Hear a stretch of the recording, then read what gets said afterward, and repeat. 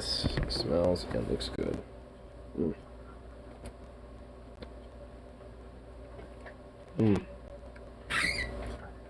Oh, so perfectly seasoned. Oh,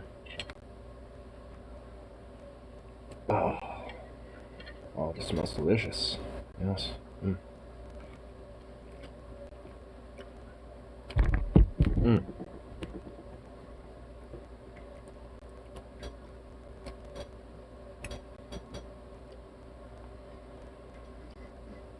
Amazing. Alright, this is gonna be delicious. Well, it may. This will be quite amazing if I do say so myself. I can't wait, yeah. I can't wait, yeah, yes. Yeah, I just realized, how am I gonna make this into something I can eat? Got Italian, Hispanic, all morphed into one ass fucking dish. Somehow. It's like, oh my god. What have I done? What have I done to Italy? What have I done to Mexico? To insult them in such ways. Like, my goodness.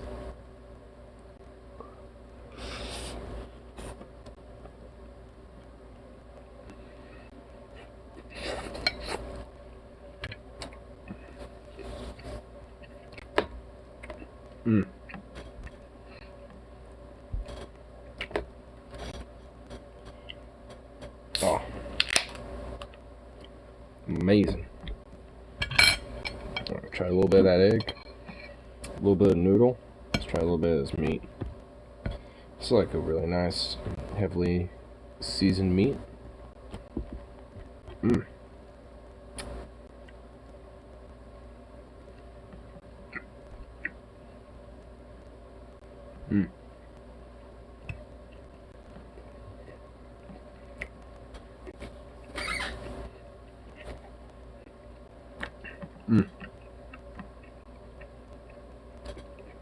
Rip your burger. Hey. How's that? Like, what makes your burger it's like inferior to what I got going on?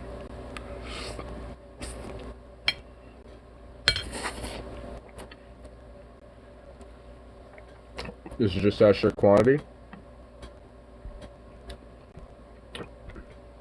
Or sheer quality?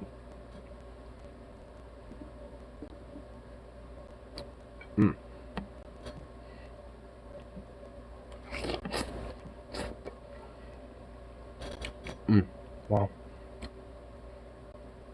So far to say so myself, I do believe that you've undercooked the noodles.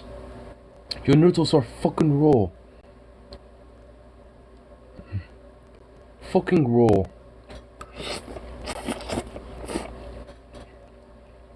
Wow. And the asata. I don't even know what you were thinking. I don't even know what you were thinking with mixing the asata and the Italian noodles together. I don't know what you were like. What made you think that those two could be comparable to each other?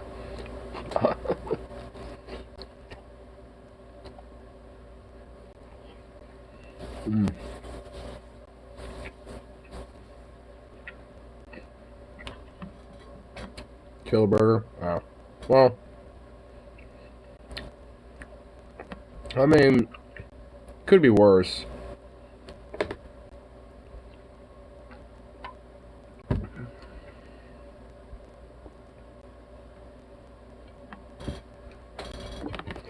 I mean, at least it's Killer Burger. I mean, at least that's somewhat decent, you know?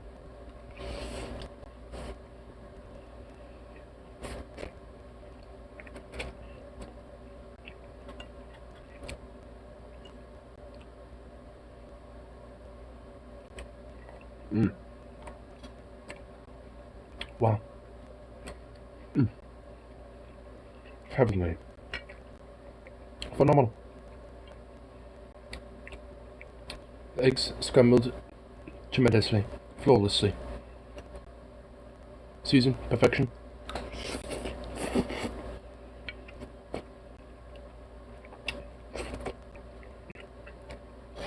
You have what it takes to be America's next MasterChef. Yes, yes. This is indeed a contender. Mm. I'm not gonna lie though, this is actually really good. I'm kind of memeing right now, but look-y, this is really good. Mm.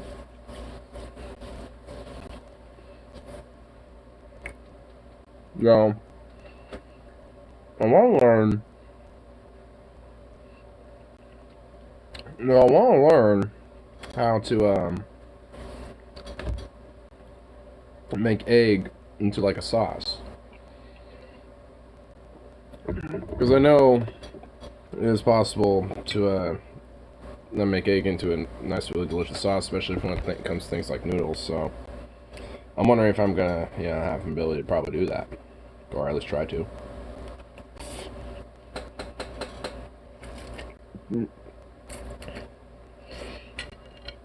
I mean, it was a little funny, but it was a little like, what the fuck, with him just kind of barging in. It's like, bruh, what are you doing?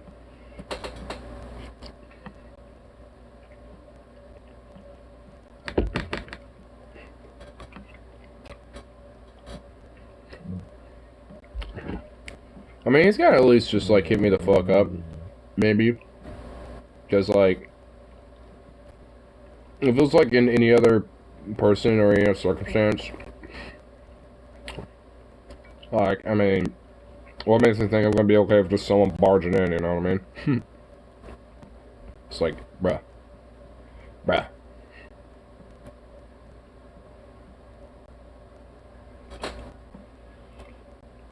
Mm.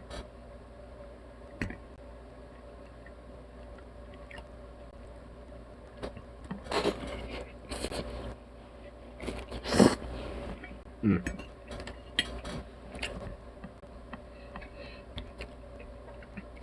Mm-mm-mm. Oh, amazing. Amazing. Oh, that Red Hook tastes really good too right about now. Actually, it's like really good flavors in conjunction with what I'm drinking here. Mm. Oh, really nice. Mm. Really nice and flavorful. Like, I will admit, like, honestly, the different mixtures of flavors and spices going on and shit is honestly pretty good. Not gonna lie.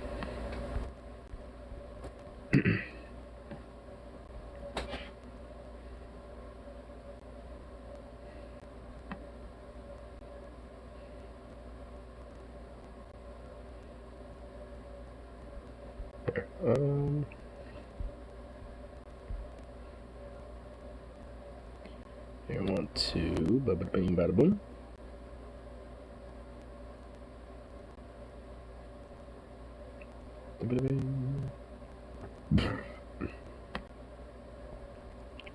Definitely a humbling experience to see so few people around me.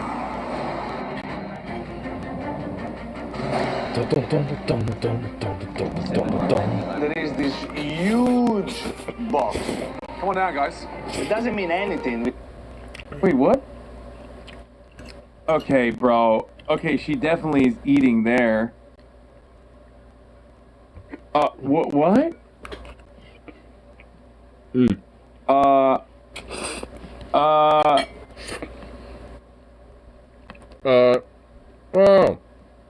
Now, guys. It doesn't mean anything. Wait, what? Come on. on the planet. One of you will leave here $250,000 richer. Publish your very own Yeah, Ostenox is the vegan authority. He says mussels are not vegan. cookbook, and most important, Mussels and other bivalves don't have a brain. It's a moral gray area. Just eat it, bro. Seriously. Eat it. one of you will win the coveted title of MasterChef. Oh, dude. Clams, not too bad. Especially if seasoned really well. Oh my god, so good. I've been like, I haven't done it yet, but I really want to make like a noodle tomato type of like Alfredo maybe, or like, you know, or some sort of like clam Alfredo or something like that. Because, oh my god, I'm thinking it would be quite a mighty feast. Oh. And especially when seasoned properly. Oh, but those clams gonna be. Oh, I bet they're gonna be fire. Okay, are you Extra ready? shrimp. Oh, dude, clam and shrimp. Oh, dude, now you're spicing it up in some good ways, dude. I'm liking your thinking. Oh my goodness. Not gonna lie, we're probably gonna like low-key watch a episode of MasterChef, maybe. Mystery Box Challenge. I love it. Whoa. I haven't seen this episode The yet. box starts going up, I'm actually catching and I see a up. bunch of feet. I really hope it's not past contestants. I want people to keep going home. I don't want more people to come back. What? Are you kidding me? Huh?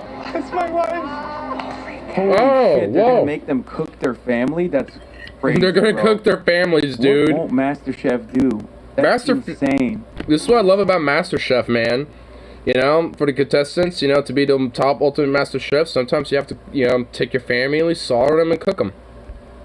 You know what I mean? Right, your families have flown in from all across America. All of you have been away from your loved ones for months on end. We And now you're gonna get to enjoy cook a delicious extra level meal. of encouragement from the ones that mean the most Made to you directly all. out of them. All these people standing in front of you are so proud of each and every one of you getting this far. Vegans be like, if they consent, it's okay. They said it's okay. They signed a contract to work there. Your husband We'll do Robert that. and your To son sacrifice Diego themselves for the are greater here. good. 15 months, Celtic. 15 months. Jordan, Oh, all the way dude. from the Black Hills of South Diego Hold are up, here. Grandpa check. 15 months, Celtic. 15 months straight. Jordan. Damn. Oh, dude, that vest. Damn, dude. Grandma just always knows how to impress. Damn. Just, man. Elliot Graham, you're just you're a beautiful specimen. You're a beautiful being. From the Black Hills of South Dakota, it is your dad, Russ. Oh, man. Seeing my dad makes me tear up. Once my mom passed away, my dad took on all the emotional roles, and he's constantly telling me how proud he is of me. Jesse, your mom and dad have flown in from your hometown of Social Circle, Georgia, to give you their support. How's cooking without Jesse? Social circle jerk? Our baby. Why don't you go over and give her a big kiss?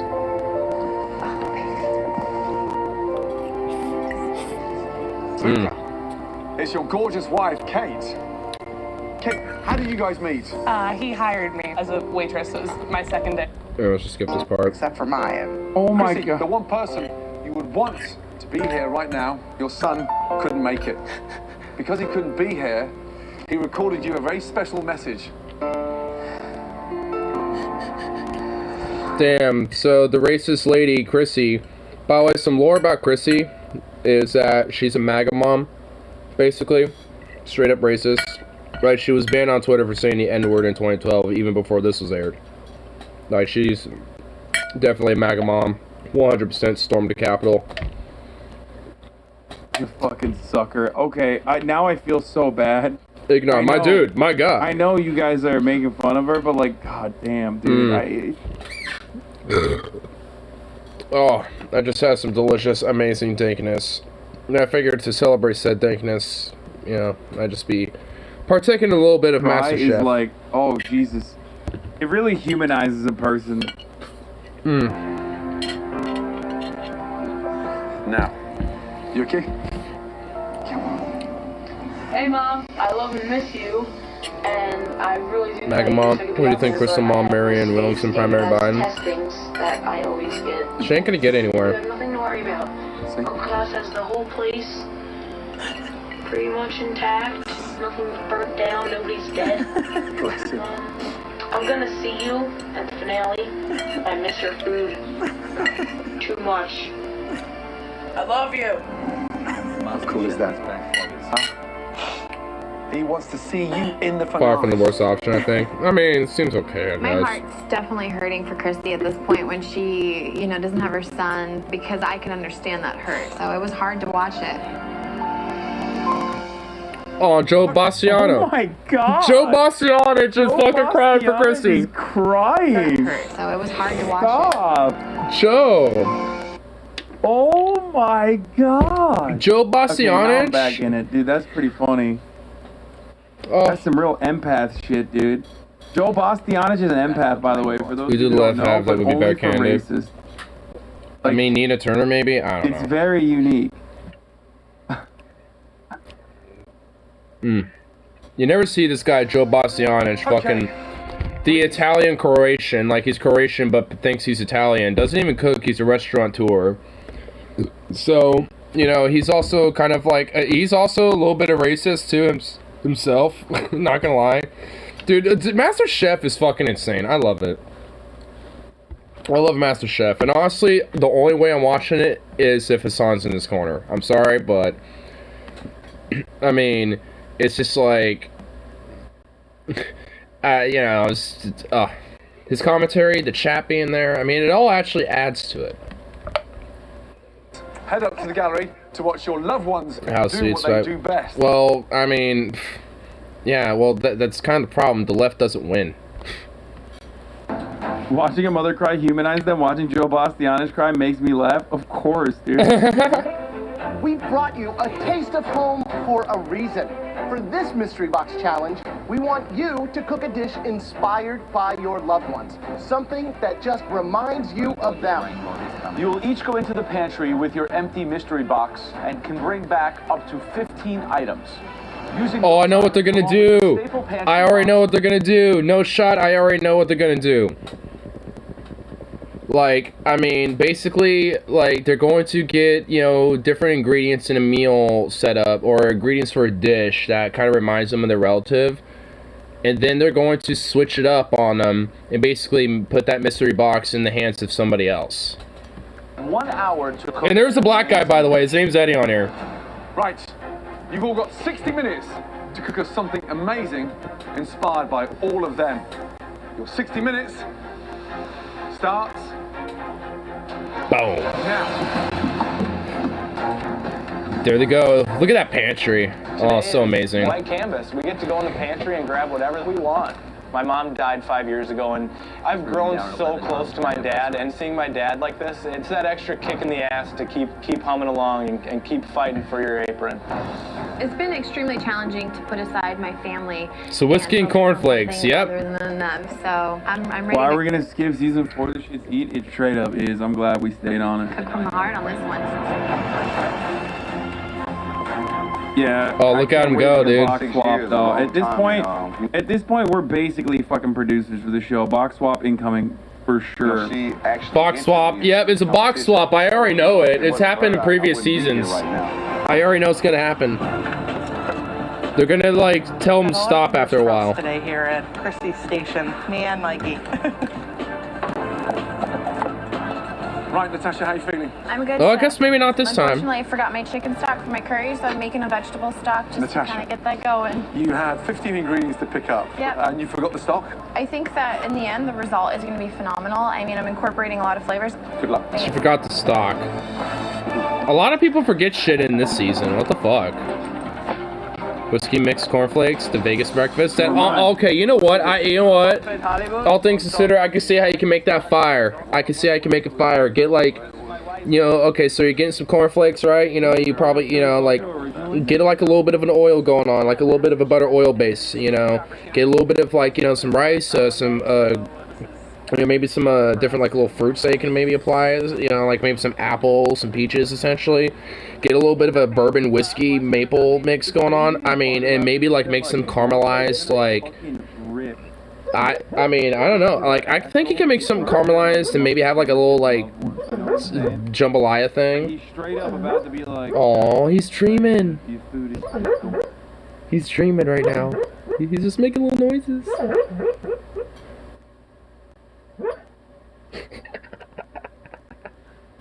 Oh, what were you barking at, bro? Hey, hey, wake! What were you barking at? What was that? Hey, buddy. You gonna wake up? Did you wake yourself up? You tired thing.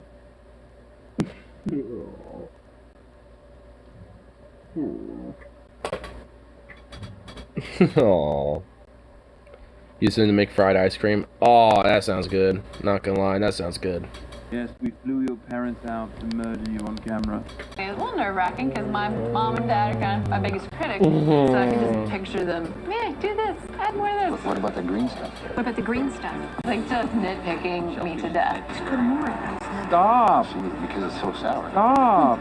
Oh my god, her parents are fucking nitpicking her while she's cooking? She must not like it. Oh my god, her mom, bro. Now we know who owns the plantation home, okay? It's the mom. It's her.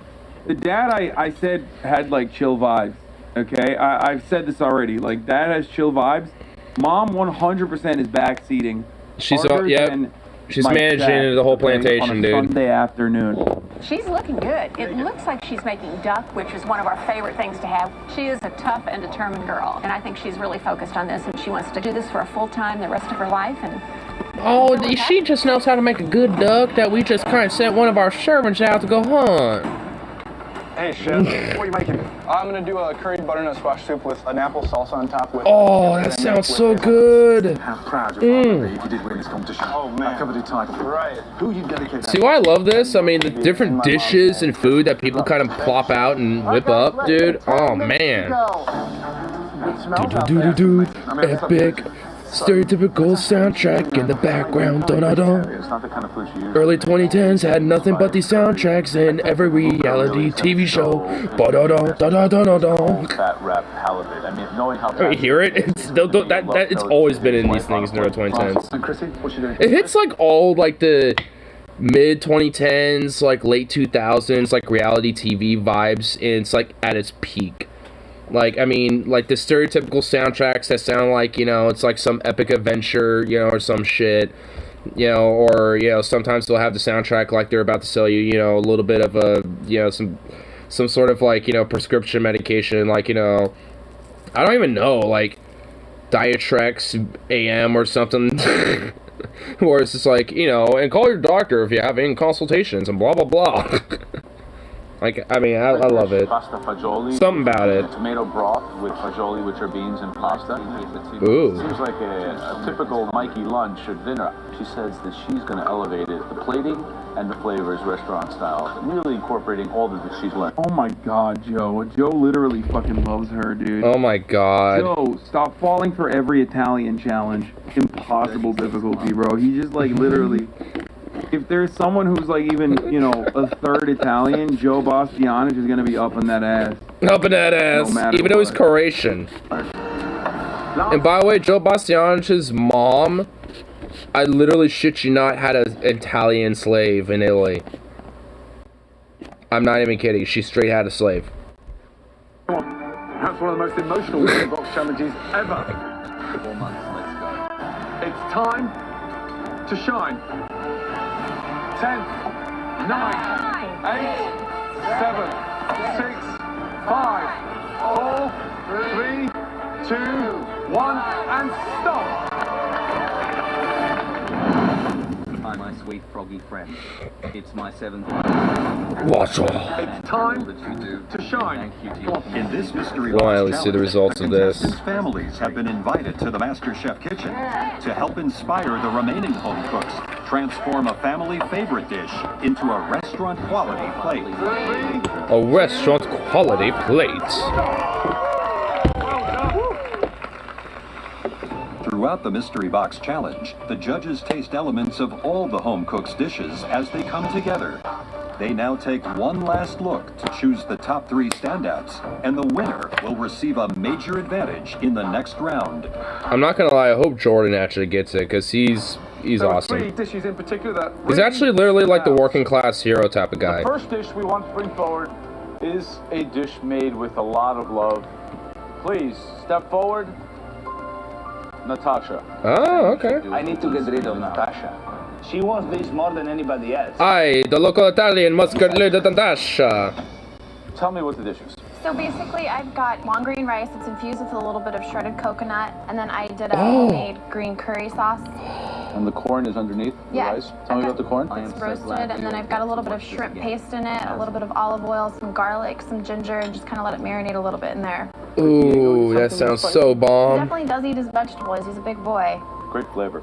So judiciously spiced. Yo, you're not a baby. Just because you have a bald head like one doesn't mean that you're a baby. Light, assertive. The rice is fluffy. The corn is like a non-traditional addition. That wasn't even one agreement. Also, has anyone seen the two contestants? I can't find them anywhere. Really good. Congratulations. Oh, Graham, dude. He's walking. Dude, hold up. We gotta look at him walk up. Oh, I love Graham, dude. Graham is too amazing. He's a beautiful specimen. Just walk. Confidence. Oh, dude, he's just like boom, boom. It's like, all right, baby, I'm about to, you know, stuff myself up in this curry. Oh, this rice corn curry. Damn, this is looking good, fam. He just like walked up there with like confidence. Long green rice, and then it. This is sick, man. This is awesome. Was trying out a different style while watching Amazing Amen Hawks. That's pretty cool. Video wanted to give Hassan the Hun his proper dues and make that concept art style. That's pretty cool art right there. Thank you for also not making my head tiny. I like how you actually had to say that. Making it the real size that my head is actually. Oh my fucking god, I can't believe he actually had to mention that. Not a small one. It's got no, you have a small head, quit being insecure about it. In there, and a little bit of coconut milk and a little bit of water. Yeah, I gotta pee. I'll be back in 1 second. I think it's one of your best yet. You won 1 mystery box, and you might be on your way to winning another. Good job. Oh, damn. Golden. Phenomenal. Splendid. It's delicious. Yeah, Oh, sweet, it's so spicy, delicious. creamy, rice, fluffy, fragrant, but it's spicy. Fragrant and fluffy, yes, So it's a bit like you, really. Robert, you should come back more often. If that's what kind of inspiration it gives your wife, really, well done. Great job. Thank you so much. Great job, yes, quite. The second dish. Jordan, my boy Jordan. To take a look at further, this dish might be a family favorite, but this home cook elevated it to. Oh, it's Chrissy. I already know. She's gonna say Chrissy. Jesse. Oh! Yes. Wow. Look at that. Oh, damn, that looks like art. We love duck in our family, so Oh, I duck breast. that's beautiful. Blackberries Holy Georgia, so shit. underneath is blackberry red wine reduction. Oh, underneath that's that, so we've got a layer beautiful. of That looks so delicious. pancetta, and then gotta use the pecans from Georgia. Wow. Georgia. That's right. I got all that from my, mother's home cooking flair. That she makes out of that big fat plantation kitchen. I tell you what. The acidity from the blackberry completely complements that richness. Mom, Dad, what do you think? She's got a lot of tricks up her sleeve.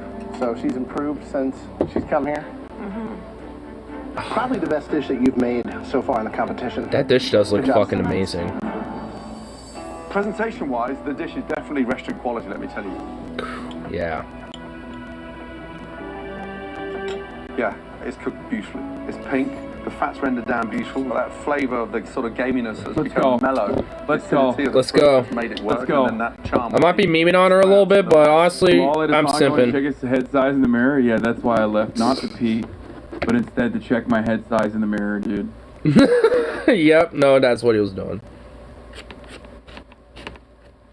I will simp for her. I want her to be MasterChef right there. I don't know if she wins or not. I want her to though. Literally half a I don't want spoiled for me. I know that he's already on like episode 22. You've done your parents proud, and yeah, great job. Great job. Yes, well done. Quite. Yes, quite. The third and final dish that we'd like to look even closer at this individual, they stuck to their roots. Like, honestly, Gordon Ramsay, every time he's, like, you know, kind of, like, giving a review to these dishes, he sounds like he's always a coin toss on either he's going to celebrate your dish and say it's, like, phenomenal, fragrant, oh, absolutely beautiful, you know, or, you know, something like that, or he's going to be like, oh, wow, oh, disastrous, grimy, oh, look at that, do you see what's in the middle there? It's fucking raw. Like, I mean, he just has that tone where it either is going to, like, humbly, like, compliment you or just tear you the fuck down. Like, it's one or the other. Hey, damn, he was intensely happy about that. He was like, boom, bitch. Congratulations. Luca. Boom. It would be the best thing. Not even just him, but she pops up all the time. Yes, dude, she's actually a fucking incredible chef, and she deserves to win this. If I win the mystery box with this super classic She actually is. I mean, that duck, I'm not gonna lie, that straight was restaurant quality, and I'd pay for that dish.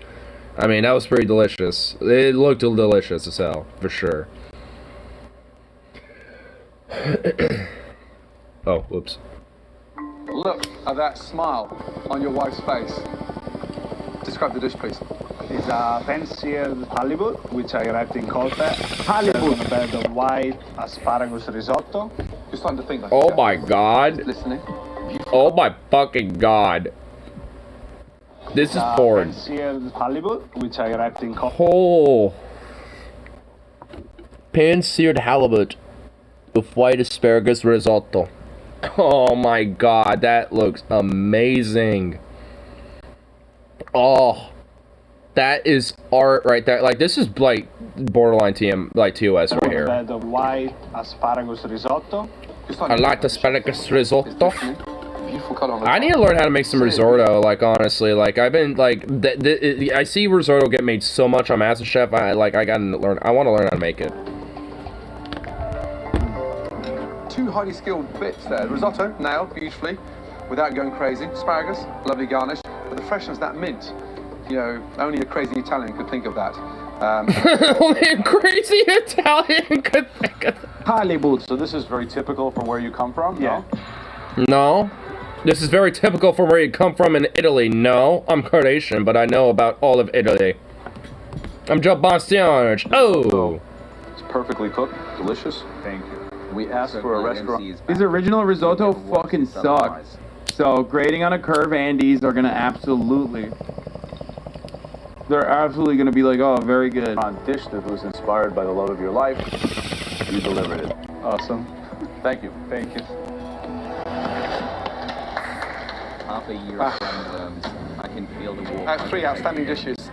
As you know, only one dish tonight can be the winner for that huge advantage. I don't know. I'm Luca or Jesse. Those two dishes fucking slapped.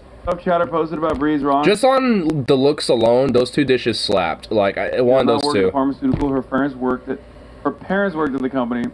She's the chef at the restaurant mentioned earlier. In 2019, she ran for state senator in Kansas on the Communist Party USA ticket. After losing, she adopted an ANCOM ideology and has withdrawn from electoral politics entirely in order to pursue labor militancy among chefs.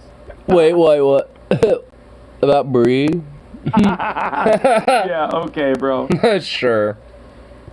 Bree was another contestant who was a total vegan in this season, and she got booted.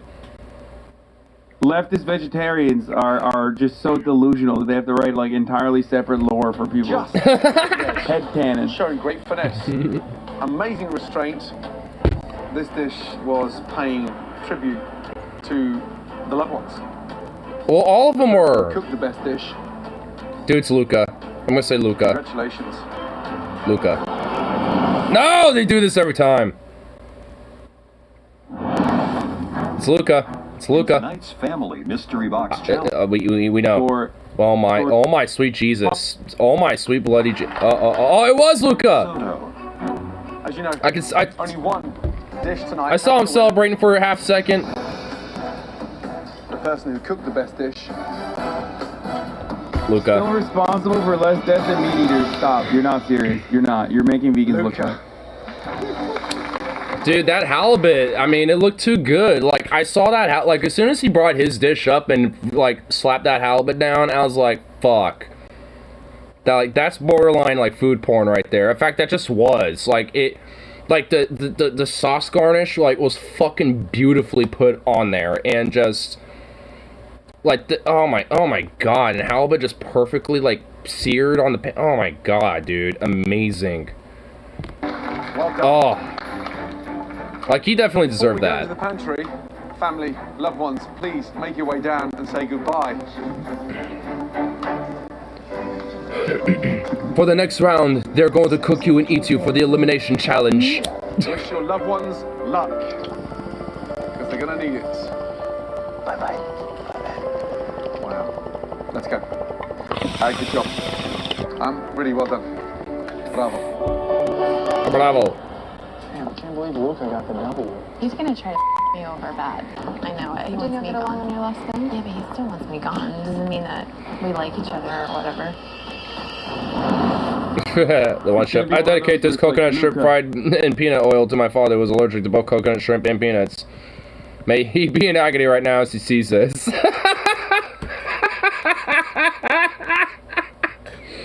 Oh my god, what if one of them actually did do that? Oh my god, what if one of the contestants actually fucking did that? Oh my god, that would be amazing. That would be awesome. You can kill one of the contestants' family members. You won't be choosing whiskey peanut oil in the upcoming challenge. We've already done that. But don't worry, you will still have some very, very important decisions to make. Oh my god. Are you ready to see what everybody out there will do in tonight's elimination challenge? Fuck. It is one of the most Oh my god, Graham is fucking like fit, bro. Dude, he's just like... The cuisine of... Sushi! Oh shit! I love sushi. Oh, look at that. They have to make that whole plate. Shrimp and vegetable tempura. Tempura. Alaskan king crab California roll. King crab California's. Sushi. Uni sushi. Ahi sushi. Oh, uni and oh yes. Mackerel sushi. Oh, they have to make that all. Bro, people spamming ayaya when they see sushi just goes to show that like weebs are just racist. You should, okay. You should have seen him dreaming earlier. He was kind of barking. What does sushi have to do with anime? Like just because it's like something that's so cute. Japanese, you have to fucking spam ayaya. You fucking weirdos. It's like the same energy as like fucking posting try hard every single time you see like a black person or something related. Too much whiskey for that kind of hatred. Calm it, dude. Of this elimination. Congratulations, you are now one of the final 6 in this competition. You are about to make a decision that could change the game big time. In tonight's elimination challenge, your competitors will be split into 3 teams of 2. 3 teams of 2, huh?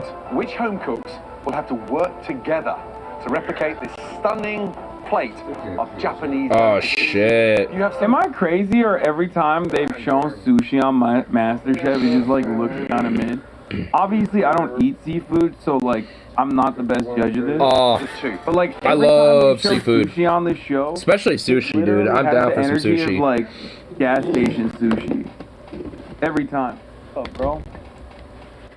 It's gas station sushi. I mean, I'm not gonna lie, the sushi that did represent doesn't look the absolute best, but honestly, it's kind of hard to make it the most absolute, like, highly professional looking, like, amazing, beautiful looking thing. To decide which home cooks will have to work together to replicate this stunning plate of Japanese delicacies. You have some very big decisions to make. Looks so good though. It's just like every time they put the fucking platter up, it just looks like something you could get at like Whole Foods. I walk out of the pantry. Whole Foods. This is the best feeling when everybody is watching me going up to the balcony. My best friend blocked me because I said you're a good person, arguing that you made a 9/11 joke. How to make him calm the fuck down? Help me. Probably good that you guys are no longer friends. Luca is safe from elimination. Congratulations. Top 6, therefore, automatically. We'll say congratulations. No. All right. Yeah, better friends. Chrissy just does not look happy. But also, I think he's a little bit worried about my ability. I 100% think that Luca is totally gunning to get me out today. Tonight, She might. we'll have to cook. Yeah. Chrissy looked like, what the fuck is that? Like it was like some weird alien comic, like comical shit. Of Japanese classics. Chrissy did not look happy. Look at it. Oh my I god. want you to match that perfectly. So, Chrissy, what are you thinking? Sushi's disgusting. Now. Oh no! Oh no, dude. Sukov, leave Band alone. Like, oh my god. She's just like, it's disgusting. Oh my god. I don't want anything to do with sushi. Oh, gross. I'm supposed to South Philly. It makes me sick. It's gonna be rough. It makes me I sick. told Marat to turn up the AC because it's incredibly hot in here. He literally said, I don't know how to do that. Not funny, stop laughing. I know that plate looks very daunting. Marat, someone said That's Marat actually looks like funny. the candy cane. You are not Yeah, actually, it's pretty funny. alone tonight. There's 6 of you. You'll be in 3 teams of 2. And the bad news is that Luca got to choose the teams. Oh my god, Oh, dude. This is the most goated ass fucking... I bet he would like the sushi. I mean, yeah, I mean, Bandit would love the sushi, but also, like, I mean, he'd probably actually, like, do really good at making sushi. Like, he'd actually probably be good at it. It has advantages he could have gotten. That's crazy. Give him like a little sushi we know chef coat. Team with Chrissy is gonna lose. I can really focus on somebody and knock them out of the competition. Depending on who my You know what? I'm gonna. I also have a little idea. I bet Chrissy and Natasha are gonna be teammates. I think I would I rather bet Jordan and James are gonna be teammates, and then the other 2 are gonna be by teammates. myself. Luca has chosen the teams that he thinks could send his biggest competitor home. Natasha looks pissed. Start on the right. Something goes sideways. James. Tonight, who is going to be cooking and preparing sushi with James? I'm giving him someone very strong. He likes James. Jordan, Yeah, I knew it! please go stand with James. Oh, Jordan and James are teammates. Oh, I knew it. I called it. I knew it because those 2 are actually like really cool people, and Luca has no beef with them at all. And Jordan is actually like kind of like a working class hero type, like kind of you know, working class Joe. You know, lost his mother. You know, lives with his father, that type of shit. And then James is kind of a similar kind of guy. Not with the backstory, but kind of like the working class hero kind of guy. I'm with James today. Booyah! I'm feeling good. Oh yeah, I knew it. Oh, I feel good about it. They're gonna be strong. Those 2 are gonna be strong together. Next round, Luca. Wow, you're that confident, Jordan? I think James looks up at him like, oh shit, you really gonna be this confident for both of us? Both overachievers, and they're gonna fucking fight against one another. And also on top of that, like, they try to pop off too hard, both of them. Yeah, both of them do pop off, but I don't know. Maybe that'll work in their. And has used to his advantage tactically in the past. I'm not too sure why I gave us a free pass. There's gotta be an ulterior motive. The one individual you want to see go home tonight is who? Natasha. Yep. She gets Chrissy. So, who are you pairing Natasha with? Chrissy. I knew it! I knew it! I knew it! Please stand with Natasha. I knew it! Oh! That is the worst. That is the worst combo. If you want to eliminate Chrissy, that's the worst combo you'd put her in. Okay? I know that he was just like, saying here's an L because Chrissy fucking ends teams. But if there's one team where Chrissy could pull it off, it's with Natasha because they're on the same, like, white MAGA mom frequency. You know what I mean? That is true. But Grizzly actually sucks. So this is actually a combination that could allow Chrissy to win one time in team sport. But of course it's Chrissy, so she is the team killer. She is the team killer, yeah. Natasha. In this entire season, she straight up, literally has never won a team challenge. We we are the top 7, and I'm pretty sure The fact that Chris is still on for the content, yeah. better, so he made himself a stupid decision, but Doesn't that make you stronger? absolutely, Chris makes me want to win this. Natasha eats sushi. I know she knows how to make sushi. Whatever she tells me to do, I'm going to do it.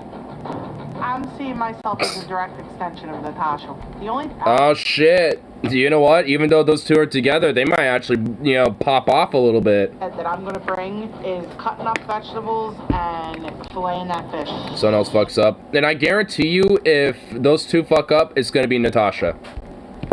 This is literally the... Because literally, I already see it. Because she's done this already. And Natasha has especially done this too.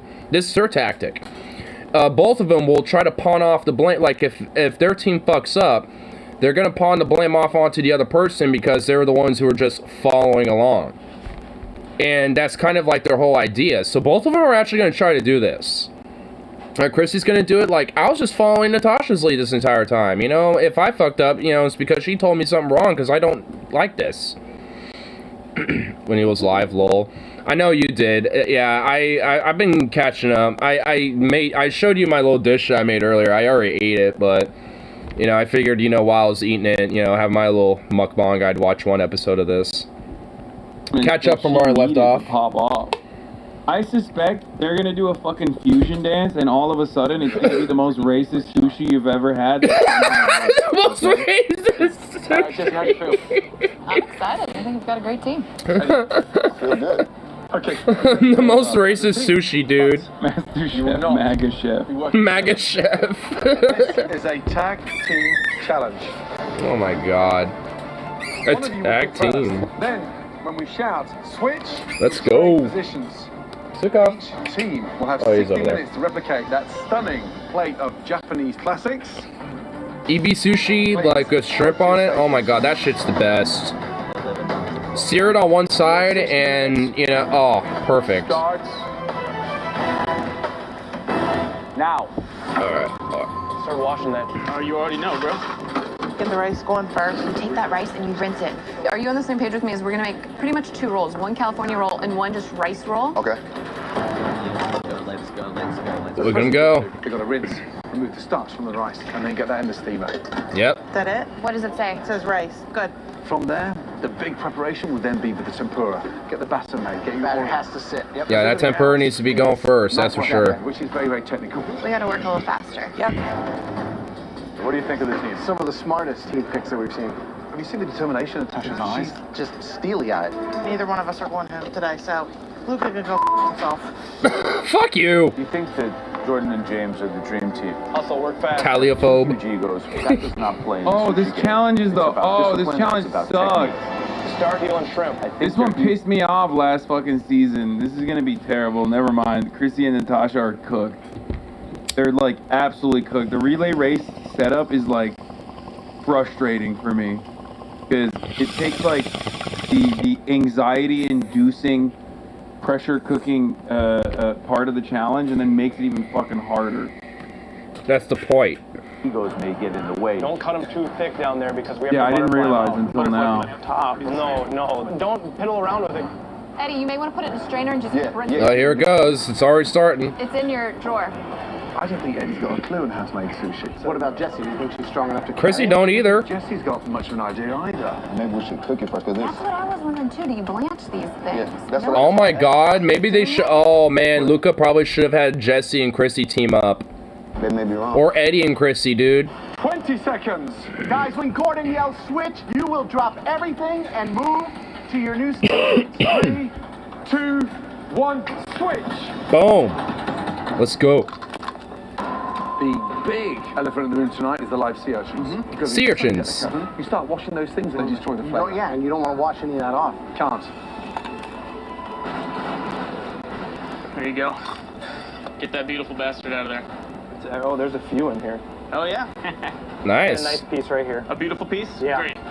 You should be using the back of a spoon. Okay. So it doesn't break down with your fingernails. Chef, what's the white stuff in this? Never wash. Oh. Never. No, come on. Jordan. Right, my bad. Oh no, he washed it. Dude. I'm kind Oh. of fucked up, bro. What are you trying to get upset at? It's literally like like not even an animal, dog. How are you gonna get mad at like vegetation? Okay. A live vegetation it's like the closest thing to a vegetable, amoeba bro. thing. Chill the fuck out. People really get butthurt over these things. actually gonna sit here Like they have live lobsters and all this other shit. It's like, oh my god. Damn, I'm watching fucking MasterChef. Flipping Oh, wait, their I don't shit give a over shit. this. Keep the content coming, my fucking king. Let the meta live. Switch! In tonight's elimination test, Luca has selected the 3 teams that must each create a platter of Japanese cuisine. You should be using the back of a spoon. Okay. So it doesn't break down. And then he watched. Oh my god, Jordan fucked up. Oh, James even knows. He's cringing. Never wash, Uni. Never. No, come on. Jordan. My bad, my bad. Really got Oh man, he even knows. Never wash. Sea urchin. You got it, chef. Come on, guys. Lift it. Let's go. Oh man, they fucked up right there. Fucking animal, dog. It's like, I know it's not a plant, but like it's barely a fucking animal. It doesn't even look like an animal. Get out of here. Can't even anthropomorphize the fucking sea urchin. It's a spiked tribble. It's a sea tribble with spike. Switch. Okay. Well, multiple spikes. 2 minutes left. Speed up, guys. Come on. Is it up to temp? Yeah, it's ready to rock. Okay. No skin on the tuna, correct? No. No? Okay. How about the tempura? You're not worried about that? The batter's done. We need to get that fish going. Don't you think Chrissy would be the best one to fry the tempura? I'm confident with her level on fish. All right. I mean, if I have to take over, I will as well, but I think she's going to be okay. To cut the fish? Yep. Chrissy, you got to make sure that you get just a nice, clean cut through that. I just need to see where the grains are going. Good luck. Thanks. Real thin, more bias. Real thin, more bias. How's it coming, guys? Going all right. Yeah? All right or good? All right. 5. Alright or good, just alright. As far ahead as you thought you would be? I mean, no. Switch. Come on. Let's go. Go, go, go, go. Let's go. Oh my god, this is actually stressful to watch. What do you think? I think that Natasha is really commanding her team. She's very well organized, and I think that Chrissy is being very subservient. Dude, they're gonna pop off. Very well. Watching Subservient. Dude, these two are gonna pop. I have a newfound respect for her desire to win this competition. I fucking called it, bro. I literally called it. It's just like, I'm telling you. Some pass ignoring whiskey. I mean, I have whiskey, but I have an IPA too. I don't want to like. Energy coming from both of them, dude. Dude, Magamom Energy is popping off tonight. What the fuck? Magamom Energy for the win. What the fuck? How are they gonna pop off tonight? They're about to. They are going to. And they're not so far ahead of everybody else. I just hope that fucking Jordan and James don't get fucked. I love Jessie, but oh my god, I don't want her to lose. And I don't think Jessie's going to be that strong to coach him. I agree. It's something she doesn't know fully either. Oh man, those two are gonna fuck up. To go before the switch. I got the roll. Don't worry. I will assemble. Don't. Well, that's the thing. I know how to make. We need how many of these? 4 total? Yeah. Preparing to switch, guys. Oh man, some of those aren't looking good. 3, 2, 1. I don't think any of them are gonna be successful in this, honestly. As soon as you're done with that rice, drop the veggies. Okay. I need you to cut the avocado. It's right there in front of you. Okay. We forgot the tuna. All right. No, you don't do the tuna. I'll do it. All right. You finish the vegetables. Awesome.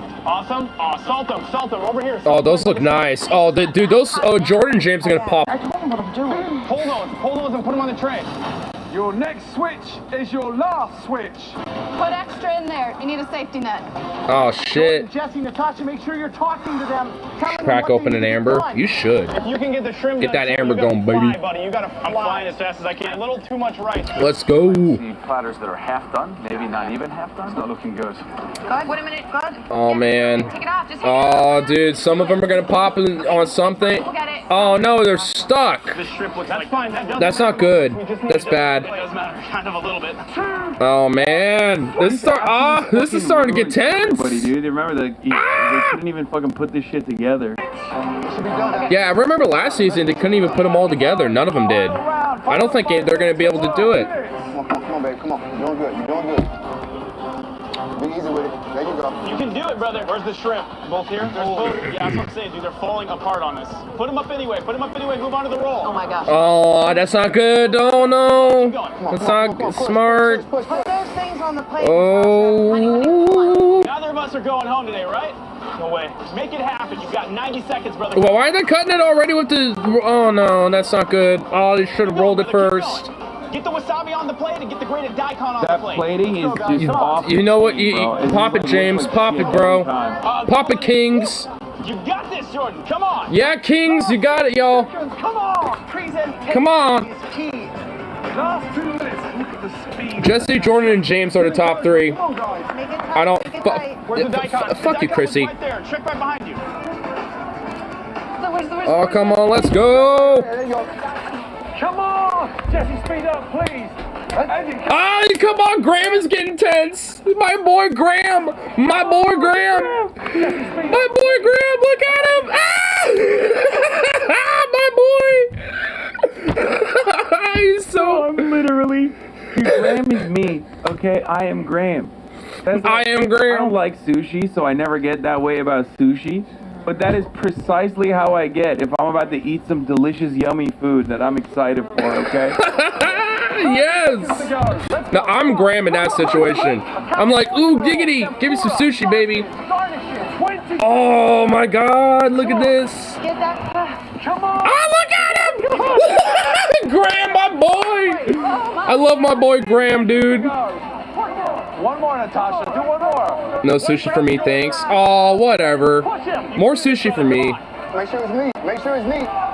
10, 9, 8. I got this. We're only missing one piece. Everything else is there. Come on, come on. Oh, no. Now They're not we know going to... why he wears the undershirts, bro. Now we know why he wears the white undershirt.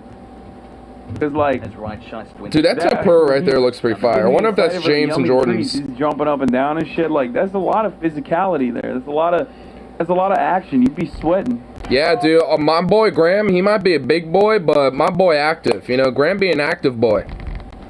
3, 2, 1, and stop. Pop it to skill for a minute, we're talking. Well, that's why, you know, especially for like eBay shrimp and, you know, different shrimp like that, you know, you can sear it and give it a little bit of a cook. Come on. Let's go. 15 seconds to go. Come on, come on, come on, come on. Look at my boy Graham. Oh my gosh. 10. Oh my gosh. That was so southern. Everything else is there. Come on, come on, come on. Taste wise, I just got that Northern European blood. Northern Europeans love seafood. You did it. Hands in the air. They did it. Oh. Let's start with the front. What did I miss? Nothing. What did I miss? Nothing. Come on. I saw that. Come on, Jesse, get it on the plate. Oh my gosh. Oh my god. That's it? Come on. Bro, 98% of the time, when chat says rewind, it's not worth a rewind. I'm gonna be honest. True. 4, 3, 2. Respect to those who appreciate its taste. It's good taste. You did it. Hands in the air. Surrender. Your hands must be in the air. Let's start with. Oh my god. What was that, bro? Oh, that in the What the fuck was that? What? you crash and Aww. I take it out to the curb. It's Wednesday. They're hugging. Yeah, that was the hug. Yay, happy joy. The hug that shocked the world. Wait, was this what you guys wanted me to rewind for? A hug? Okay, maybe it was worth it. How she pops off so nearly every time. Yeah, she really does pop off. Please, Natasha, Chrissy, let's go. Natasha made that roll in less than a minute and a half. Maybe we don't have all of the components Holy on the fuck, plate. I'm literally an incel. I'm behaving like an incel. Some incel ass shit, dude. But everything looks good, and I'm trusting her. Who plated that? Natasha. I did. Visually, it looks beautiful. The roll, who made the roll? I did. A nice balance of colour. Who seasoned the rice? I made the seasoning for the rice. Yeah. Oh yeah, I see it. Yeah, I saw his shirt today. The rice is cooked perfectly. An incel shirt. I did, Chef. The secret, really, is to take out the basket of the I vegetables. forgot I'm dust literally them, wearing a put shirt them that all says into your incel. batter. Literally, throw them all in at the same time. Stir them around so they don't stick. I'm amazed you actually got it together with... Wow, they popped off. The MAGA mom energy popped off. 50 seconds. There was nothing on your platter. I've always said it's not how you start these challenges, it's how you finish. And I didn't expect you to bring that together the way you did. So it's not perfect, but it's a bloody good effort. Well done. Damn, dude. Oh my God. Graham just going in there, fingers. Everything that you have on the plate looks like it's done the way that it should be done. There you go. Chrissy got fucking saved again, by the way. Chrissy saved. Natasha like, saved. how What did the she keep getting away fuck? with it, person?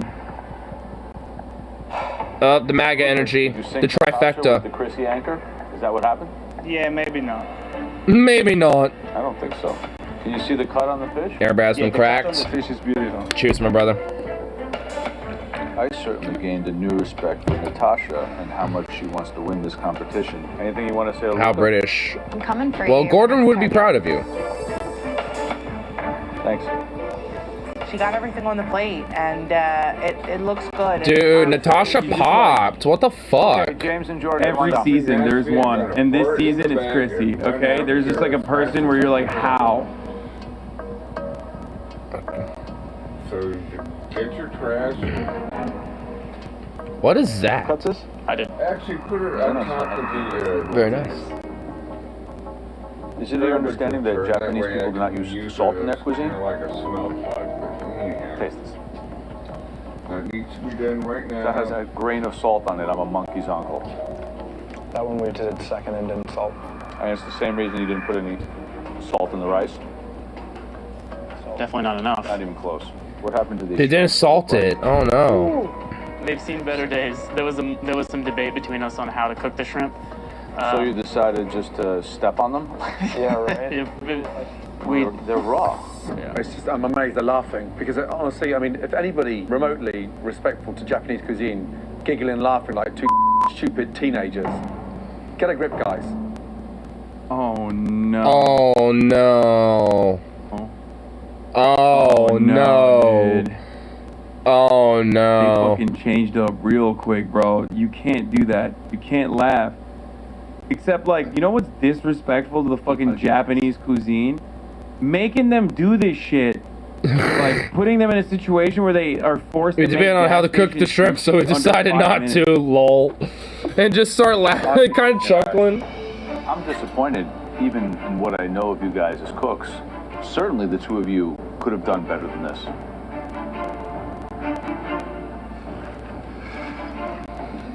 The roll looks lovely. You've got a nice even cut. What I'm seriously embarrassed with is this here. I mean, I just, you know, guys, I think what you've done and how far you've come in this competition, for you two to present that, you know, raw, badly split, curled. I just don't expect any of you at this stage in this competition to panic. It's embarrassing. Oof. The roll looks delicious. The verbal beatdowns usually unjustified from Joe. Oh. I mean, I think because, like, they have to... I mean, honestly, Chrissy almost did. Chrissy kind of didn't give a fuck because, I mean, her and Joe and Chrissy actually, like, you know, kind of slapped at each other for a little bit at one point. It didn't gain respect for her. But it's just, like... I mean, it's like, yo, you don't even fucking cook, so this idea that you're gonna, like, tell me, like, how I specifically designed a dish or something, it's like, bruh, you could probably, like, you know, critique how the flavor is and how, like, you know, good it tastes in the presentation, but, like, everything outside of that, it's like, oh, fuck off. Like, you don't even cook! So what happens when you don't degorge a eggplant? Yeah, like, Gordon and fucking Graham, I could see taking some shit from them, but not Joe. Damn. Do you salt sushi? I didn't know that. Jesse and Eddie. Yeah? This is by far the hardest challenge, and walking up, I knew we were gonna get chewed out.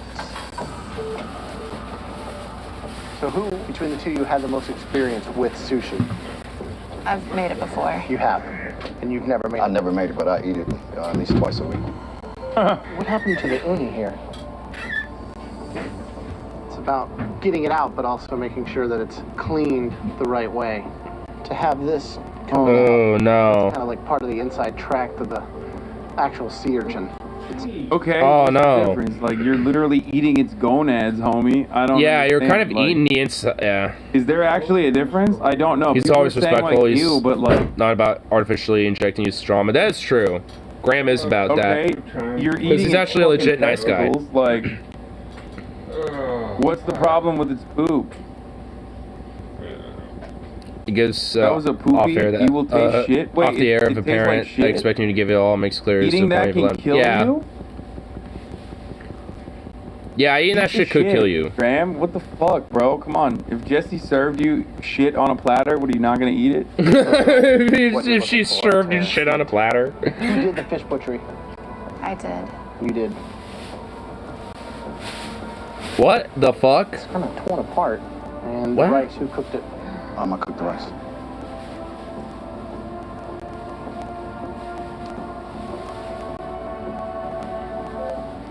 It's very overpowered with the vinegar. Ooh. Tart rice. Who do you feel really put more energy into the dish? Baby, let's go. I honestly think that it was 50-50. 100%. 50-50. Do you feel the same thing? Whoa. Okay. Okay. Thanks. So you're saying that you guys are equally responsible for the success or failure of this play? Yes, sir. And that's what you believe? 100%. I don't agree. Uh-oh. Gross. You gave this uni for us three to eat. If I hand this to you right now, will you eat it? Oh, do it. Oh my god. I'm asking you, will you eat this? Eat it. Eat it. Eat it. Say yes and eat Say it, yes bro. and eat it. Oh my god, say yes and eat it. Look him dead in the eye, eat it and go, yummy. Yummy, yummy in my tummy, baby. Let's go. Do it. I want him to do it. He better do it. Oh, he better do it. This uni for us three to eat. If I hand this to you right now, I'm with Joe or anyone, Joe. Yeah. Yummy, yummy, I'm asking, will you eat this? You need surf food you would eat. Yeah, exactly. No. That's interesting. Nothing for words. Oh my god. Okay. Why would you say no? Also, Oh no. They literally just Chrissy won again, for the record. Just so Fuck. all those keeping tabs, like Chrissy got elevated again, for the record. I just Fuck remind everybody Chrissy, that Chrissy dude. once again. The content in her. I know something. I had no idea what to make, how to make it. It comes down to the disrespect. But no one's communicating. Guess we shouldn't have been high-fiving. How can you miss all the wasabi and all that rice? If you don't make the rice right, it's like the foundation of the whole platter. Everything was wrong. Yeah. Back when there's 20 of us, you know there's like a good 8 that don't even deserve to be here, so you had leeway to mess up. But now, there's no room for error. You had leeway to mess up. Yeah. That's true. It's a very tough decision. You kind of have like some time to kind of hone your craft a little bit as you go for the challenges. Congratulations. Stop. Chrissy and Natasha. Ah! We know already. We already know. Fuck you. Fucking bullshit. Bullshit. Oh, fuck you, MAGA moms. Out and me along with her, and watch out for the moms. We're fierce. Yeah, y'all raided the Capitol last year. We all know. 60 minutes of work. Chrissy, for the Hand in hand together, marching through those gates. and the most dedicated you ever been. Both of you, well done. Please. Fucking called it, dude. You hate to see it, but The MAGA mom energy, dude. absolutely called it, dude. Join Luca on the gallery. Ain't no doubt. Luca's my #1 target right now. #1. You know what's crazy? Fucking Bree and Christy were hanging out. It's like, what? And now, it comes down to you two teams, Eddie, Jesse, James and Jordan. The next safe team Jordan. is Jordan James. They're safe. They're safe. They're safe. They're safe. James and Jordan. Yeah, I knew it. My kings. The technical ability. on the I'm way sorry, you finish Jesse, the but fish. you're gonna stay safe. That's Eddie, you're what we're gone. doing. I'm sorry, bro. Please, make your way up to the balcony. It could Eddie. have gone either way. I think they saved them because they're better chefs. I'm sorry, Eddie. You're gone. I'm sorry, bro. Because they fucked up equally. One had doo-doo in the uni, and then the other one had like raw shrimp. Yeah. Fuck up raw shrimp, and they laughed too. And I think the reason why they Luca's an anti-vaxxer too, apparently. What? Luca? Luca! Luca! Luca! Luca! Luca! No! Let's slap at the face at you! Man, what the hell? Doo-doo uni. I mean, yeah, like, you don't want some doo-doo in that uni, dude. Please. I mean, no, for real. Oh, man, I'm sorry, Eddie. You're a side character. Limb, right? It's not a double limb. The person who will be leaving us really failed to Read that in chat, which is commonly debating him. I'll put asterisks on a claim about Luca. Respect for product. I mean, you know, I will admit there are the lore masters, and if it came from them specifically, because I will kind of look in the chat and see who they are specifically, and you know, read their names so I kind of recognize them in the future, and I try to trust those ones specifically. Not be it though. Also, I could just look it up myself. Like the MasterChef wiki is a thing. That's actually how I found out about Josh before he was eliminated in season 3, and I was very sad. And I was like, "Damn, poor Josh." The person leaving MasterChef tonight. Eddie, I'm sorry, Eddie. No shot. Eddie. No! Jesse. I also missed the top of the hour ad break. I was gonna wait to pause to do a top of the hour ad break, and I thought there was going to be a fucking... It's become a tradition for people to alt story arc their life post MasterChef. Some people are pretty good, though. One had Raw Tina's catering for Turning Point USA. Yeah, I saw that one. Which is like Raw Tina's. It's like, dude... He's a professor focusing on, yeah, CRT, and before that, he was, like, on socialism and Marxism and shit. He went from Raw Tina's to Marx Tina's to CRTina's, dude. It's just like, what the fuck? Dude, Raw Tina's is actually, like, strangely based? It's like, what the hell? I mean, I don't know about his CRT stuff. I haven't seen that shit that much, but I've seen his, like, Marx Tina's arc, and it's like, dude, what the fuck? Dude, Martinez, like, Raw Tinez is based, despite him going fucking raw with all the cooking. Like a fucking actual pause before the commercial break. And I got fucked, dude. Here. I know he's gonna do his... Oh, no, I guess not. I guess not. You're broadcasting. Alright, yada, yada. You can subscribe for $5. You can subscribe for free. Here's the woman ad break now. Make your way up to the balcony.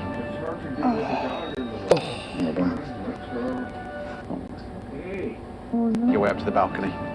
That was a wet kiss, bro. Dude, that was a smooch. Contestants from future series are DMM, and he's all don't spoiler leak. I'm just saying that was definitely. Damn, dude. Okay. So, like, other contestants have actually hit him up and are, like, wanting to hit him and talk to him, but he's just like, no, I don't want to talk to you guys yet. I don't want a spoiler leak. Damn. That actually kind of implies that maybe some of the other future contestants from these other seasons might be, like, some base-ass, like, people, too. Some watch them. Dude, that's so cool. Eddie. Tenacious. Ex-NFLer, personal trainer, but a serious foodie. Tonight, the sushi got the better of you.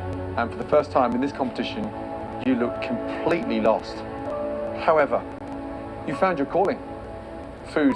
How many times have you guys seen contestants kiss each other on the show? You continue that dream for that gastropub. Because you are a phenomenal... I hope he actually did get that. It's a pleasure. Alright, what do we got? What we got? After his appearance, Eddie won Food Network Star Season 11 and owns Rose Hill Beer Garden and Food Truck and Fit Chef Studio Gym. He hosts Eddie Jackson's Game Day Playbook and Eddie Jackson's Fitness Playbook on foodnetwork.com. Good for him. I mean, he's very telegenic. So, I'm going to say goodbye.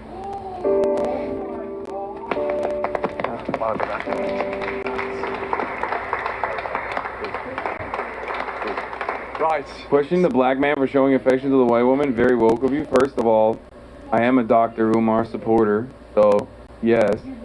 And secondly, just, you know, 6 left up there. I've never really Seriously, seen. in your mind, who is going to win MasterChef? I wasn't thinking about it on racial boundaries like you are, you fucking weirdo. Dude, this cat bandit, he straight up knocked over the fucking like big old like jug of food that we keep the kibbles in and spilt it all over the floor.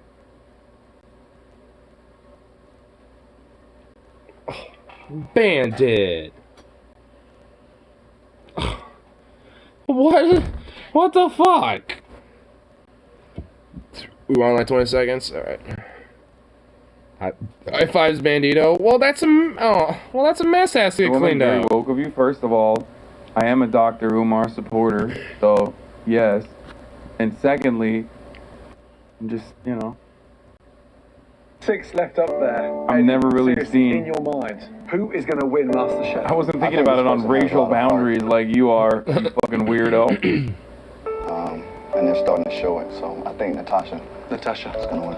Take every man. All right, brother. Good to see you. He thought the MAGA mom was gonna win, maybe. Jackson also appeared on. Gotta go back more? Okay.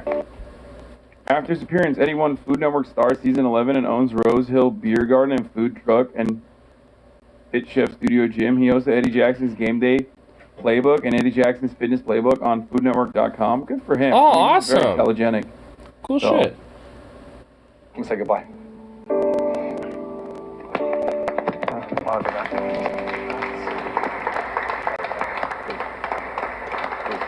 Right. Questioning the black man for showing affection to the white woman. Very woke of you. First of all, I am a Dr. Umar supporter. So, Hey, yes. Bandit, you did a naughty And thing earlier and now you're secondly- getting angry about it. I'm just, you know. 6 left up there. I've never really Seriously, seen. in your mind, who is going to win MasterChef? I wasn't thinking about it on racial boundaries like you are, you fucking weirdo. So who really is the racist here, huh? Zuka! Natasha. No. Take every man. Good to see you. I came to MasterChef to... Jackson also appeared on Chopped as a judge. Oh, no, why doesn't want to be here because I'm... Chopping the what, the what? Don't worry about it. Doesn't like being here when I'm streaming because, you know, I don't pay her enough Chopped. attention. Oh, as a judge. Okay. Jackson has also appeared on Chopped as a judge in 2021. He's the captain of Barbecue Brawl, competing against Bobby Flay and Michael Simon. Jackson also served as a judge on the 11th season of Halloween Wars. Oh, dude, yeah, that's great. That's a good... I just think about how far I've come. I have nothing to hold my head down about. Damn right. I always These say two are having at it. Shit, invoking Dr. Umar, anti-race mixing for a joke. Sheesh, edgy boy. Here, let's show this real quick. Here. Just because this is going to be too weird to not pass up.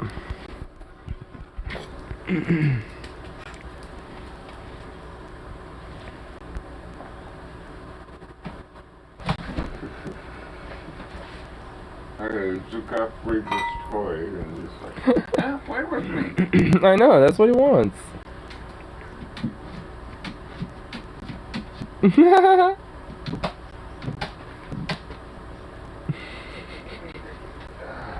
Oh my god. Look at you. He so badly wants to play with him. Oh my god. Hey! What the hell? He's all like, what the hell? Okay, I think we got more stuff that needs coming out.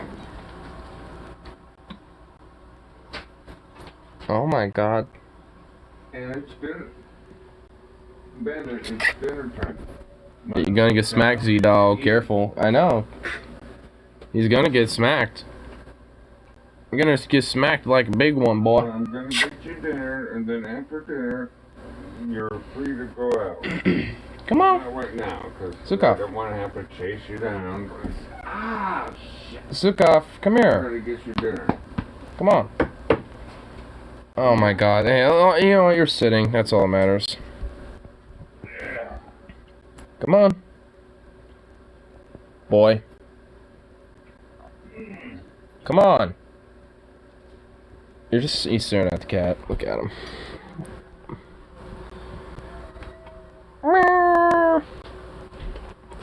It's like, I don't want to be terrorized by the dog. Oh, look at you. This guy's such a thick neck.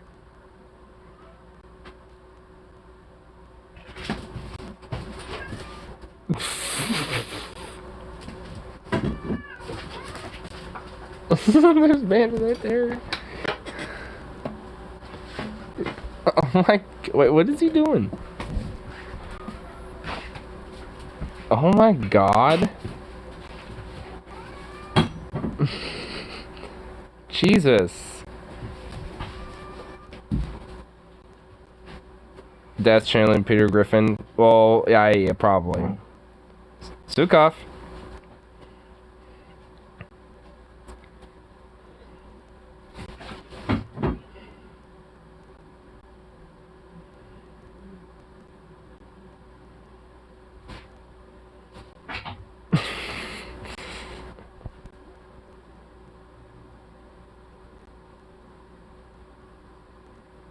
Just waiting for it. Something's gonna happen.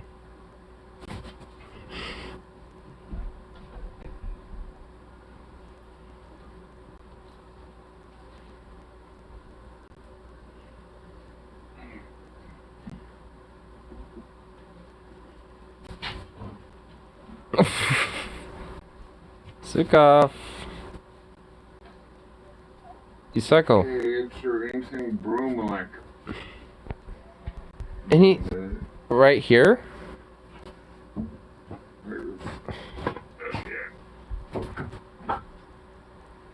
How about the dustpan? Okay. Dustpans, like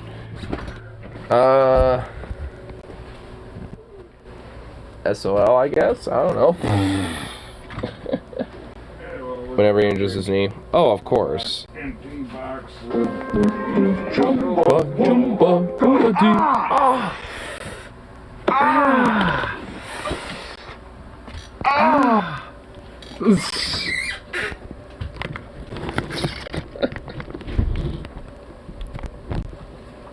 I mean, it's the sound of like when you're like in such severe pain, but it's just like, oh man, I could probably muster through it, but I have to like really channel it first.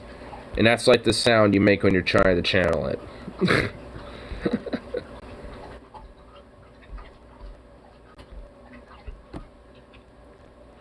Oh, more nice. So fucking DFF was doing onion nuggets today and shit, and they had a whole segment called "Fuck the Police." And they actually had a little moment where they popped up fucking Dustin, the guy that does the protests around here and shit, and fucking showed one of his little clips on here a little bit, or at least a clip of him getting roughed around by fucking cops around here. Which I suppose is not unusual. No way. Yeah, and here, let me try to find it really quick. Because I was a little bit like, whoa, holy shit, bro. So I just need to find it first. It's gonna probably take a sec. I know they were doing some shilling, which is about right here. Oh, fuck. Oops.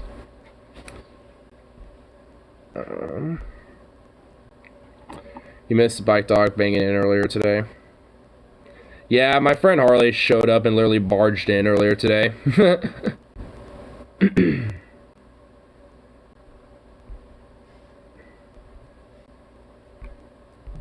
Are just like a harmless sort of like whatever, or if they're actually like a legit threat. I think it kind of depends on the context, really, but yeah.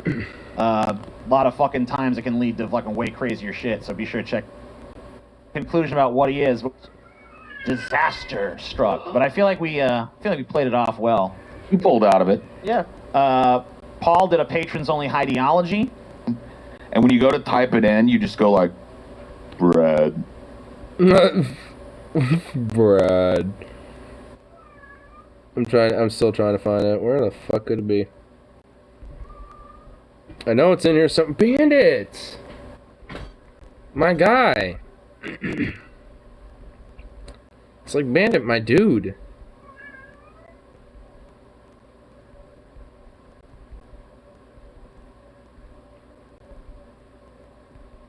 A goddamn bandit.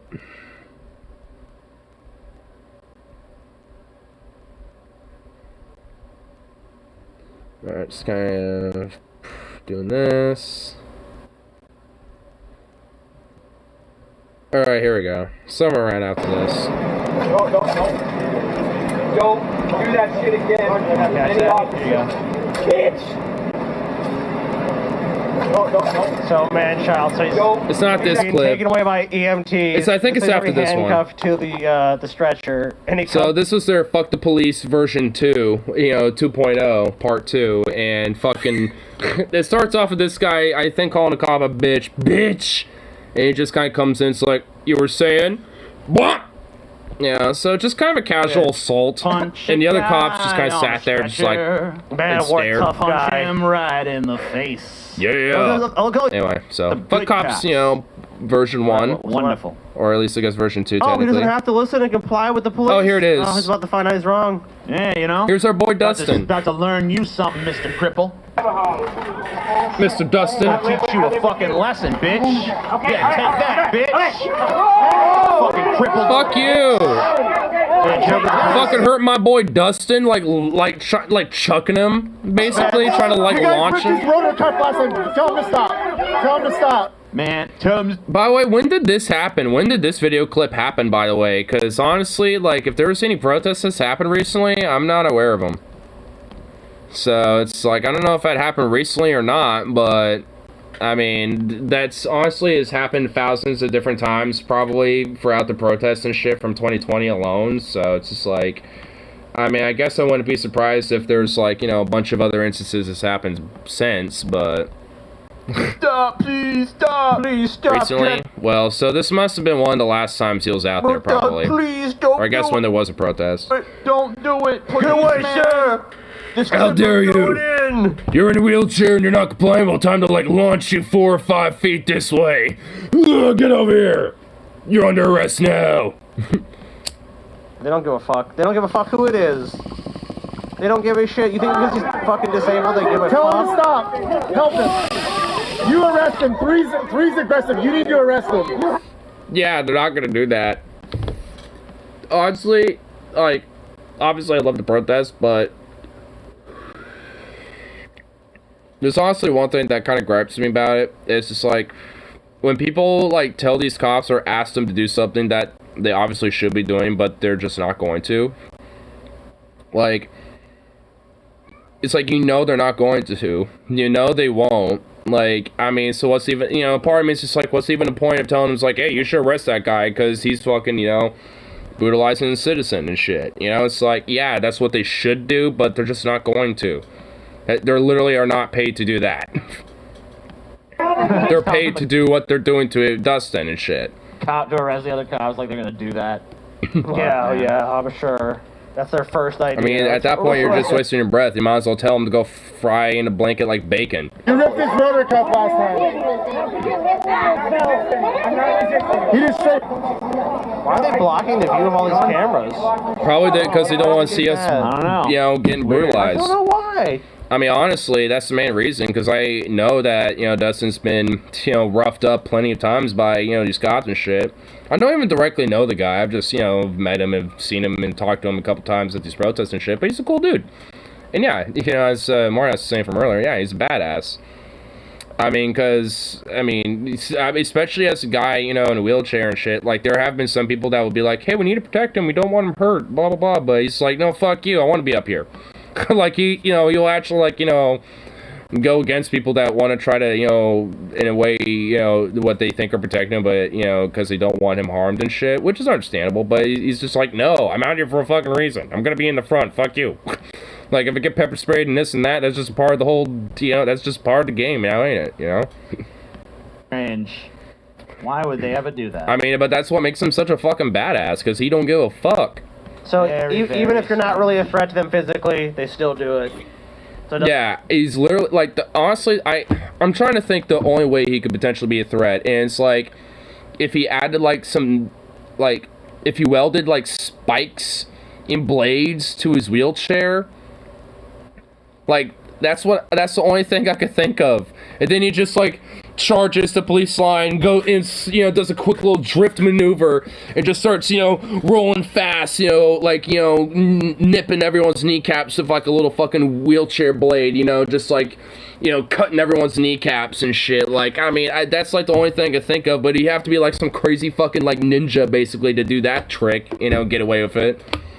At least the once before the cops are like, oh shit, our kneecaps.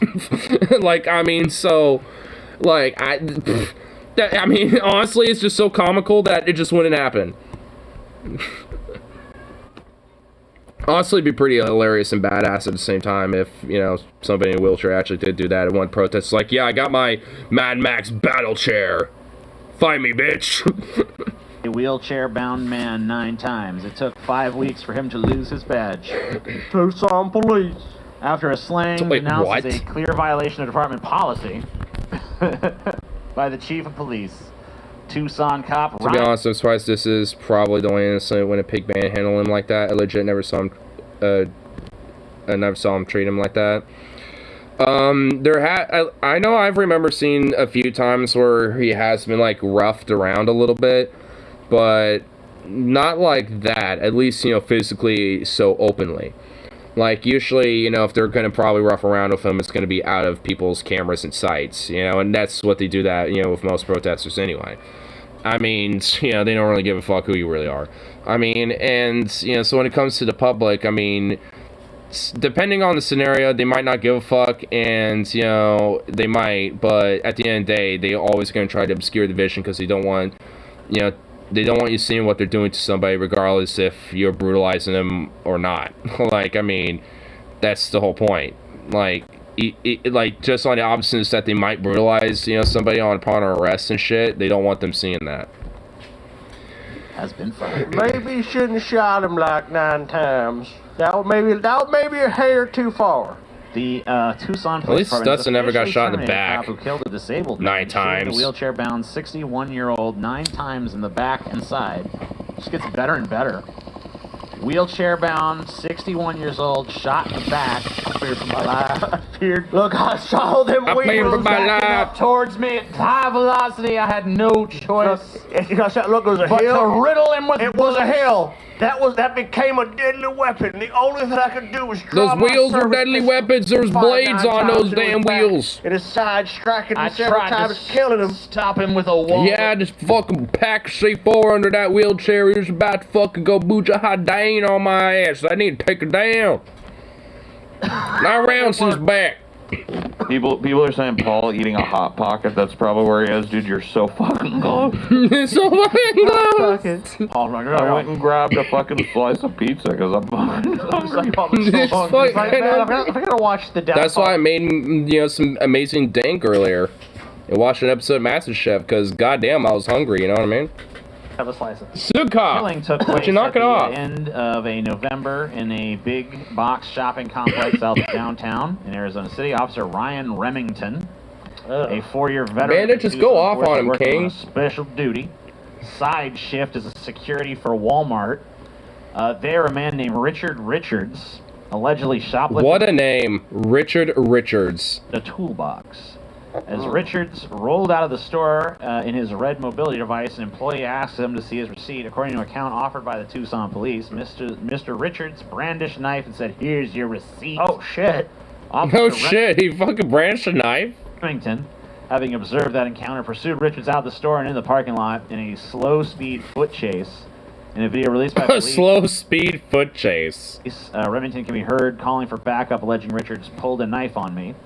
A second officer soon arrived on the scene wearing a body camera. As seen on the video from that device, Richards was ignoring Remington's orders and rolling towards the entrance of a Lowe's garden center.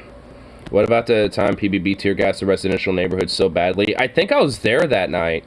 And that state government banned them from using it altogether. Tear gas hasn't been used since, except by ICE. Yep. Basically, federal officials and agencies will, but the Portland Police Bureau, they're pretty much banned from using it.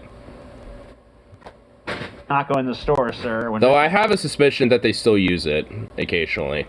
Did not obey. Remington suddenly opened fire at close range.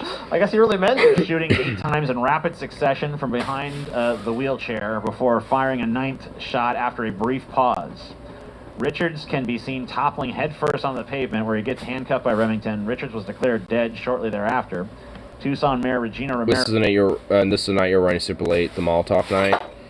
No, I was there that... No, I'm pretty sure I was... Yeah, I was running late, but I was there that night. Like, I showed up late because by the time I showed up, like, a lot of the main area was dispersed. But a lot of the main group of people were still kind of there, so I locked my bike up a little on the far side of that park where a lot of people were still at, where the police weren't there yet. If it's that night that I'm remembering, because I remember, like, as soon as you know, I showed up, like, I was running late, but you know, the police were already, like, you know, shit was already going down basically. That is technically a type of tear gas again. Yeah. Yeah, like a pepper gas of sorts. ...listed the slang as unconscionable and indefensible. In a press conference the day after the shooting, Tucson Police Chief Chris Magnus excoriated Remington. "I am deeply troubled by Officer Remington's actions," he said. "His use of deadly force in this incident is a clear violation of department policy and directly contradicts multiple aspects of our..." And also far more harmful to the human body, including long-term, too. They haven't used it since that, yeah. Like, and also, I mean, all things considered, like, because I've been exposed to it and, you know, been around it, you know, for, you know, like, more long-term because of that type of shit, you know, being out in those protests. Like, I'm sure, you know, I have, like, some elements of long-term health effects that I don't necessarily notice, you know, that, you know, probably affected me. So, you know, in a sense, you know, same thing for, you know, women, too, because I know, especially when it comes to, like, menstrual cycles or period cycles, women have had effects because of the tear gas and shit like that, and have negative health effects, where I think there's actually lawsuits going on with that. Would you leave Bandit alone? There hasn't been a protest at ICE in a while. There really hasn't. I know there's going to be some May Day protests and shit. I wonder if that might spark up something. Or if the cops are just going to leave that alone. So yeah, just, you know... It's going to like the garden department at Lowe's, and it's like, let me just open fire. Some people have had obvious long-term effects despite relatively little exposure. Yeah.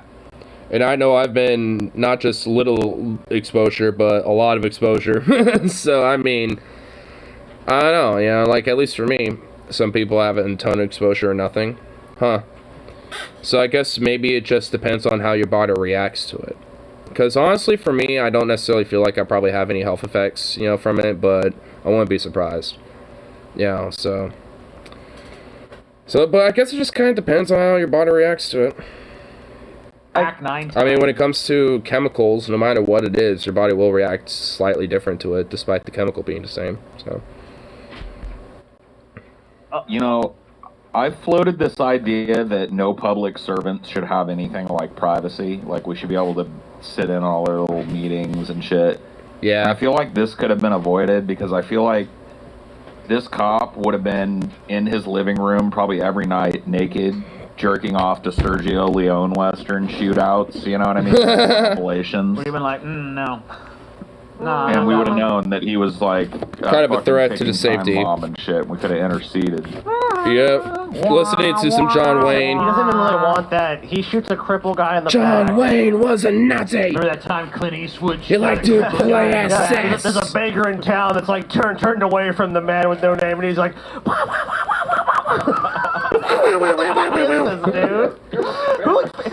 If you have like a fantasy about it, like you figure he's like he gets like some badass fucking mafioso or criminal scum or some shit. Walks He's up to like a cripple, like, draw. Reach to the sky. And it's like, what? It's like, what the fuck is this? I love how he handcuffs the... He just shot a fucking cripple in the back, and he immediately handcuffs the corpse after he fucking shoots him. Yeah, fucking... Well, the whole idea, the reason why they do this is so they can be like, hey, the person didn't die when we handcuffed them, even though they were dead. Because the whole idea is basically like, oh, well, you know, we didn't actually kill them. It's like, you fucking They just kind of died later, you know? the fucking corpse? No. Paul, where is Amelia when you do this? I usually send her to the corner to collect your mom's fucking daily earnings right around this time. Damn, Paul. After fifth trial, white Oklahoma ex-cop, fifth trial, sentenced to Fifth 25 trial? years after stalking, gunning down daughter's black boyfriend. Wait, what? A former Tulsa police officer was sentenced to 25 years in prison after being convicted of killing his daughter's boyfriend in 2014. Despite being convicted of second-degree murder, the ex-cop maintains he is innocent and acted in self-defense. The Associated Press reports that on Friday... After stalking and killing his daughter's black girlfriend? Well, this guy doesn't sound like a racist, psychopathic son of a bitch who is just literally batshit insane and has no sense of rationality or fucking saneness in their mind. Oh my god, poor bandit. That poor cat being held like that. That cat is miserable. Oh my god. Oh my god. Jesus. They found the handcuffs guilty. 61 to 300 months in prison, followed by 3 years of supervised release. He was sentenced for using a firearm in the commission of second-degree murder. In April of 2021, a federal jury convicted Kepler in Jeremy Lake slaying. The U.S. District Judge Gregory 5 years later. Frizzell further ordered the father to pay restitution to pay for a headstone for Lake and the 19-year-old he shot and killed. The 24-year-old police veteran said he shot Lake because he felt threatened, believing the teenager had a firearm. He has claimed for 8 years his actions were in self-defense. However, police were unable to locate a weapon on Lake's person or around the scene of the crime. Whoops! Witnesses also testified that Sounds like I hid some evidence. Young black man with a gun either. Kepler would also claim his daughter had run away from their home on Muscogee Nation, one of the nation's state's historic Native American reservations, and that he was nervous for her because she was at the time living in a bad neighborhood. Still, the court of law found him guilty, believing he should serve time for killing the young man. In a statement released on the DOJ's website, U.S. Attorney Clint Johnson stated 19-year-old Jeremy Lake died almost immediately after Shannon Kepler gunned him down in the street in 2014. Kepler at the time was sworn to uphold the law, but instead made a series of decisions that led to the young man's murder. Today's 25-year sentence provides a measure of justice for Mr. Lake's family, though I know their healing continues. So yeah, just like... Wow, so you had some racist psychopath who was just like, I'm not letting my daughter get bred by some sort of young black son of a bitch. And just like fucking stalked this guy and then just whacked him when he had an opportunity. Like, I mean, like, what the fuck? Like, is this still like 1894 or something? Like, what? Like, Like, what? Oh my god. I don't like that my daughter's dating a black dude, so, you know, boom. Sorry, I gotta kill you, boy. I don't like the fact that you're black and date my daughter. Sorry, you're gonna have to, be taking out behind the woodshed of my 12 gauge. You are a mom joke, and you're a dude that's been listening to a mom joke for fucking like 3 hours and change, bro. Arizona to transfer 2,706 prisoners from state-run prison to private core civic facility. Oh yeah! Look, TJ. Gotta get all these prisoners to a private presidency where we can make a bunch of profits off of their ass and then make them a bunch of slave labor, yeah. State-run places wasting money. Now we're gonna save money with these private prisons. Which, by the way, costs a lot more to operate versus state-run prisons. Arizona will transfer 2,706 prisoners from a state-run prison to a private facility in a move that's expected to cost the state more money while generating millions of dollars in profit for the private prison industry. Whoa, wow, I just kind of proved my point now, did I? But the Arizona Department of Corrections awarded a contract to private prison operator Core Civic to house prisoners at the La Palma Correctional Center in Eloy. The prisoners will be moved from the state's prison in Florence, which is scheduled to close. According to documents, Brad? Yeah. You know what, Brad, in the fucking chat? Is there a douchier name than Brad? I'm actually going to think about this. I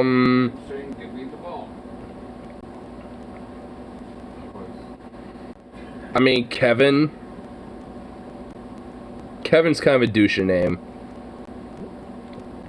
It's like, hey, what's up, bruh? My name's Kevin. It's like, yeah.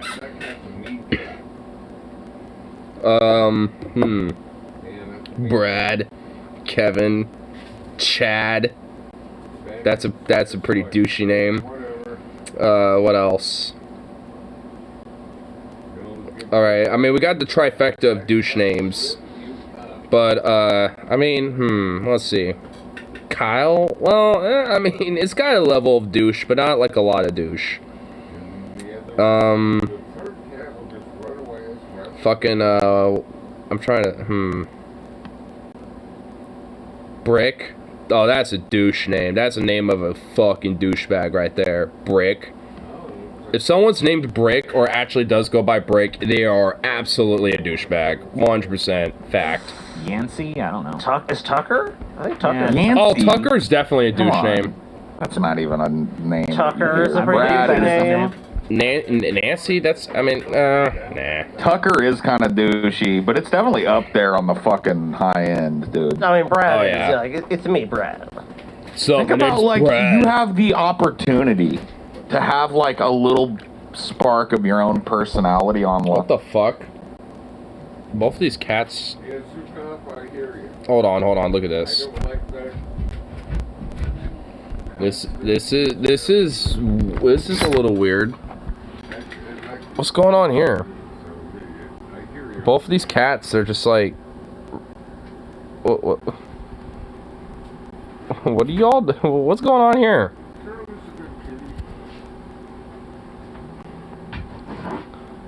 Are they just both observing the dog? Brad Tucker Brickwad. Brad Kevin Tucker Brickwad III, dude.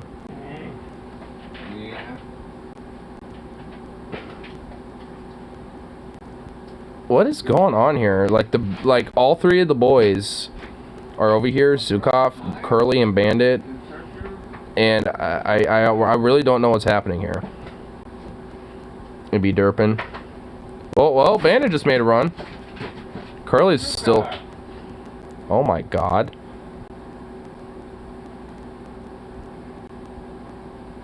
There's silence. Something happened. There's silence. But Curly's going for it.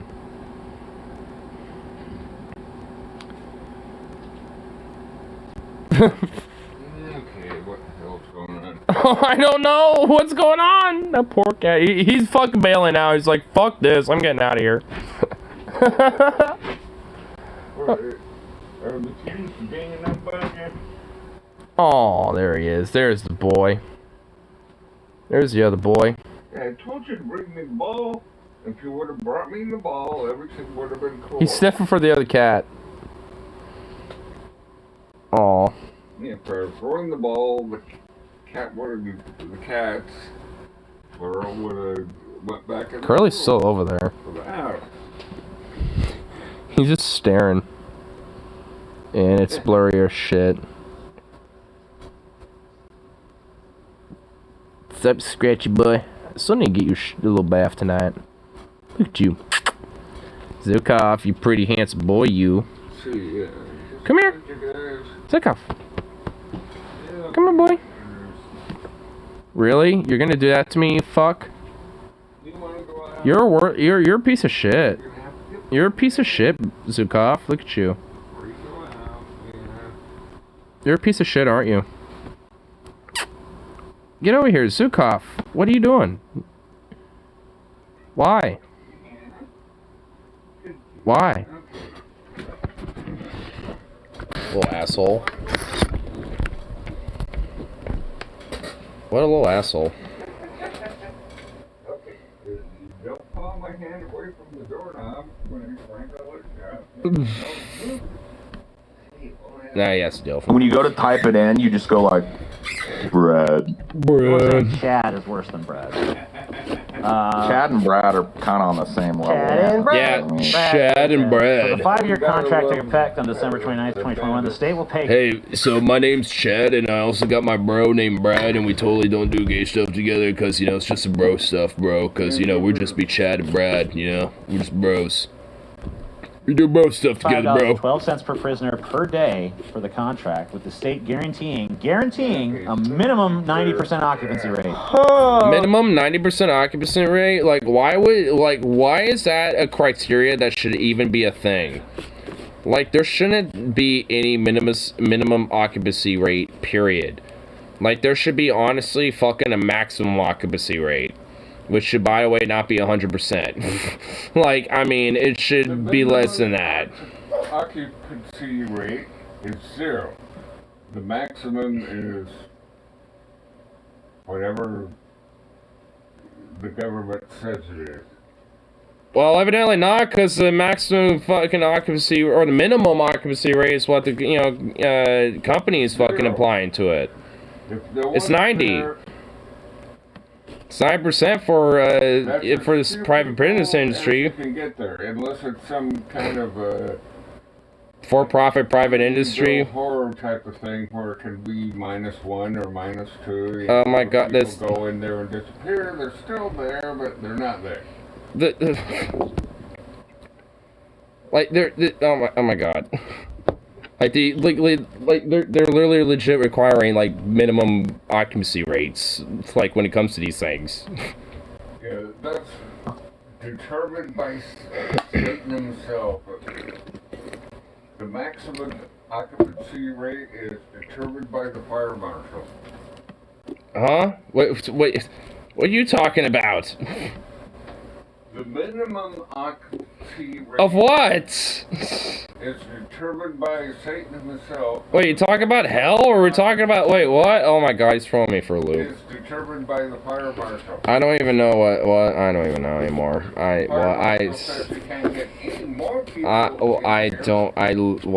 don't even know what is going on anymore. What is even happening, my dude? Like. Oh my God!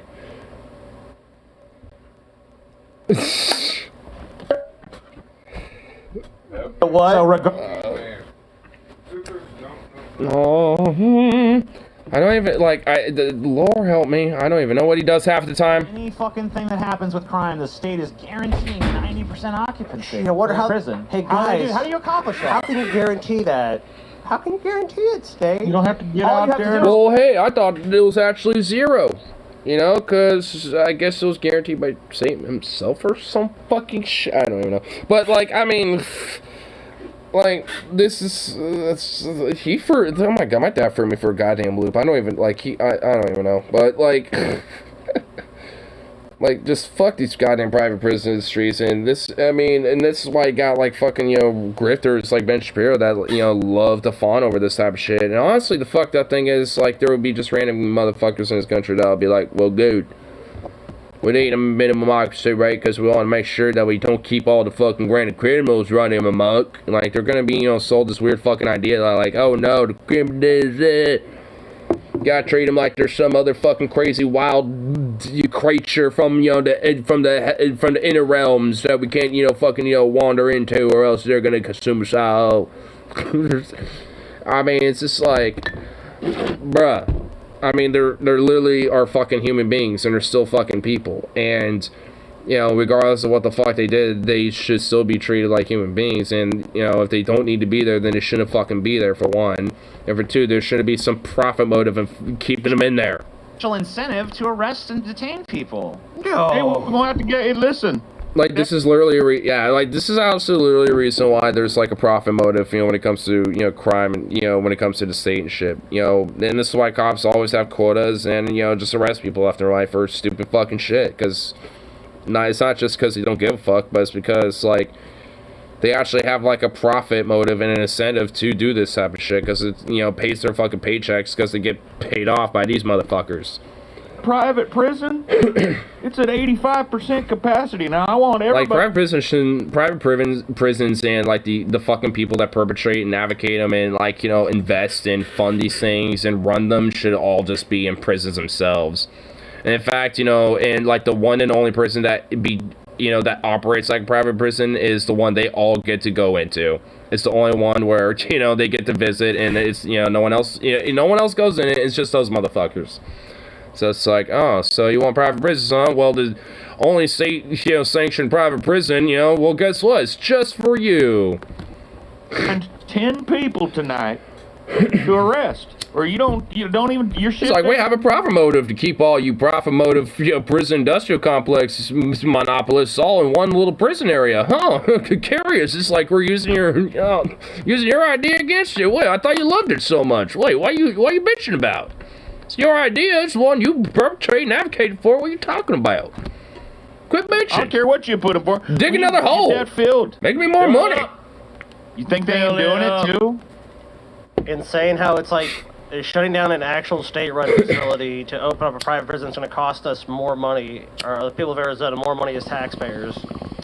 Yeah, so these private prisons, this is just like, all this does is incentivize draconian measures. This is just a capitalistic incentive to fucking brutalize and arrest people who don't even necessarily... I wonder which people they're going to arrest, TJ.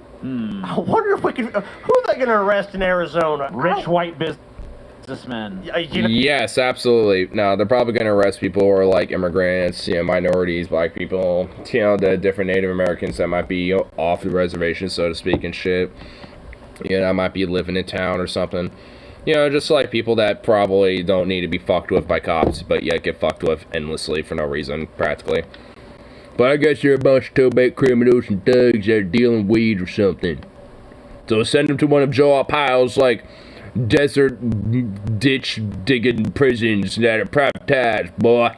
Make them work like a true man and show them some real fucking discipline, eh?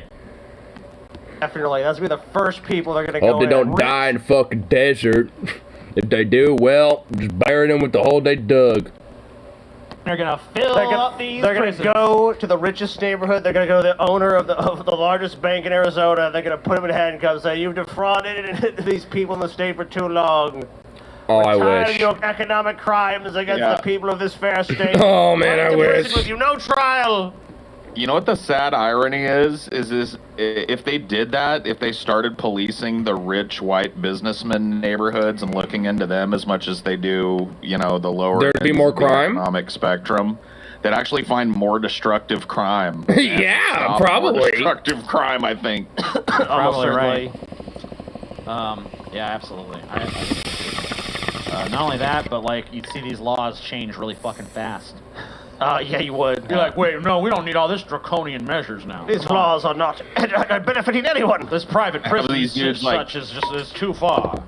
Exactly why literally there should only be one singular one in all, like literally all of them, including the ones that run the private, the one single only private prison, like them too. Like, basically like you let it be a privatized prison that's just state ran, and just like let all these motherfuckers go and live in that one. And it basically, is ran and operated all ostensibly and, like a private prison and shit. But, it's a state-operated one. But basically, that's what they got to deal with. It's like, hey, y'all were fucking, advocating for those prisons, those private prison industry. You want to make some profit. Well, guess what? Like, hey, maybe you shouldn't be committing those fucking, tax avoidance, crimes and, all that money laundering crime and shit. Maybe you shouldn't be doing none of that.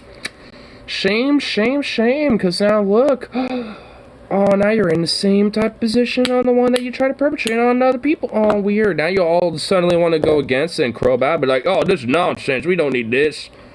It's like, nah, fuck you. Like, I mean, I'm not really much of an eye for an eye motherfucker, but when it comes to this, like, police and prisons and shit, oh my fucking god, that comes out so hard. Oh my god, man. Like, I really do have kind of a little bit of an eye for an eye when it comes to cops and pigs and our prison system and shit and our judiciary system. It's like, it's like, ugh. People in their fucking... Like, honestly, like, the absolute fucking oppression that's been done to, like, the impoverished and fucking, the working class in this country for generations, and, I mean, don't even have to go into, like, the aspects from slavery and trail tears and all that shit. I mean, that's just kind of a given. But it's just like, I mean, it's kind of hard to not look at all of this and be like, huh, why not have, like, eye for an eye, type of mentality of this type of shit? Because honestly, like, I mean, Melty would have you demonetized so hard right now. Yeah, I'm kind of glad he's not with me. Because he would just say all the fucking thoughts that, that don't necessarily need to be thought.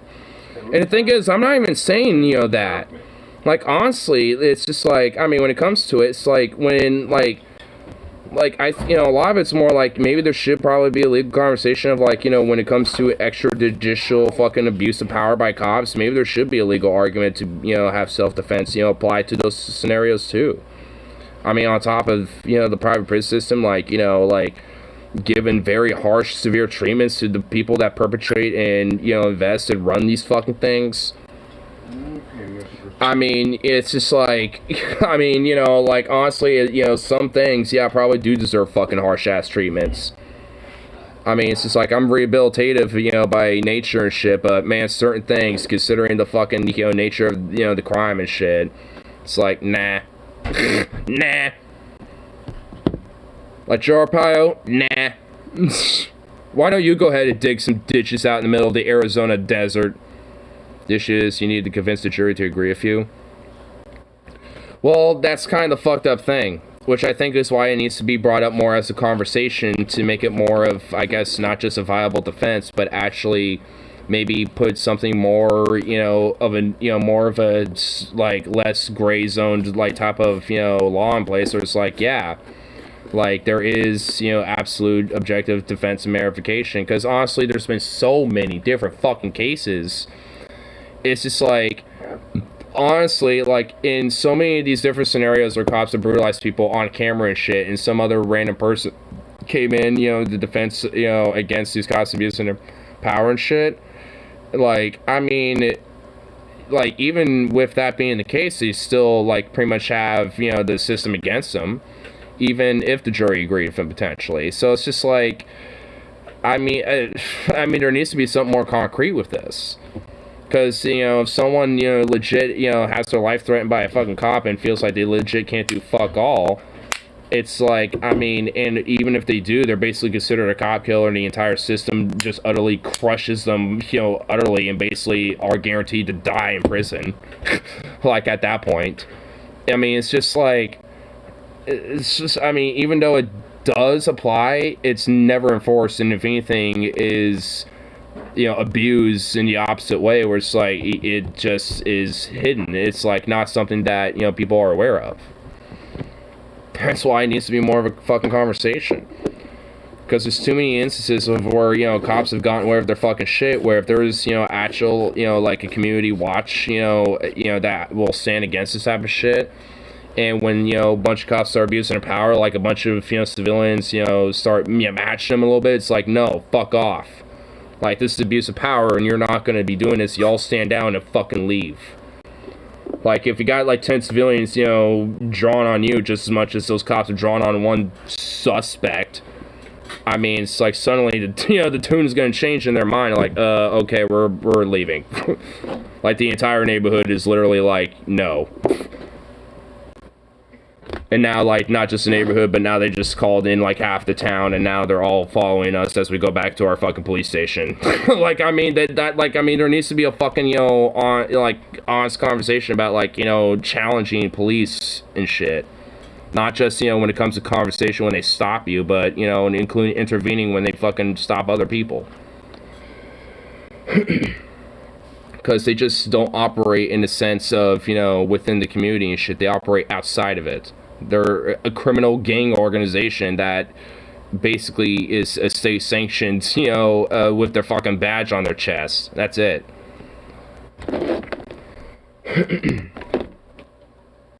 I mean, like, it's like, when it came, like, a lot of the, especially in the South, like, a lot of the reason why police existed was basically to be fucking slave catchers.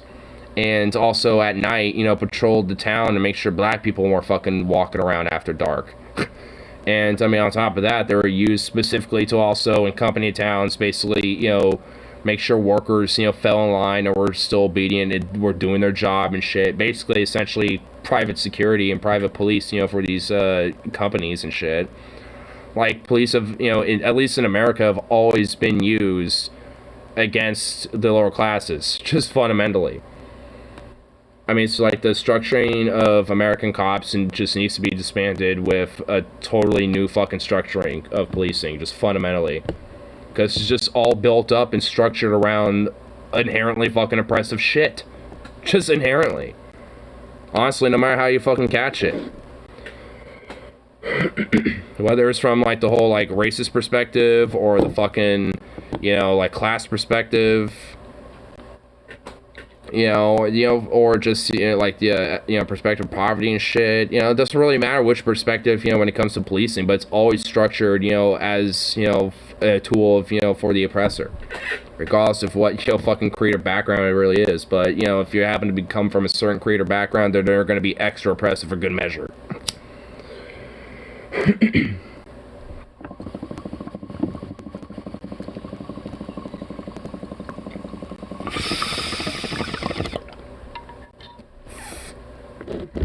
Flying across the screen. I sent him a picture of my food.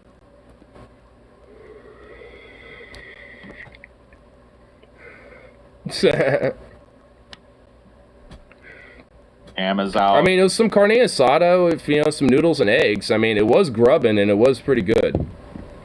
I mean, Joe Bastiano, Gordon Ramsay, both of them would probably look at me like I insulted their fucking nations and insulted Mexico as a nation.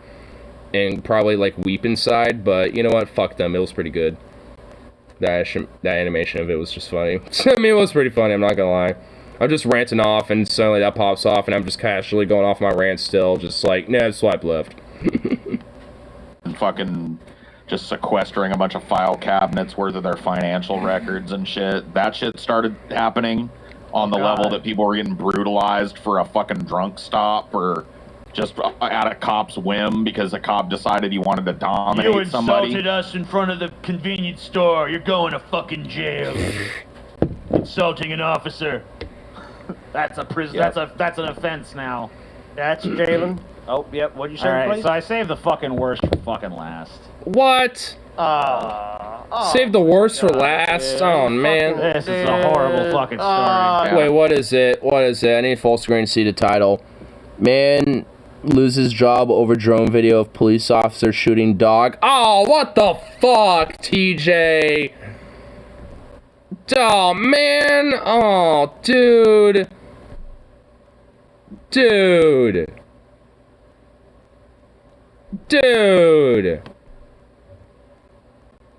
Oh my God.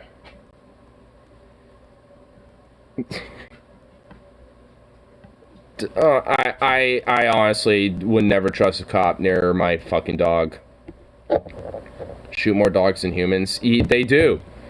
They honestly, because they know they can get away with that far more easier than shooting a person. Like, I legit, you know, would be fucking scared if there was a cop near my dog. Straight up. Like, fucking dead ass. It's full out legal in most places. Are you fucking kidding me?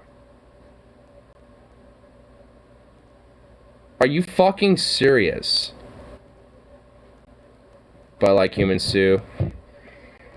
Maybe I'm just too cynical about humans, but I care more about dogs than in this case. Like, dude.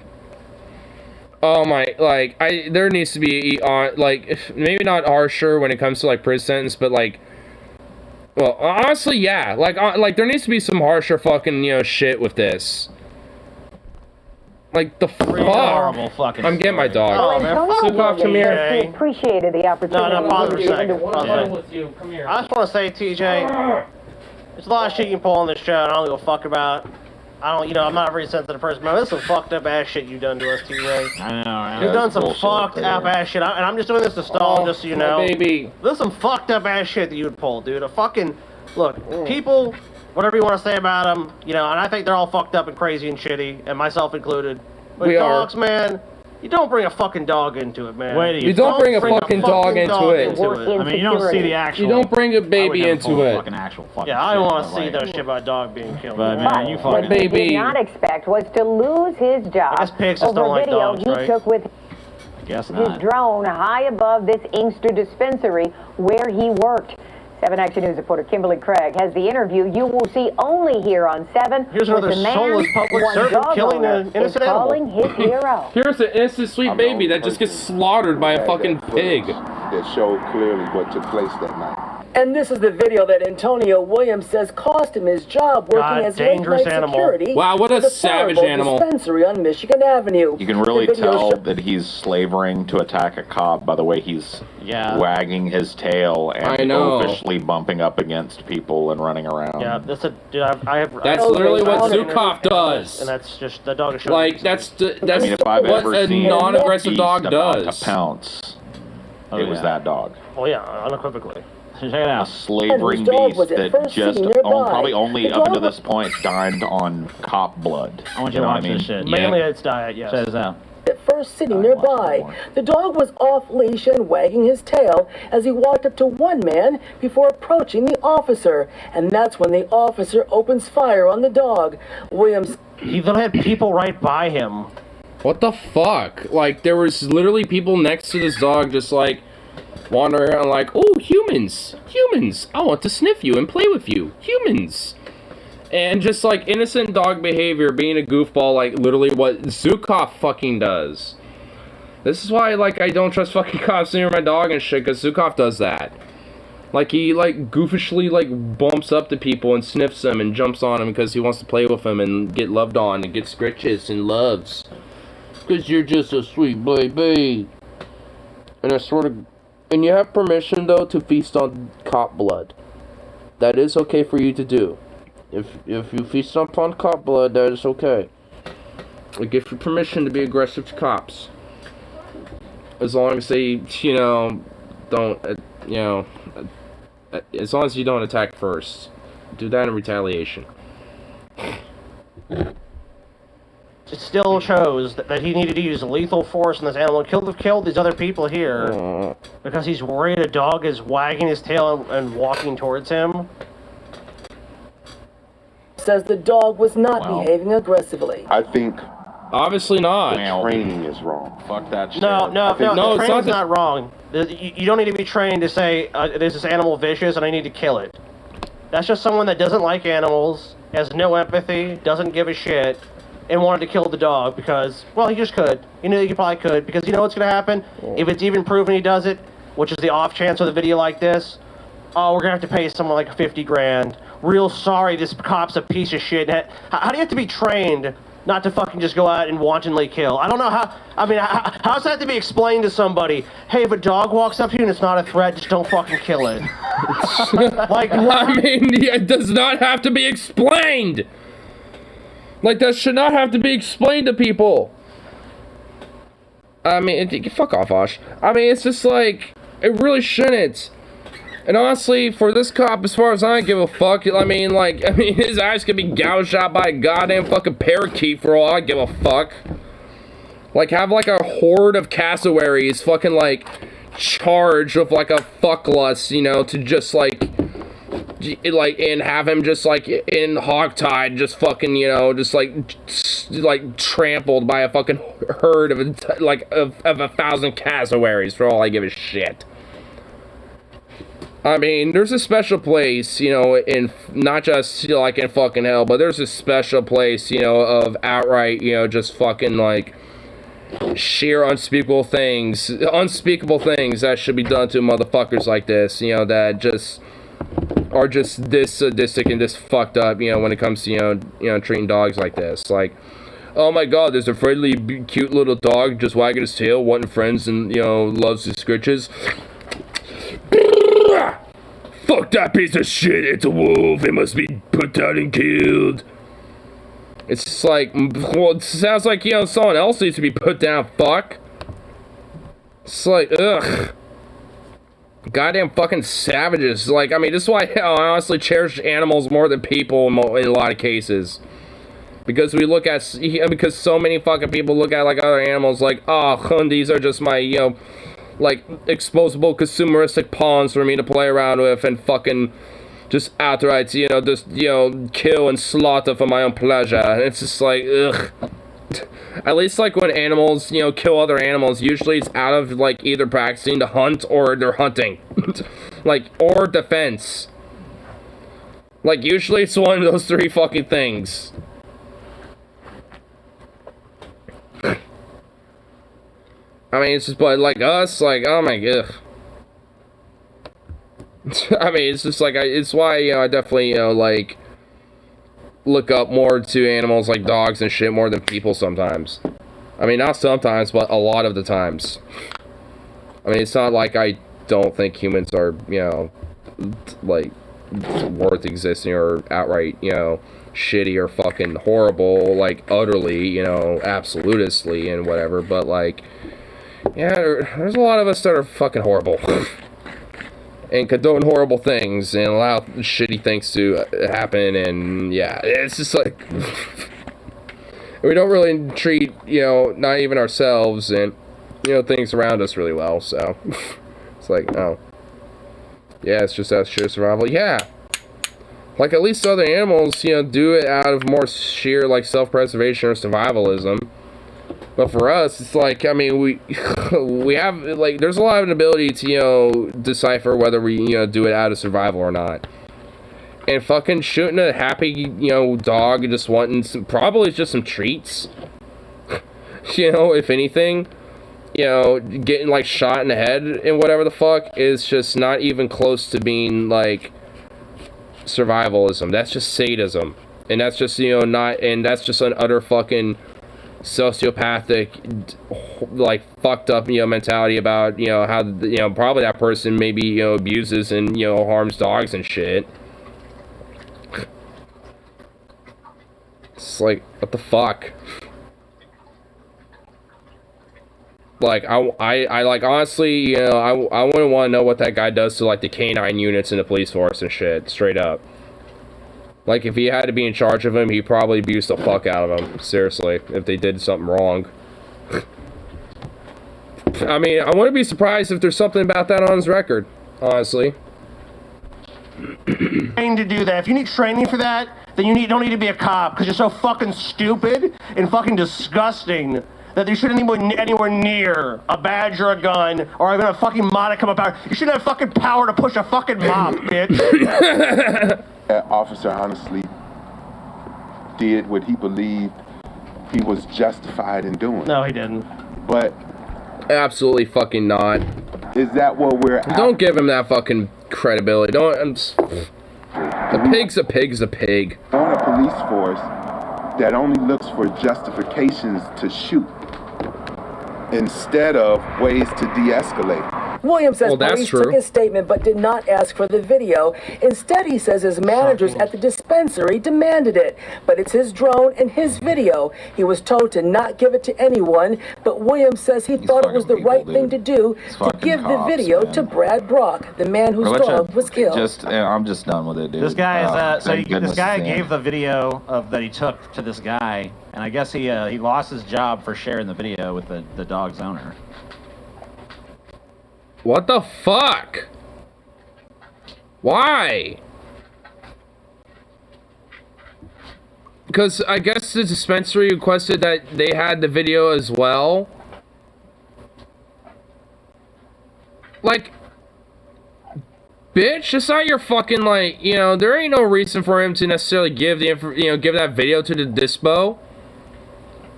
Like, just because it happened on their property? Like, he doesn't have to fucking give it to you. I mean, yeah, he works there, but, like, if he's just, like, maybe, like, what was it, a day off or something, and you just fuck around with a drone or something? Like, I mean, it's like, he doesn't have to give that fucking video, and they fire him for it?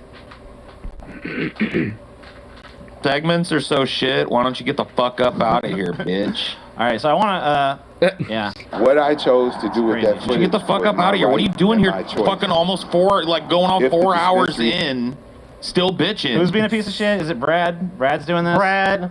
There you go. I'll touch you. Put you in the corner. Go away. Just go on. Get out of here. Come on. There you go. Brad. Put you in the corner for 300 seconds.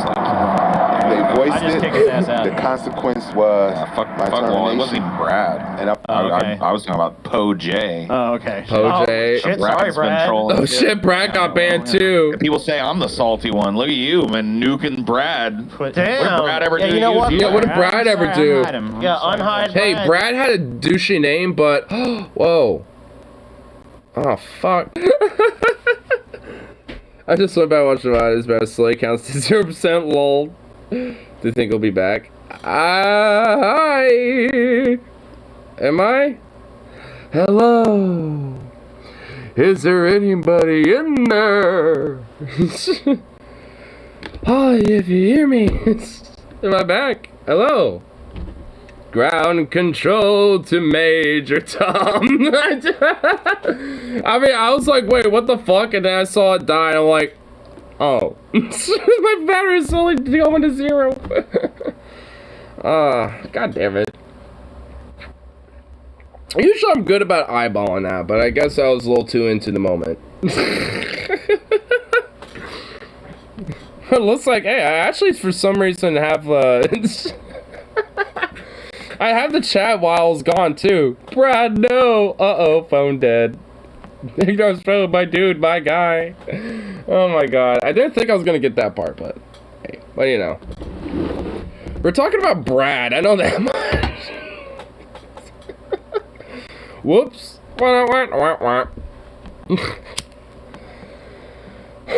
Oh my goodness.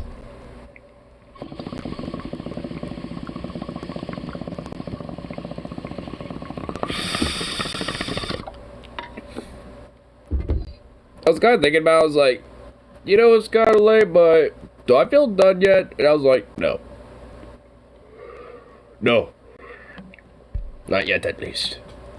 So, I gave it a minute, let it charge up a little bit so it gets some juice. Kind of reconfigured the cord again, and, hopefully it should be okay now. And now I'm hyper vigilant. Now I'm gonna be hyper vigilant on that shit. But yeah, I think, well, where were we? Like, Brad got yeeted by accident. And fucking just, you know, TJ got extra salty at Brad and just deleted him. Like, what? It's like, oh, I remember what I was gonna say. I was like, hey, Brad might be a dude. He might have a douchey name. But what do he ever do to you? You know? Do you ever wish life were a cartoon so you could slap people for the screen? I mean, yeah, just because, I mean, I think I have merit for people, you know, to reach for the screen and slap me a few times, you know. I think, you know, that's where there's some merit in that, a little bit low-key.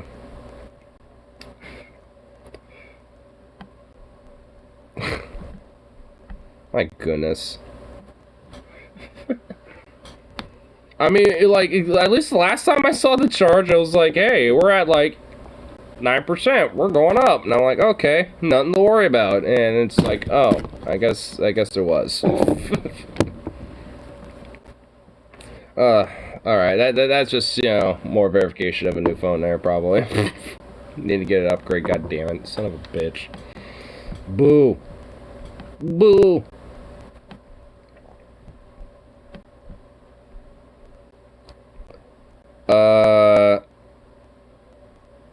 Okay.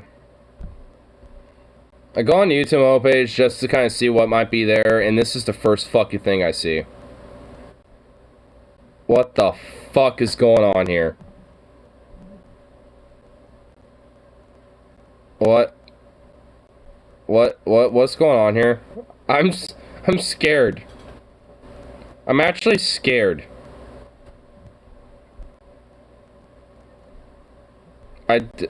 Oh my god. Okay, well, that's the thing. That's the thing. That's the thing we've just kind of been all exposed to.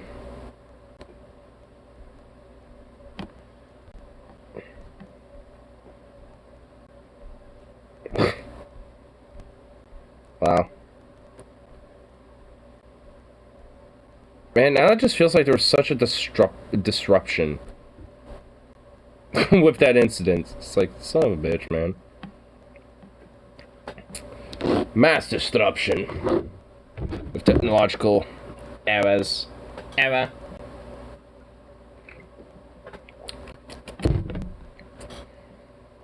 I kind of wanted to see a little bit more about whatever happened to Brad. Does he get freed? Fucking power to push a fucking mop, bitch. The officer honestly did what he believed he was justified. Yeah, I remember this point. The man whose dog was killed. I'm just done with it. Go away. Just go on. Get out of here. Come There on, you go. Brad. Put you in the Had an corner for issue with it? 300 seconds. Yeah, Brad. Get banned, Brad. Fuck you, Brad. Even though you did nothing wrong, Brad. Oh, shit, sorry, Brad. Besides having a douchey named Brad. And people say I'm the salty one. Look at you. Yeah, nuking TJ. Brad. Damn. What did Brad ever do to you? What did TJ? What did Brad ever do, TJ? What the fuck? I was just tired of hearing his shit. Hashtag I kept free hearing about Brad. Brad. Free Brad. Free disaster, whatever. I'm okay with Poor Brad. Oh, Brad was freed that today.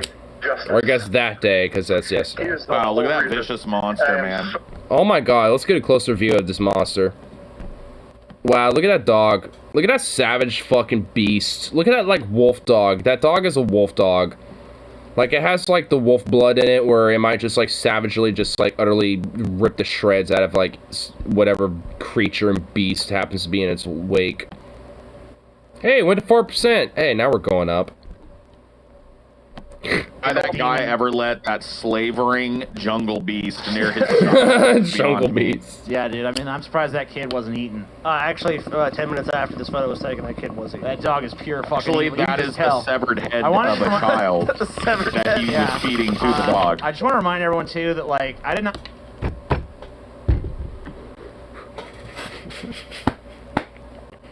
The severed head of a child that was being fed to the dog.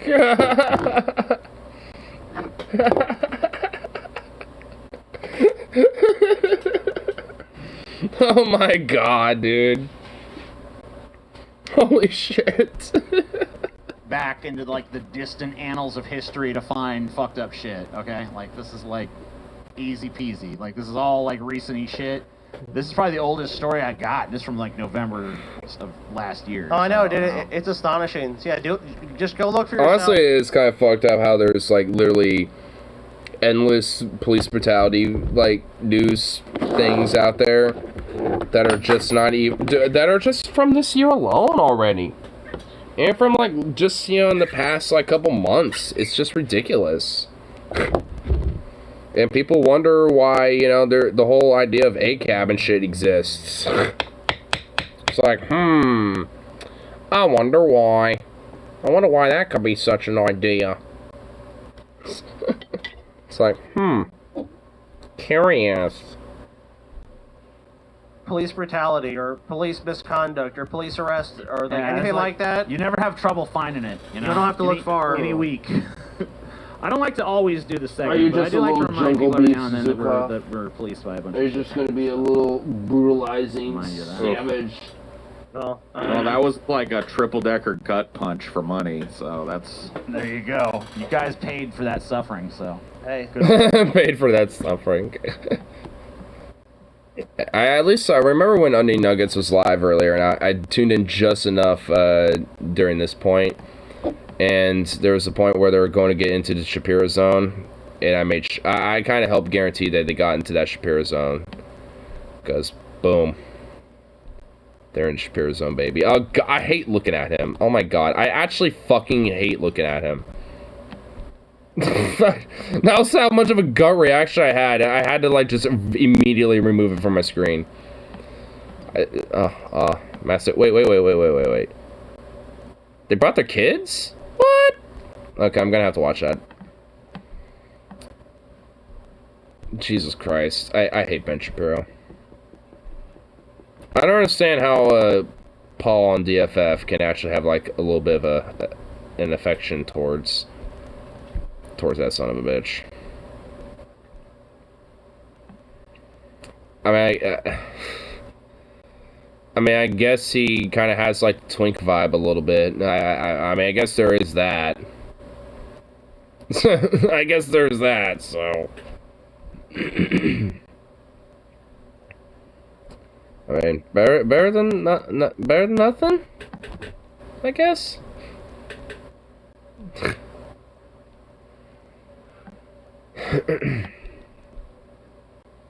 Here.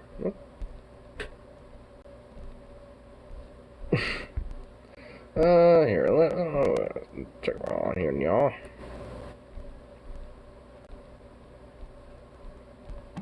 I'm not trying that. Boo. Wait, I saw some shit on some Jehovah. Where was that? Where was this? Jehovah's Witnesses propaganda. Does Jehovah's answer? Wait, oh my God. Caleb and Sophia. Wait, what is this?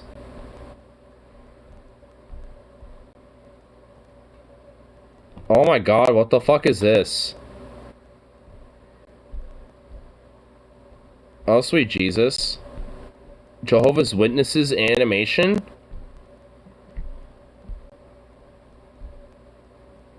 Oh my God. Ah! Okay, that's a little creepy.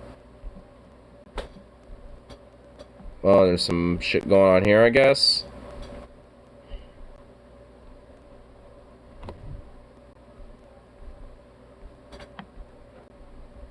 Subscribe channel? I don't remember this channel. What's all up in here? Oh, delves into some crazy Christian. Okay, I see why I'm subscribed to the channel. I've probably seen some content before. Oh my God. So they're straight up like... Okay, hold on. I want to look up this Caleb and Sophia. I want to see this shit. Oh my God, can I spell? Oh my God. Oh, sweet Jesus. Alright, I'm only getting the tell. Really? Is that it?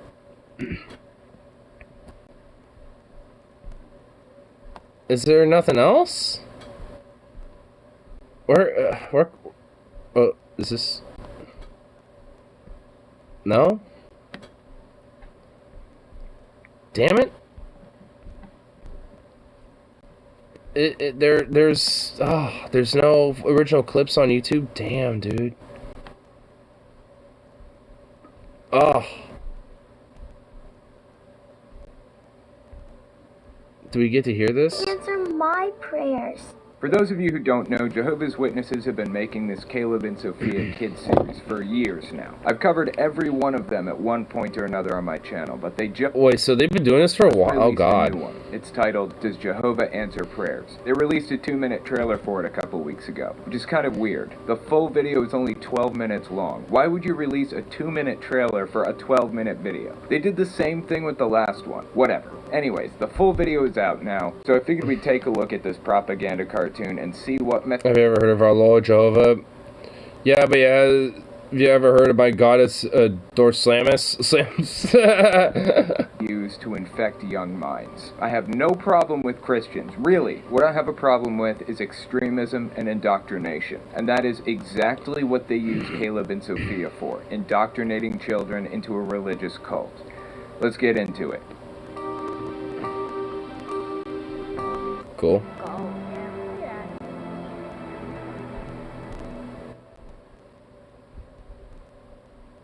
Come on. There we go.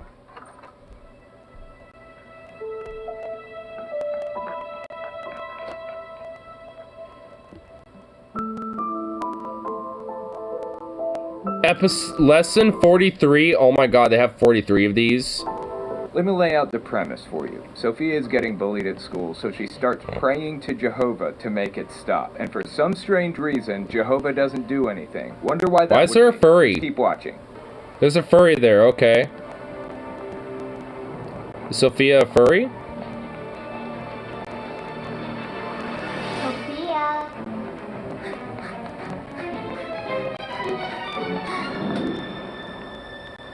So she's paranoid.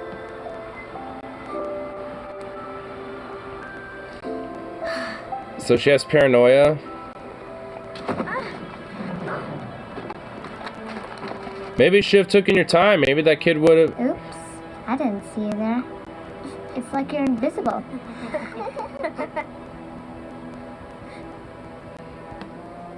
Oh, what's this? No! No, that's so convincing. Oh my God, what the fuck? What? What? What fucking face is this? What the fuck? What is this? Like, no. Oh wow, let me have a very convincing, sad, angry tone. No. And then you have like this meth head just fucking having this like look on her face. See you tomorrow. Oh my gosh, she literally looks like she's on meth.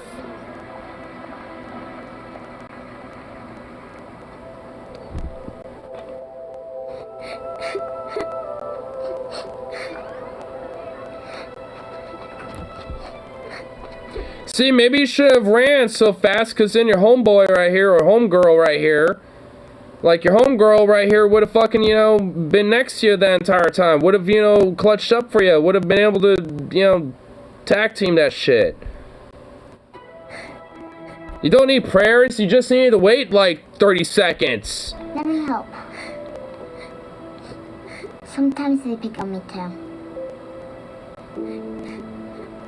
Bullying is common in school. You basically can't make it out of middle school without experiencing it at least once, unless you're the bully. Now, there is a solution to this problem. Well, even if you are. The solution is to talk to the administration. Ride their Oh, Lord Gimbley will definitely, absolutely worship Dorslamus.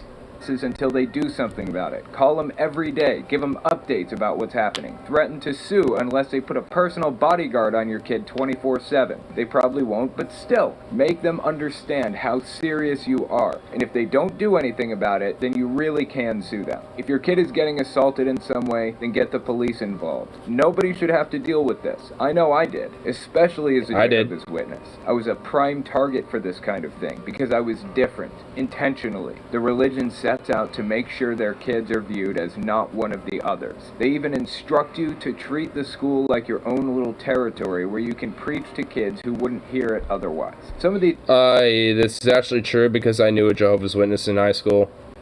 Then they deconverted, actually, but gated nonetheless. Otherwise inaccessible to door-knocking Jehovah's Witnesses. So it's your job to tell them about Jehovah and how much you love him. How popular do you think that makes you? Didn't make me very popular. Neither did all the other shit that came along with being a Jehovah's Witness. Like not being able to go to friends' houses, not being able to give Valentine's cards or Christmas presents to other kids, and my constant obsession with how cool Jehovah was. That shit doesn't make you popular. They set you up for failure, and then they insist you turn to them for the solution. A solution that obviously doesn't work, or they wouldn't even need to make a video titled, Does Jehovah Answer Prayers? Let's keep watching.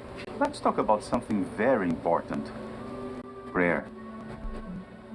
Caleb, what are some things that you can pray for? I sound like I'm about to make myself a good tasty risotto. Well, I can pray for things that make me happy. Like a helicopter. Or a mountain of ice cream.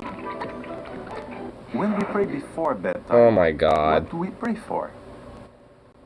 We thank Jehovah for the good things he made, like animals, the stars, and the ocean.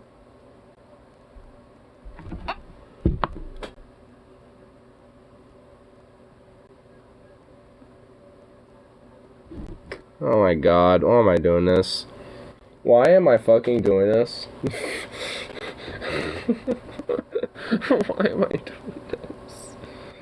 Oh my God, what am I doing? What am I doing? Oh my God. Oh my God. Why? Why am I doing this to myself?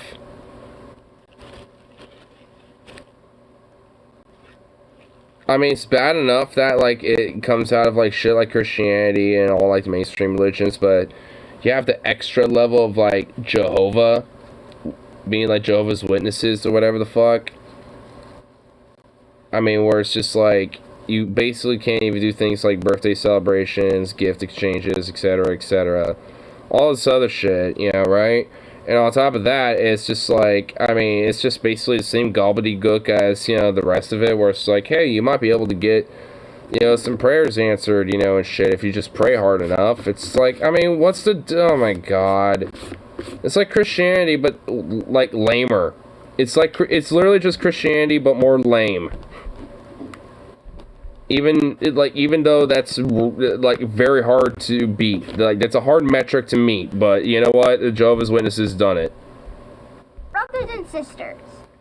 That's right.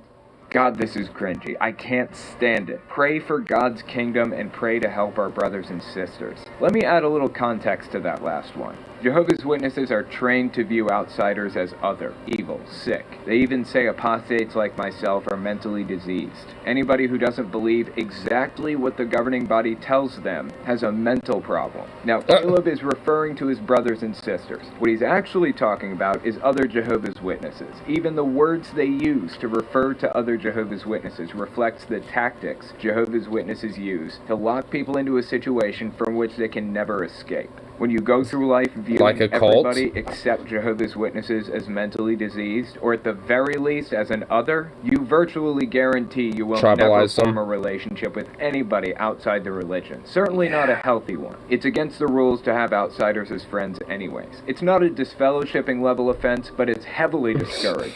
Now that I think about it, Doris Slamus would have a brother named Buddhist Kickus who kicks people from places. Yep.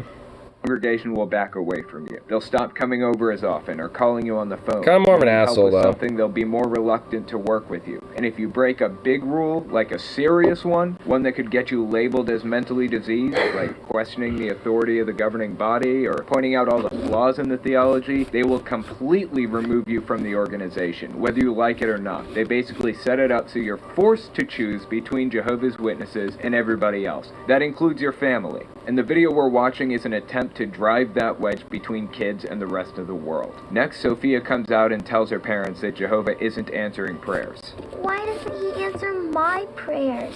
Before we continue, I wanted to mention something. If you like what I do and you want to see me continue to do it, you can support me in a few ways. First, there's Patreon. That's probably the best way. But if you want to get something back for your support, you can check out my Etsy shop. I put these aluminum warning signs up for sale. What? Okay, at first I'm like, okay, Patreon, whatever, but he has an Etsy shop, and wait. He has, oh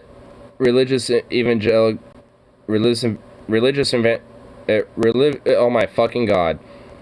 Religious evangelists, $150 fee, due immediately, cash only, soul-saving message not accepted. Okay, I might get that. That's pretty based. This is a way, put one of these up. Or make $150, whichever. Warning, religious evangelists, $150 fee due immediately. Cash only, soul-saving messages not accepted. There's a link in the description and the pinned comment Okay, I might actually look that up. if you want to take a look. This applies to Jehovah's Witnesses and Mormons, but believe it or not, Steven Anderson's church goes door knocking too. I'll be talking about him next week. They call it soul winning. So if you want to keep all the religious evangelists away, get one of these. Anyways, back to Caleb and Sophia. Let's see how the parents answer the age-old question. If Jehovah answers prayers, then why does it look exactly like we'd expect it to if he wasn't answering them? We know that when we pray for the right things, Jehovah hears us. Then why doesn't he answer my prayers? Oh, what's wrong, Sophia? You can tell us. There's a girl at school. She's so mean to me. I prayed for it to stop, but nothing's happened. Is Jehovah mad at me? No, my dear. Jehovah isn't mad at you. He just is mad at the fact that you made a very shitty risotto that one time and did not, prove to Joe Bastiano that you can make a good risotto. So he's just giving you a little bit of payback and karma for the bad risotto. That's all. What did you expect, Sophia? He's not mad at you. He just wants you to do better. That is all. He wants you to make a better risotto. Dude, this guy's fucking voice straight sounds like Italian as fuck. No. Well, it sounds like she's going through all the rational explanations here, and they're about to do everything they can to shut that down. This is something Sophia desperately needs solved. Remember, this is propaganda. Everything in this video is specifically written to indoctrinate children and their parents. Honestly. This is a perfect example of how Jehovah's Witnesses expect people to react when they're dealing with this kind of situation. The whole scene is manufactured, all the way down to the clothes they wear and the expressions on their faces, and it's all been approved by the governing body members. Even the one who has an unhealthy obsession with tight pants, Tony Morris. And the other one that needs addressing is for these young fellas because the older ones aren't doing much of it, thankfully. It's the metrosexual look. We've addressed that in the past. We've said things about it. But what's happened now, it's really caught on more. Now, metrosexual, that's the tight suit jacket and the tight pants, better known as tight pants. The homosexuals that are designing these clothes, they like you in tight pants. That's who likes it, not spiritual people. So it's not that you don't dress. Wow, so basically the whole idea of having, like, you know, tight clothes or whatever the fuck basically means that, the gays are, you know, looking out for you. They're looking to, you know, and try to snag up some of your straight booty or spiritual booty. Like, oh my god. I love the fucking sexual projection and the insecurity off of this fuck. Your physique, It's weird. It's like all of these motherfuckers tend to have like some weird sexual projection that they want to unleash on society. What's Curious. wrong is this extremely tight pants. It's not appropriate for a Christian. And I want you brothers to think about this. Do you remember that many homosexuals are in the clothing industry and doing the designing? Don't you know they love it when you're wearing tight pants? Oh yeah, you chuckle. It sounds like you really love it when people are wearing tight pants too. I don't think it's funny. I think it's disgusting. Our clothes Sure you do, buddy. but not too well. Notice how they slipped it in that last Caleb and Sophia clip? Every single thing in these videos is created by the governing body to deliver a very specific message in a very specific way. The whole scene is manufactured. So let's see how Jehovah's Witnesses expect kids and parents to react when they're being bullied for being Jehovah's Witnesses and Jehovah doesn't seem to be doing anything about it. There is someone in the Bible who felt the same way you do. Her name was Hannah. You think you're so special, Hannah? What the fuck? Then why hasn't Jehovah given you any children?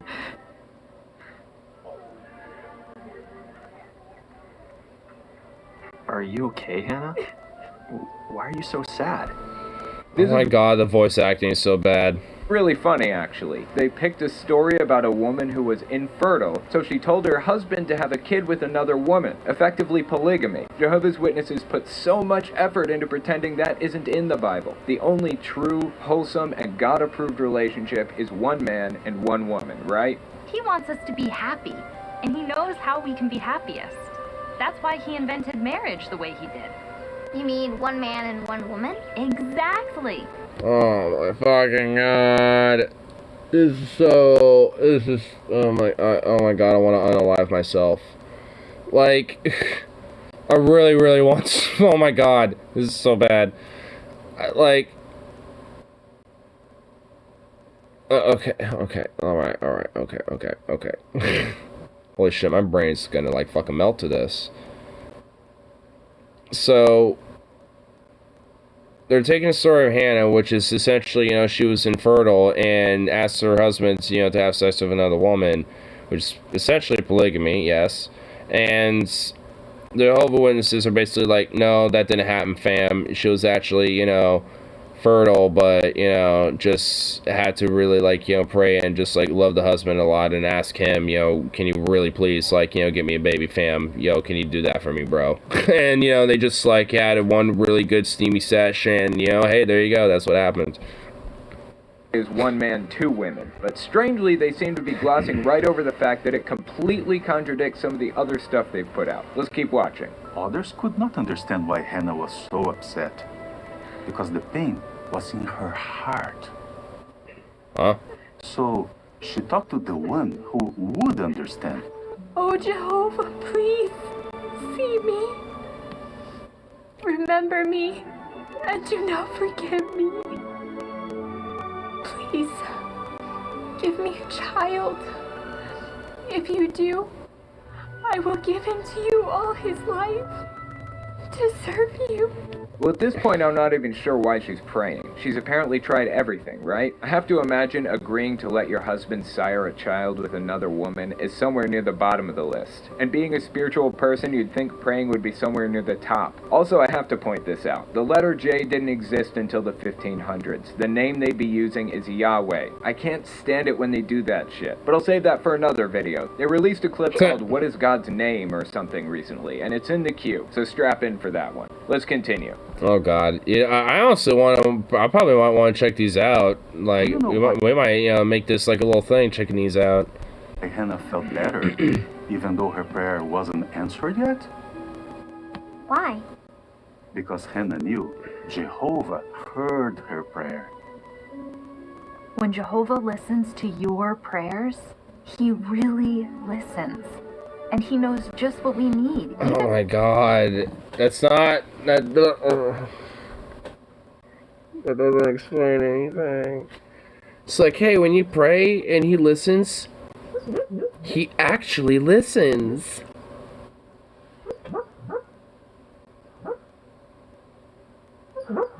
Aww.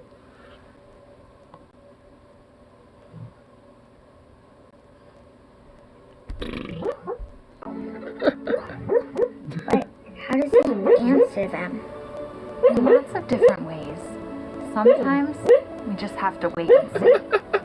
Because he's busy? No. I heard him go.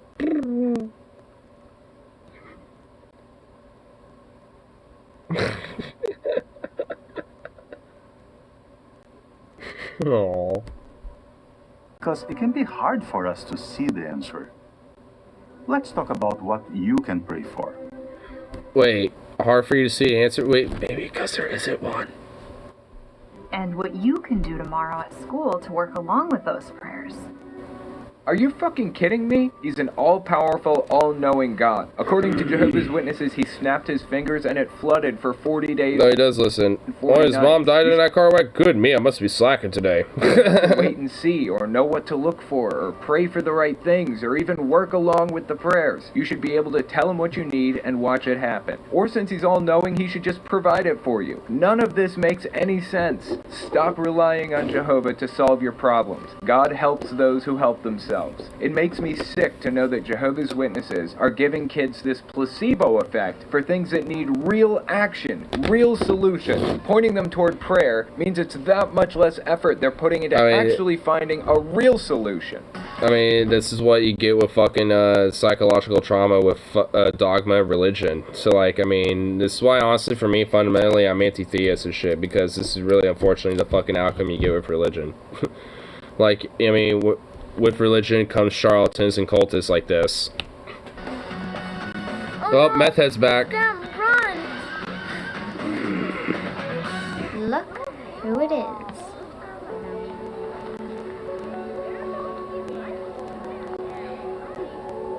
What do you want, Angela? Oh, I was just wondering if you had a pen I could borrow. What do I do? Jehovah heard her prayer. Jehovah, it's me, Caleb. Please help Sophia. What the fuck? What is this, like, interdimensional fucking, like, time realm shift? And please, help Sophia be strong at school today. Watch over the children in our congregation, like Caleb and Sophia. Please watch over our children. Help our children. Make you proud, Jehovah. Please, Jehovah. Oh my fucking god, is this what he has to deal with every day? Children the strength they need to face Jehovah, please, I need your help. Damaging to the core, thanks, I hate it. This is Jesus' name. Amen. Oh my god, this is disturbing. Ah! Amen. I really wish they'd present realistic solutions to these problems. If you They're never, it's religion, they're not gonna do that. Like, oh my god, like, that was a little disturbing. On top of that, like, did she also just do that prayer right in front of that bully? Like, do you have a pen I can borrow? It's like, oh yeah, hold on, let me just pray for a second.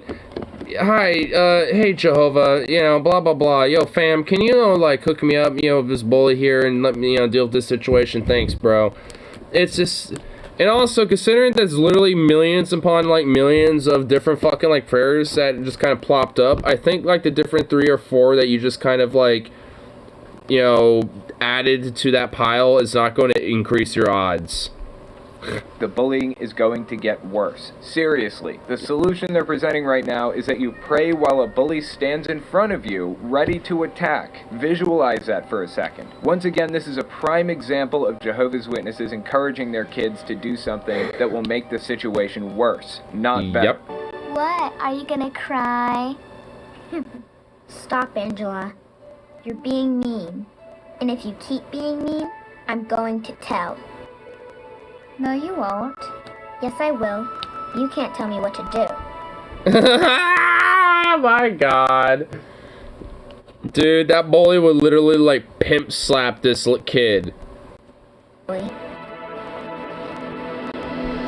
That kid would straight up pimp slap that fucking kid. Straight up, the meth head would straight up pimp slap that kid.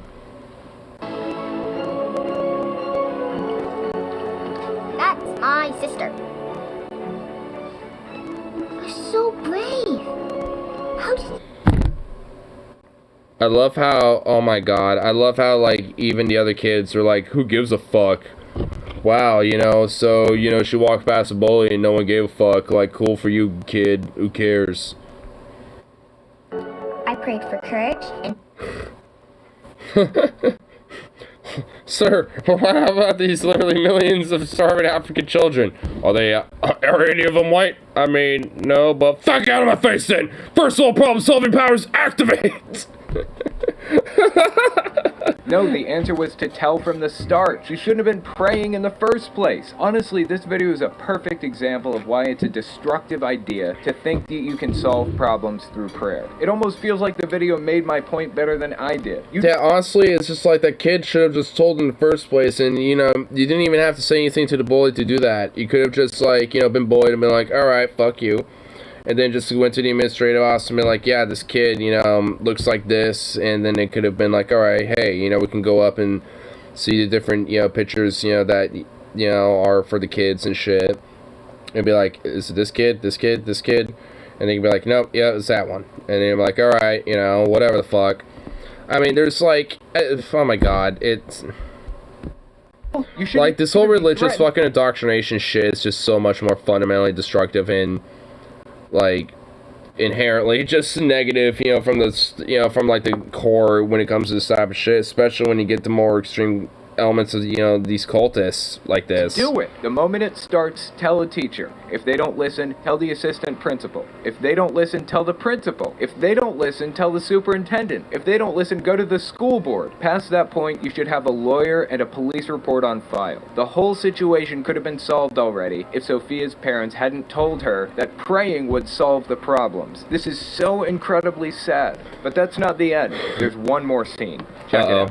Hannah gave birth to a son and named him Samuel because, as she said, it is from Jehovah that I have asked him. There is no one holy like Jehovah.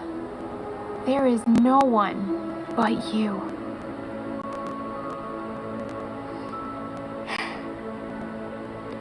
Thank you, Jehovah. You trying to tell me that prayer was the very last thing she tried and it actually worked? She literally let her husband have a baby with another woman before trying this. She must not have had much faith in its success if she didn't even bother trying that first. Like I said, this whole video was manufactured from beginning to end to be exactly what Jehovah's Witnesses think kids and parents should do in this kind of situation. It's so disappointing to know that hundreds of thousands of kids have watched this clip and believed the message the governing body was trying to deliver. It would be ridiculous. Damn, he's making Jesus look like a Chad here. To the point of comedy, if it weren't for the fact that this kind of thing is a destructive force in people's lives. I know, I grew up as a Jehovah's Witness, and it has contributed nothing but pain and misery to my life. At least I found my way out. My life is 100 times better than it could possibly be as an active member. I can only hope some of these kids that watch this video eventually find their way out of their religion, like I did. Anyways, that's all I've got for you. Thanks for watching, guys. Damn. Ugh. Well, jeez. Like, I mean, there's like some weird, quirky, fucking crazy-ass religions and shit, but man, like, I need to delve more into fucking Jehovah's Witnesses and shit. Because holy shit.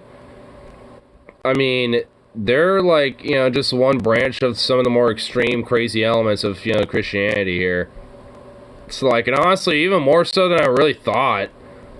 I mean, they're like lamer, but very culty, like Jesus. And these animations, like the animations aren't inherently like shitty, like they're not the worst thing I've ever seen, but it's literally everything else. It's literally everything else.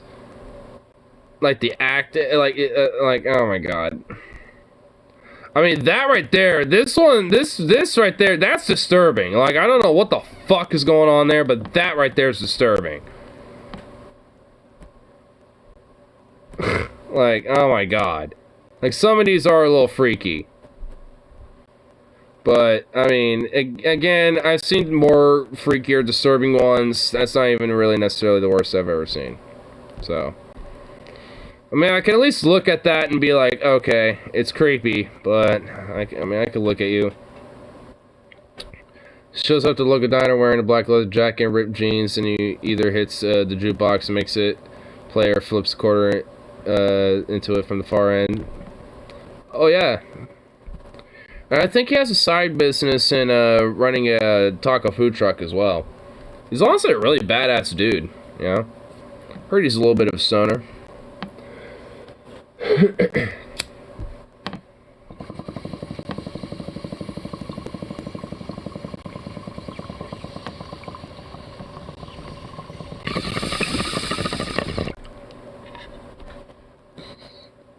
Or one of his side hobbies was playing a guitar in a new metal band in the local garage punk scene.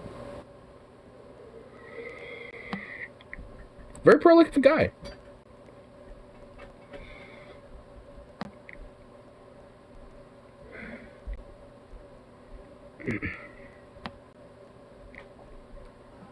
Oh my god, God recommended another Jehovah's Witness video from that guy, Telltale, from 3 years ago. Like, he's been up on it, boob on it with these fucking videos. That's seafood and cheese with a bunch of nuts and pine foods. The Jesus Christ sandwiches. Seafood and cheese. That don't necessarily sound bad. Nuts and pine foods. I mean, that sounds like a very earthy, homey, like, type of food. Like a very, like, rustic-ass, like, you know, seafood dish or something. I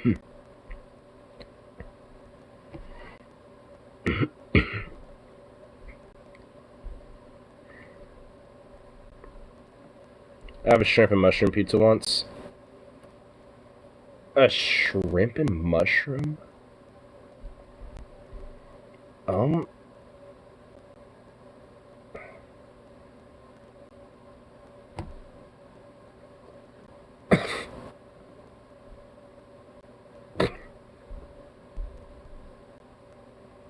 my god.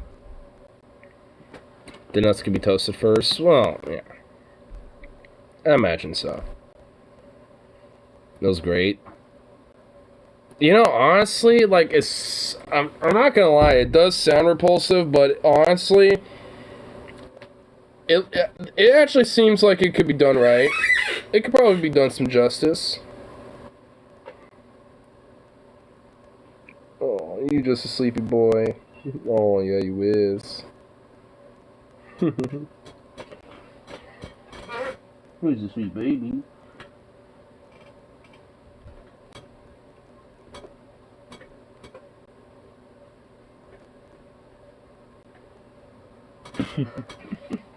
Oh, you're so cute. What the fuck am I on? Another little oh my god, Hassan video. I miss him so much. ... Thumbnails Trump. Oh boy. What's this? Watch today that I totally forgot. An entire sequence of Donald Trump's funniest moments, dude. So someone on Twitter wrote, y'all think Donald Trump was funny. And boy, oh boy, had that created an incredible amount of content. Some of the greatest, funniest moments of Donald Trump. That's right, we're having it. We're oh, it. And by the way, the let's answer have it, is baby. yes, Donald Trump is Oh, let's funny as do fuck. it, baby. Who is this? I like this car. Is this your car? Yes. Well, you know what? I'm buying it. I need it fast. I'm buying it. You're buying my car? Here's a check. Thanks. Oh my god. Wow, well, just let me get my kids out of the back. Well, wait a minute. I don't have time for this. These are your kids? Yeah. I'm buying them too. I'm buying your kids too. Whoa, good to see you. Buy me. Bye, guys. I don't even know where this is from. It's so awesome. Honestly, Oh my god. He did this? Like, obviously this is for a TV show, but like, what show is this? people would think about this, but that's just the starting point. Okay, there is That's so the much start? more. This one is incredible. So here, and I had never seen this. There's Oh, some you know rare what? stuff. Yeah, he is right. It is just a start because there's... Oh my god. I just had the realization there is probably hours upon hours upon hours of content on this orange Cheeto.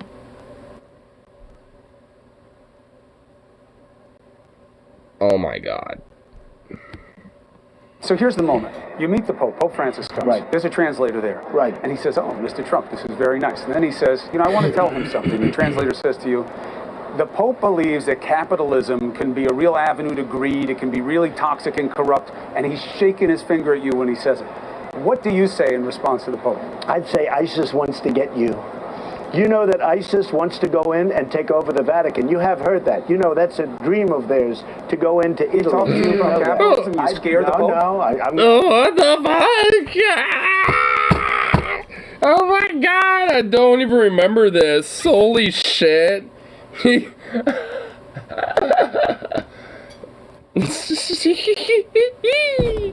Holy fuck.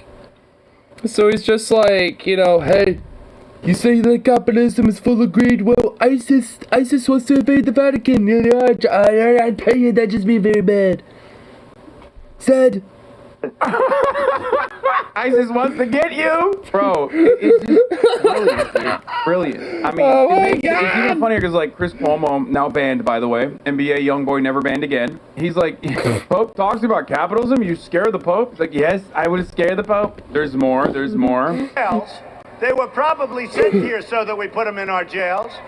Because to put them in our jails, they didn't pay the electric bill. To put them, oh, I like that much better. Oh.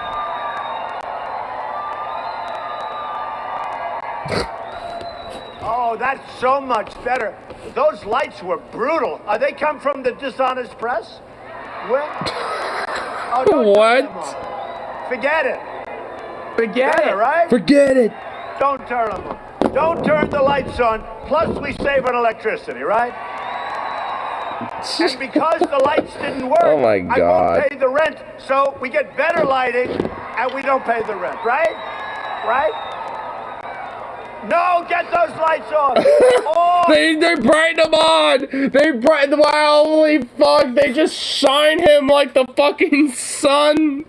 Oh my god! They're too bright. Turn them off. Off. Turn them off. Let's go. Ready? Turn off the lights. Turn off the lights.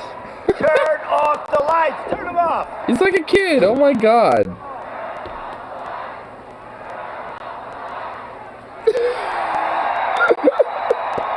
Oh my god. So much nicer. No, that's the way we have to negotiate for our country. Dude, he was like looking back at some of these, like especially older ones where he's like not, I mean, he's like very clearly still bananas, right? But like not as bananas as he once was. You see like what the deal was. Like you see what happened, okay? You see how like people fell in love with him basically. And honestly, I'm not gonna lie, he at least sounded a little bit more cordial in a sense that he at least had some order skills. Like, he had some charisma. He doesn't really have that anymore. Like, compared to now versus then, Like, that's like some campaign trail shit, like when he was still running for 2016, if I remember correctly. And, yeah, honestly, there's a kind of a big difference, you know, in his, you know, mental capacity, you know, in comparison to fucking Biden, honestly.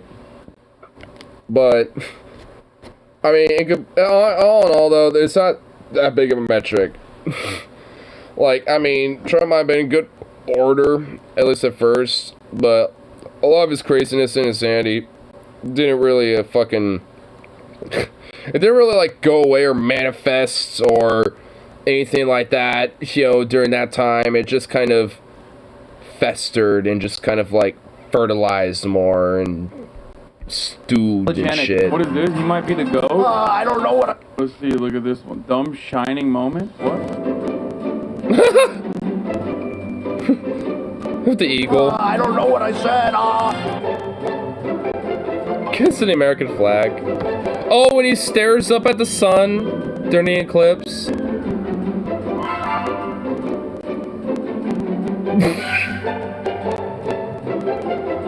It just checks the ball. What is this music? I don't know if that's copyright or not.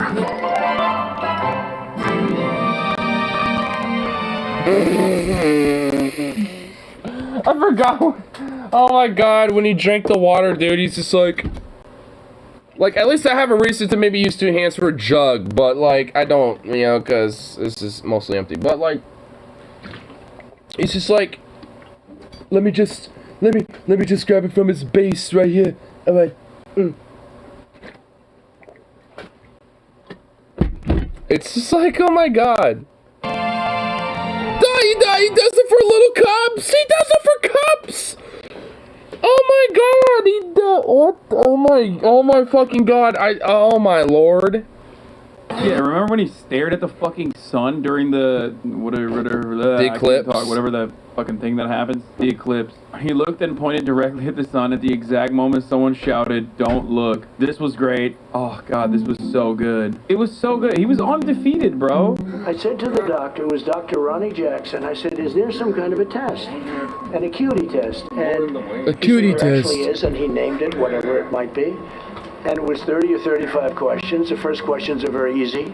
The last questions are much more difficult. Like a memory question, it's like you'll go person, woman, man, camera, TV. So they say, could you repeat that? So I said, yeah. So it's person, woman, man, camera, TV. Okay, that's very good. If you get it in order, you get extra points. Okay, now he's asking you other questions, and then 10 minutes, 15, 20 minutes later, they say, remember the first question? Not the first, but the 10th question? This motherfucker was the president, bro. Look at him. Look at the dude he's talking to. Give us that again. Look at him. He's literally has not changed his expression at all. I don't think he's moved. I think he became a victim of Medusa. Only if Medusa was a Cheeto. Like, I think he's just frozen. Like, I think his brain is like mush. There you go, person, woman, man, camera, TV. You could not have gotten a better fucking president for America than this man. He is he is the president we deserve, for sure. I took the test when I heard that you passed it. Yeah, how did it's you not do the it? hard, Well, it's not the hardest test. No, but It the last... has a picture and it says, the what's last- that? And it's an elephant. No. You see, that's all misrepresentation. Well, that's what it was on the web. It's all misrepresentation. Because, yes, the first few questions are easy, but I'll bet you couldn't even answer the last 5 questions. I'll bet you couldn't. They get very hard, the last 5. They get very hard, the last 5 questions. Well, one of them was count back from 100 by 7. And let me tell you, you couldn't answer All right, what's the question? many of the questions. I'd get you the test. I'd like to give it to It's a you. very standard test. I took it at Walter Reed Medical Center in front of doctors, and they were very surprised. They said, that's an unbelievable thing. Rarely does anybody do what you just did.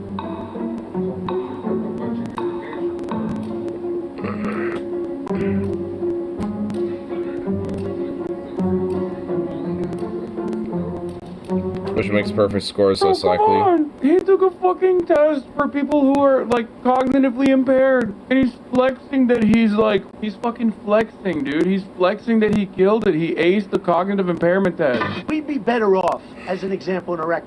What are we doing?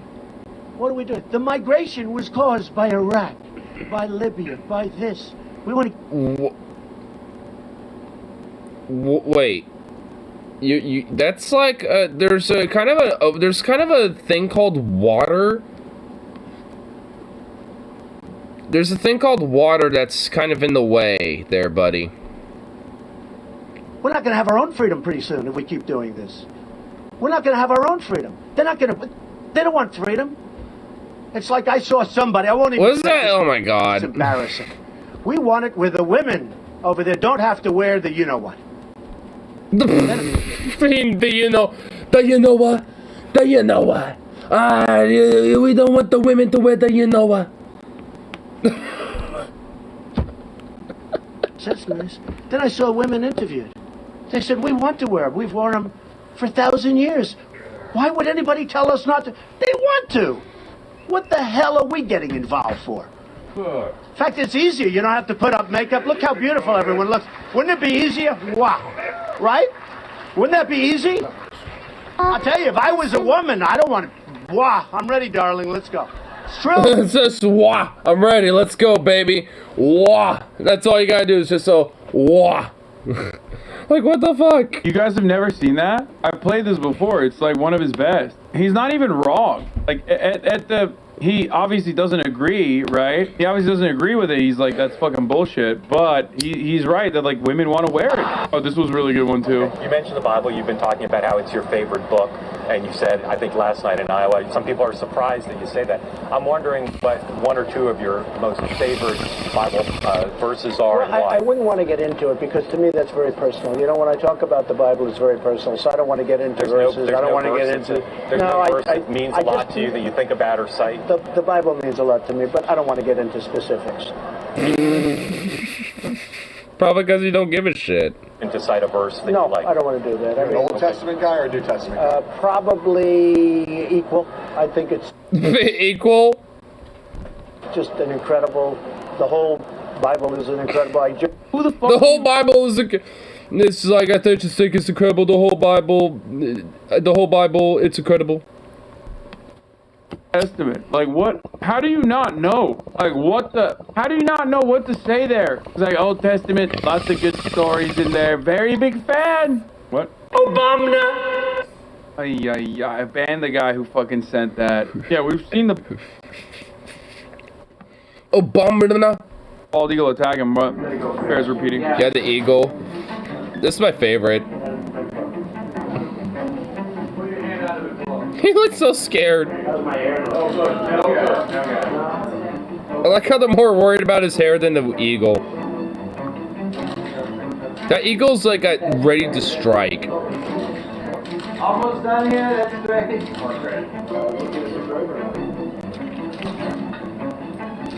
You don't show the aspirin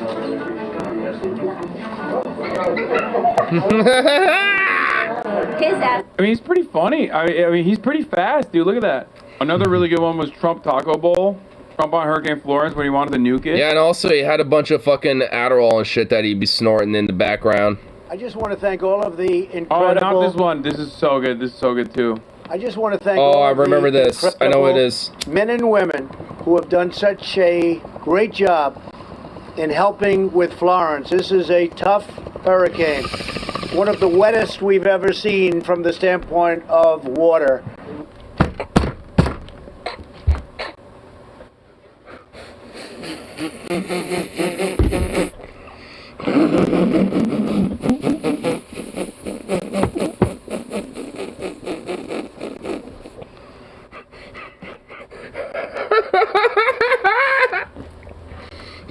You know, I actually think that's my favorite. One of the wettest we've ever seen from the standpoint of water. I forgot. Oh my god, I love it. I love that one. Oh man, oh that's not okay.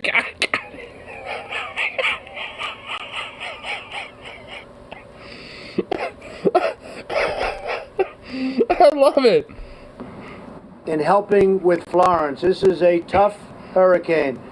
One of the wettest we've ever seen from the standpoint of water.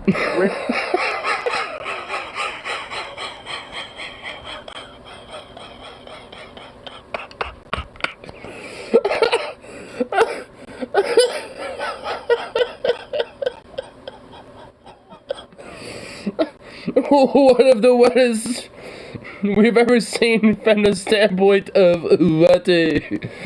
Oh my god. Oh my god, this motherfucker was president, man. Oh, Jesus Christ. Oh, then in Puerto Rico he started tossing goddamn fucking motherfucking paper towels like they were basketballs. Tossing the people like they were fucking hoops at the 3-point line. Oh, this fuck, this Cheeto fuck. Oh my god, oh man.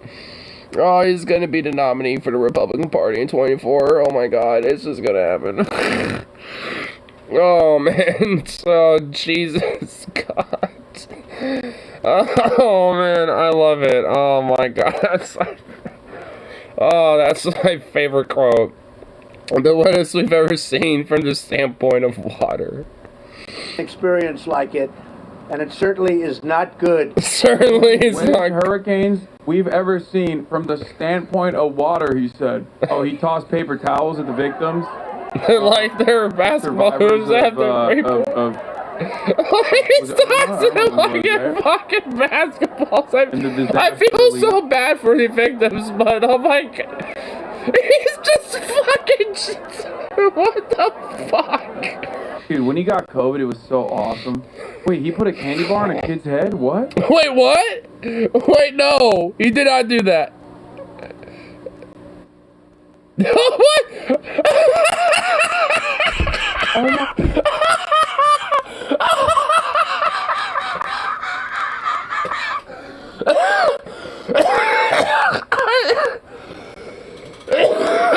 Oh my god, I didn't even know that happened.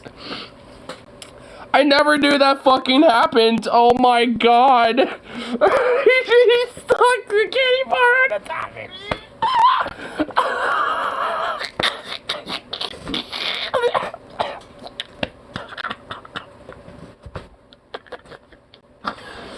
Oh god.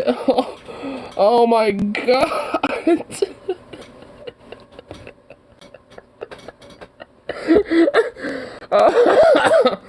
Oh my god. Oh Jesus Christ. Saw this, bro. Are you serious? Yo, there's always a new rare Trump Katy Perry. There is.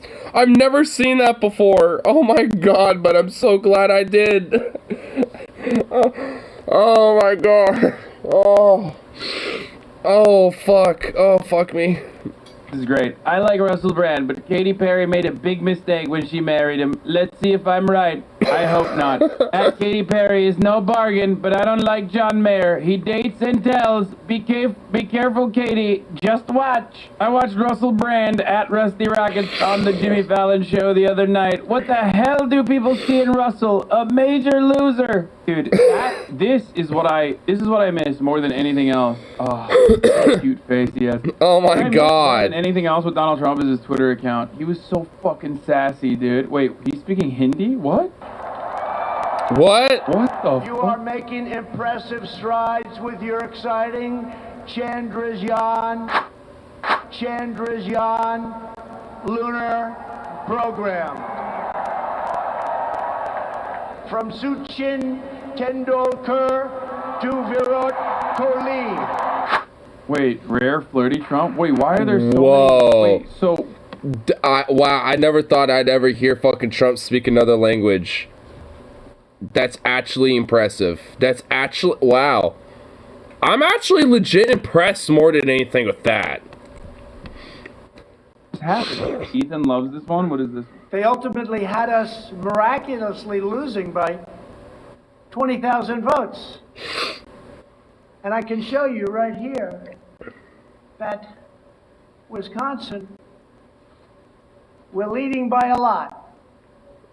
And then... No, this is not real, dude. There's not no real. He never. That's not a real. Dude, there's actually poopy on this, dude. That's not a real one. There's no way of that. Yeah, there's no. Good one. Oh, when he was in the truck, that was awesome too. This was hilarious. Oh, he had so much fun. Oh, update on... He looked like he had a lot of fun there. Florida, very, very lucky indeed. We had actually, our original chart was that it was going to be hitting Florida directly. Maybe I could just see that, Kevin. It was going to be hitting directly, and that would have affected a lot of other states.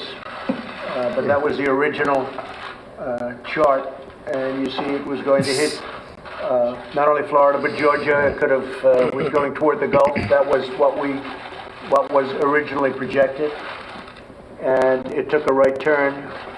And ultimately, hopefully, we're going to be lucky. It depends on what happens with South Carolina and North Carolina. And he offered to withdraw. Remember that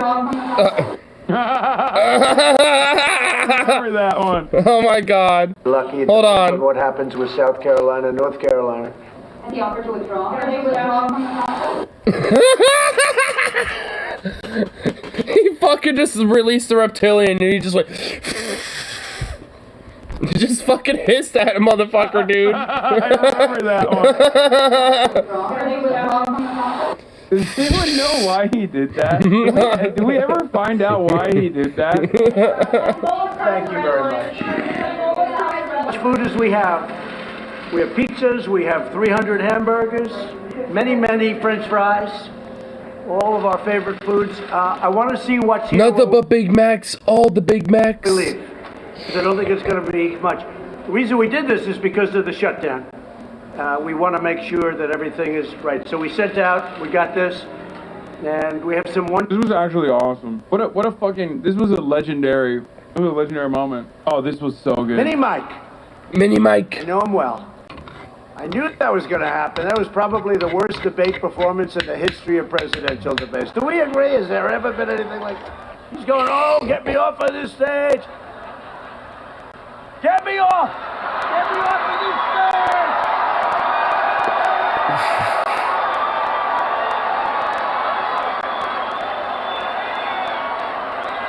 So it got me thinking, has there ever been like bad Trump moments when he's like bombing? Because he always pops the fuck off. That's what I responded to Champagne Sharks with. I was like, I want to see a compilation of him absolutely bombing. Like, just, you know what, just not really, like, the vaccine one is one that I can think of, where everyone's like, boo! But every other moment throughout his fucking campaign, throughout the debate stage, like... I would just look, I said, this is not... I mean, because, like, he pretty much has, like, a whole group of sycophant cells who just gobble everything that he eats up.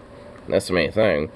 The only reason why he started getting clapped back on the whole vaccine thing, because he built up this whole narrative of, you know, anti-vax, you know, rhetoric and shit, and now he's trying to walk that back, but he can't really do that. At this point, it's a little too late now. I'm an Indian. You remember when I said, I have more Indian blood than me? I have more Indian than she has, and I have none. Unfortunately, I'd like to have some. I would like to have some. I think it could help. It might make me better. But I have none, and I said, I have more than she does. And then she went out and she choked. Remember that? And she went out and she took a test. And it found out that about 700 years ago, there was a possible event. 1024th, right? Wasn't that it? Good memory, very good memory. Trump has a good memory. Good memory. Did he just revert himself in third person? Bro, just like these people, like, remember, like, Elizabeth Warren went to Harvard. Like, she was a professor at Harvard University, like at Harvard Law. As a matter of fact, according to the Fordham Law Review, fun fact for those of you who don't know, Elizabeth Warren was named Harvard Law's first woman of color law professor in 1992 or 1994, whenever she first went to Harvard. How fucking incredible is that, by the way, that it took until like 1994 for Harvard to have a woman of color, and then even then it wasn't actually a fucking woman of color. How bananas is that? Anyway, that's America. I mean, honestly, a lot of that's because Elizabeth Warren literally lied, getting into it. Because she knew it would be an easier way for her to get into Harvard, I mean, it's just like, she's a careerist. I mean, that's why she's a fucking snake in her grass. I mean, like, she doesn't, came back to where she had, I think it was, 0.1%. Where it's just, hardly fucking anything, So it's just like, so you're either just lying or you kind of think that, you had, the whole... somewhere down my family bloodline, my folks, married some, Native American princess or some shit or whatever weird, that weird old fucking gobbledygook book story and shit that usually get passed down often. Obviously, no racism whatsoever. Literally, a Harvard law professor, you know what I mean? And he just owned her. He literally just fucking absolutely destroyed her, in an incredible way. This is a bad moment. Yeah. Started to go up? I mean, it wasn't even bad. It was pretty funny. Well, right here, the United States is lowest in numerous categories. We're lower than the world. We're lower than Europe. In what? In what? Take a look. Right here. Here's case death. Oh, you're doing death as a proportion of cases. I'm talking about death as a proportion of population. That's where the US is really bad. Well, much worse than South Korea, Germany, etc. You can't do that. You have Why to can't I do that? You have to go. You can't do that! Hey, what are you doing? You can't do that. That's not proper, journalism. That's fake news. You just can't do that. What are you doing? Oh my god, I love it. Look, here is the United States. You have to go by the cases. The cases. Why not as a proportion of when population? We have somebody. You can't do that. You can't do it. You can't do that. I love that, dude. See, you're wrong. I like it. You made a reporter repeat the phrase "kung flu" multiple times. There are at least one White House official, who used the term "kung flu," referring to the fact that this virus started in China. Is that acceptable? Is it wrong? Are you worried that having this virus be talked about as a Chinese virus, that might I wonder who said that. You know who said that? That I'm not sure the person's name, but would you condemn the fact say that the term kung flu? again? A person at the White House used the term kung flu. My question is, do you think that's wrong, kung flu? And do you think using the term... Oh, Jesus Christ. Where are the people that died? What is this? Happened to me. They killed my mom, my sixth brother. They left behind them. Where are they now? They killed them. Oh my god!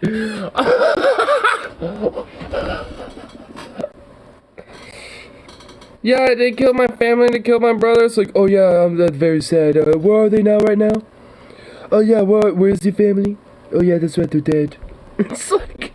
Where are they now? Oh, dude, this motherfucker was the president, dude. He was straight up. Oh, the big strong guys. Oh, I love this one. Look at the size of that guy. Man. I mean, that is a very American value, for the record. That actually made him He's a man. lovable and Massive guy. This big, powerful guy. This guy he is a monster. A giant of a man. One really large person. I've seen a lot of people over the years. Big people. I have a friend. See, it sounds like he's really into some big, giant, muscular men.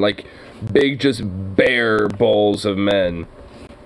The biggest in the world. This big, strong friend of mine who weighed 250 then, which 250 then is big. Remember when he told the Native Americans about Elizabeth Warren? And I just want to thank you because you're very, very special people. You were here long before any of us were here. Although we have a representative in Congress who they say was here a long time ago. They call her Pocahontas. But you know what? I like you because you are special. You are special people. You are really incredible. Oh my god! This is so bad! Oh my god, I'm just oh my god, this is just What the fuck? Oh my god, oh my god. Dude, these fucking World War II fucking veterans, these Native American World War II vets are just sitting here, literally have like fought on the front lines, and I'm pretty sure the Pacific, I think a lot of Native Americans were like co-talkers in the Pacific and shit. And so, like, a lot of them have, like, fought in the drudgery and hell of the fucking Pacific and the brutality and the just mud and grit and the salt of the sea and shit in the fucking Pacific, island hopping.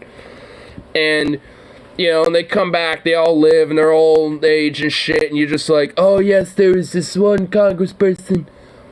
She's been here where they even stay longer than you. Pocahontas.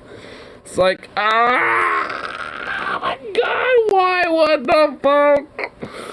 Oh my god. I didn't know this. I did not see this. Yo, some of this I missed on. Oh! Oh my god. Hassan's never seen this? I want to get his reaction one more time. I didn't know this. Yo, some of this I missed on. Oh no, dude. Oh wait, this is new. People, and I have to see people, and I know it's. This is when he hit the buy visibility note so hard he almost won the election, bro. You guys remember this one? Did you do that? But you have to do what you have to do. You know, I'm the president. I can't sit in the basement and say, let's wait this thing out. I'm not going to do that. And now I'm immune, they tell me. I'm immune. I could come down and start kissing everybody. I'll kiss every guy, man and woman. Man and woman. Look at that guy, how handsome he is. I'll kiss him. Not with a lot of enjoyment, but that's okay. Oh yeah, I'm sure you would have a lot of enjoyment with that there, buddy. Oh my god, the fucking bi representation is like, I'd kiss man and woman out there. I like how he says man first. Sassy little bitch, dude. He was so good at being sassy. I mean, here, who could forget what he said about John McCain? Frank, let me get to it. It's a lot of money. I supported him. He lost. He let us down. But, you know, he lost. So I never liked him as much after that, because I don't like losers. But Frank, let me get to it. He hit me. He's not a war hero. He's a war hero. He's a war hero. 5.5 years. He's a war hero because he was captured. I like people that weren't captured, okay? I hate. How did he not lose after that? Like, that was my moment. I mean, he's not wrong, but, like, also, after I heard that, because like, John McCain sucks, right? But after I heard him say that, and he didn't even suffer at all, I was like, it's over. It's done. I mean, honestly, he's not wrong at all. Like, when this shit happened, when that happened, I remember it's like, okay, like, if Trump doesn't fail in some way in the polls, you know, because of that shit, then, yeah, he's legitimately kind of a force to be fucking reckoned with. And what do you know? He was a war hero because he was captured, okay?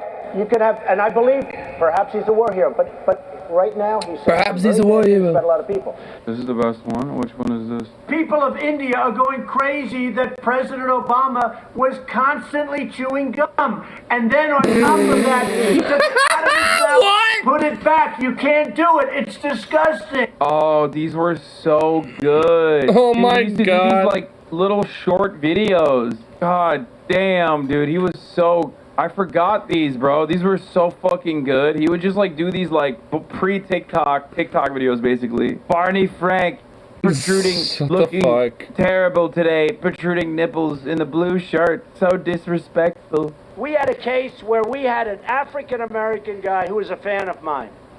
Great fan. Great guy. In fact, I want to find out what's going on with him. You know what I'm... Oh, look at my African-American over here. Look. Old Apprentice episode. Oh my god, did he just say that?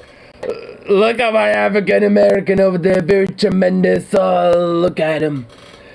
Oh my god, man, dude. This is just like in half an hour's worth of content off of this motherfucker. And there's hours upon hours of it. Oh my fucking god. I never even knew I didn't even know he fucking just like whipped that out of nowhere. Like, oh my god. There's so much of this. I had a 2-week regimen of hydroxychloroquine, and I've taken it, I think, just about 2 weeks. I think it's another day. So, and I'm still here. I'm still here. And I tested very positively in another sense. So this morning, yeah, I tested positively toward negative, right? So, no, I tested... tested positively towards the other direction. I tested positive towards negative. Perfectly this morning. They're remaking Indiana Jones without Harrison Ford. You can't do that. And now they're making Ghostbusters with only women. What's going on? Will looked at him and smacked him. They kill birds by the thousand. He was like a boiler ready to explode. These are all fire. Every single one of these is fucking incredible, okay? Last night, these are amazing. I went to the opening of The Dark Knight Rises, which is commonly known as the Batman movie. The movie is really worthwhile seeing. You think? And most importantly, Trump Tower, my building, plays a role. We went to a pizza parlor with our families. A lot of people are asking about why. Were you there with Epstein and Clinton? Why am I using plastic forks and knives that the pizza parlor gave? This is where you can take the top of the pizza off. You're not just you were friends with him after all. Not to eat the crust. Oh, this one was great. Frederick Douglass. I am very proud now that we have a museum in the National Mall where people can learn about Reverend King, so many other things. Frederick Douglass is an example of somebody who's done an amazing job and is being recognized more and more, I notice. Many people are learning about and recognizing meme you posted on your IG based on a So I guess that Frederick Douglass people are starting now more than ever. Yeah, he just never got the recognition he did, but now more than ever, you know, this abolitionist, he gets the recognition now, let me just tell you. I mean, I suppose it's not wrong with that. That's good. I'll kiss every guy, man and woman, man and woman. Look at that guy, how handsome he is. I'll kiss him. This is pretty good. Oh shit! Wasn't that Austin who made that? So beautiful, dude. I there's just more of this too. That's the crazy. I'm kind of a little shocked and having a realization of that. I mean, because also there's even content with the fucking, like, you know, the cute fucks themselves, like the supporters themselves too. Like there's straight endless vaults out of this fuck. I'm just sitting here with just glee now. I just have this like pleasant bliss just over me. I mean, maybe I shouldn't feel strangely, like, you know, blissful. It's just laughing at all that, because it's like, oh god, I mean, the outcome of the fuck, but, like, oh man. I mean, am I gonna laugh as hard with Biden? That's the key. I think that's that's the metric. Like, I think that's the metric to hold there. Will I be able to laugh as much about, you know, Biden and his antics and mischief? I mean, will he ever... Oh my god, there's also the fucking, you know... Finland, their forest administration, they rake the forests. They rake the forests of the leaves. I mean, there was that too. Oh man, dude, I don't know if Biden's got anything like that necessarily. I mean, he's got some quirks and some, you know, quips. Jack, no malarkey, I'll just take you back to the gym with my hairy legs. But I mean, it's not like Trump quips though. I mean, or at least on that same level. But oh man. Lord. I mean, I don't want us president again, but man, someone should, like... I mean, there should be, like, some fake election or, like, some fake event where he runs in, where it's, like, ostensibly it looks like he's running for president, but he actually isn't. And, you know, he just mysteriously wins that fake election, and from that fake election gets him to have a little fake office and all this, and have a little Sharpie and some crayons and all that. I mean, and just give him his Twitter back, all that type of shit, and honestly, let him have at it. That's it. Because honestly, That'd be good. That'd be good shit right there. Because he wouldn't be president. He will be leading the country or nothing. But, you know, we get that content. We get that, you know, get that amazing, crazy sauce out of his ass. Is that not what we want? just the memes and the hilarity of the batshit dipshit that he is. Because, it's some good shit.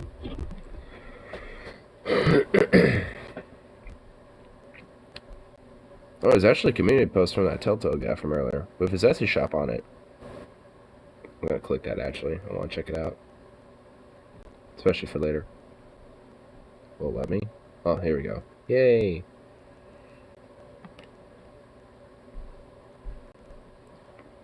Cool.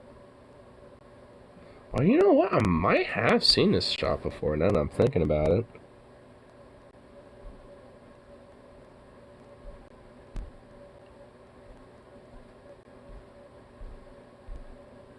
Yeah, I have.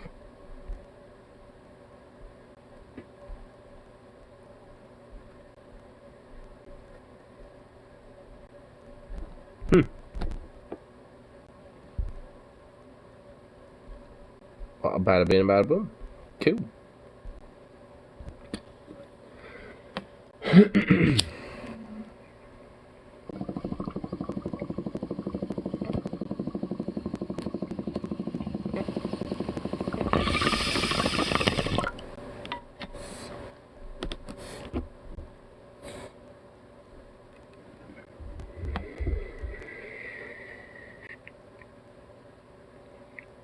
Try shrimp nachos once.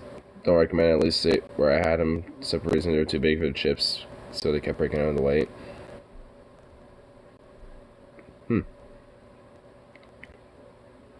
I imagine having shrimp and nachos would actually be good, but I imagine you probably want to cut the shrimp up a little bit. Like cut them into like halves or something.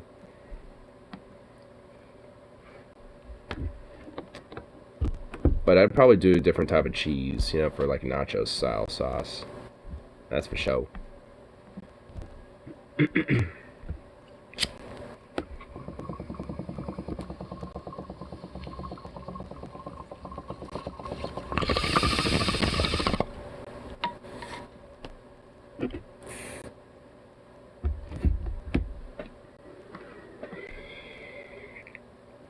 Yeah, what time is it right now? 3:50. 3:50 a.m. Shit. Well, at least now there ain't no goddamn abrupt ending. Like person earlier. So, but at least, you know, considering now I can add on my own colds. I might finish this ice bowl, smoke one more. Maybe between that course, maybe let's see what else is randomly going on. Probably call good for that lovely evening. Can I have my specialized Japanese Italian chefs kidnap you and force you to eat shrimp and mushroom pizza? I mean, that doesn't sound bad, but let me prep it, because I feel like, you know, I'd want to, you know, kind of doctor it up my way a little bit. If I doctor it up my way a little bit, I bet it actually wouldn't be that bad. I actually, yeah, like, the only thing that kind of turns me off is more so the mushrooms. I'm not the biggest fan of mushrooms, honestly. I mean, they're okay, I guess, but eh.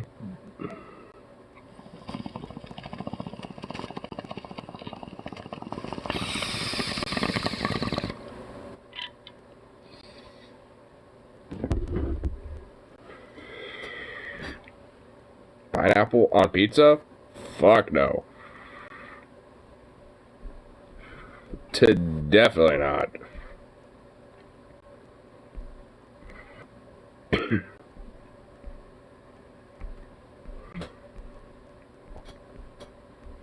pretty sure there's like a wheel that's gone on this fucking chair or some shit.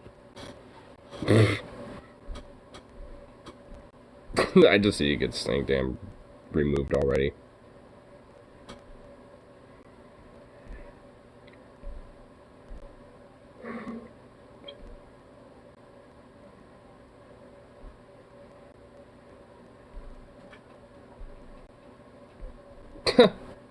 Biden's free COVID tests for all aren't free or for all.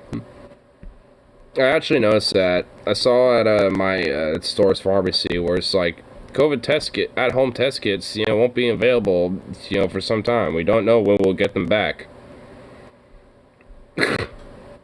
Sorry for the inconvenience. It's like, wow. So far for that shit. Pineapple on pizza, this is your god now. No. Fucking human rights violation to the most extreme degree. Nuremberg tribunals for everyone that worships the pineapple on the pizza. No mercy. Extreme prejudice. I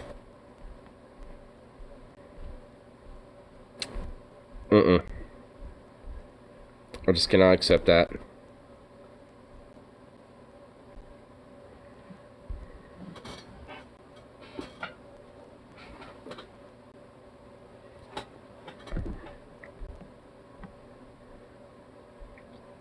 Let's see what good old Mike's up about.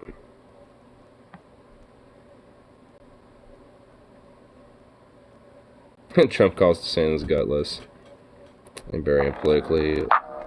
We kind of. So as you've probably noticed lately, Donald Trump has received a surprise loud, Mike. pushback from his own base, and this is because I like how his interests are so quiet, but then he's just so loud. Delved into some of this earlier, but might as well. Having a little interesting, at an event with fun little Riley, serious where take he not on only it. restated that he's vaccinated, but that he took the booster as well. And MAGA Jets immediately melted down and they turned on him because what he did to them was a moral sin. And after that, he had some interviews with other individuals who tried to push back. Candace Owens, for example, tried to get him to admit that the vaccines were bad, but he didn't. He doubled down even after she was trying to claim that the vaccines were killing people. And he corrected her and said, no, actually, it's the unvaccinated currently who are dying due to COVID-19. And now he was asked, after seeing the damage that it's caused politically, if he has any regrets in an interview with an OAN reporter, and he says no, and he doubles down. And I think that he's actually taking the Honestly, I'm kind of glad that Trump's doing that at least. Say what you want about him. Personally, because he once probably believed that he could say anything. I think honestly he's probably, that, but I feel like he probably, thinks that like, oh, I used to be able to say anything, but I can't necessarily do that anymore. But also, I need to kind of keep my base alive. Like, I don't want to kill them off, so, yeah, please get vaccinated so you don't all die. Like, I think there's that kind of there, too, a little bit. Along with it, because this was a cult of personality, and still is to a large extent. He once said he could shoot someone on Fifth Avenue and get away with it.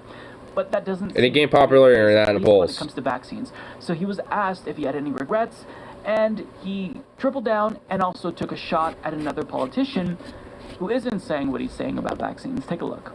Do you reconsider your push for it, or what's your view now on the vaccine in general? Well, I've taken it.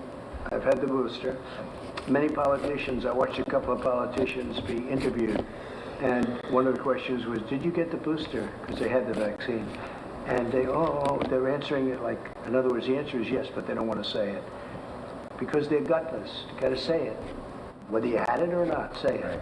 But the fact is that I think the vaccine he's not wrong.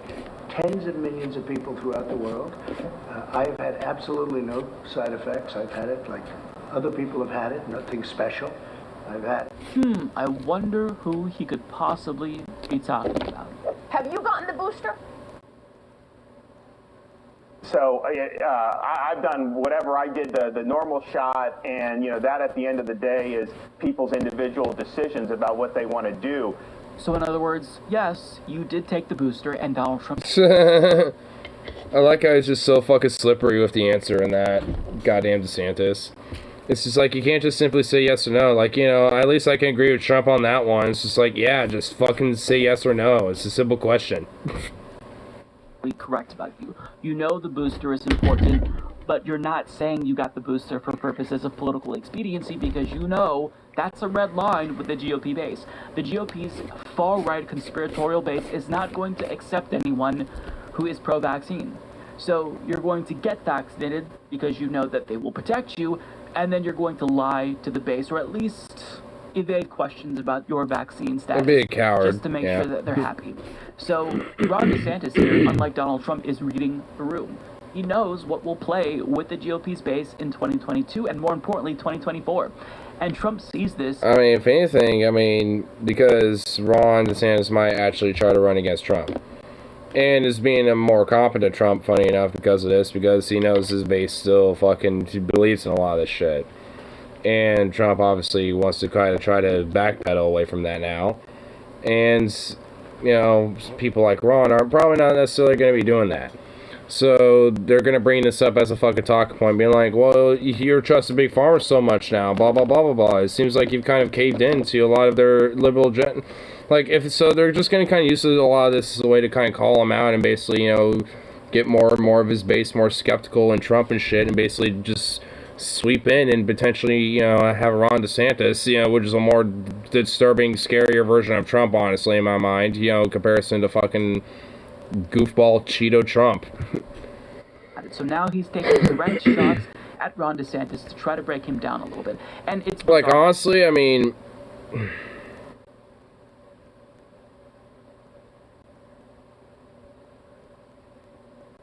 2020 is looking like maybe it was a mistake. 99% of the time his mouth is open, he's lying. But when it comes to the vaccines, he's telling the truth because he's right that the vaccines are... Oh my god, I just really took a deep gander at Trump's picture, like, that mic has right here. Oh my fucking god.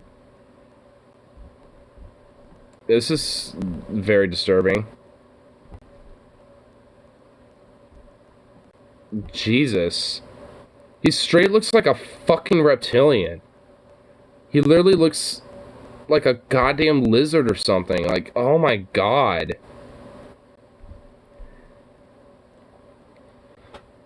I mean, ugh. Fuck.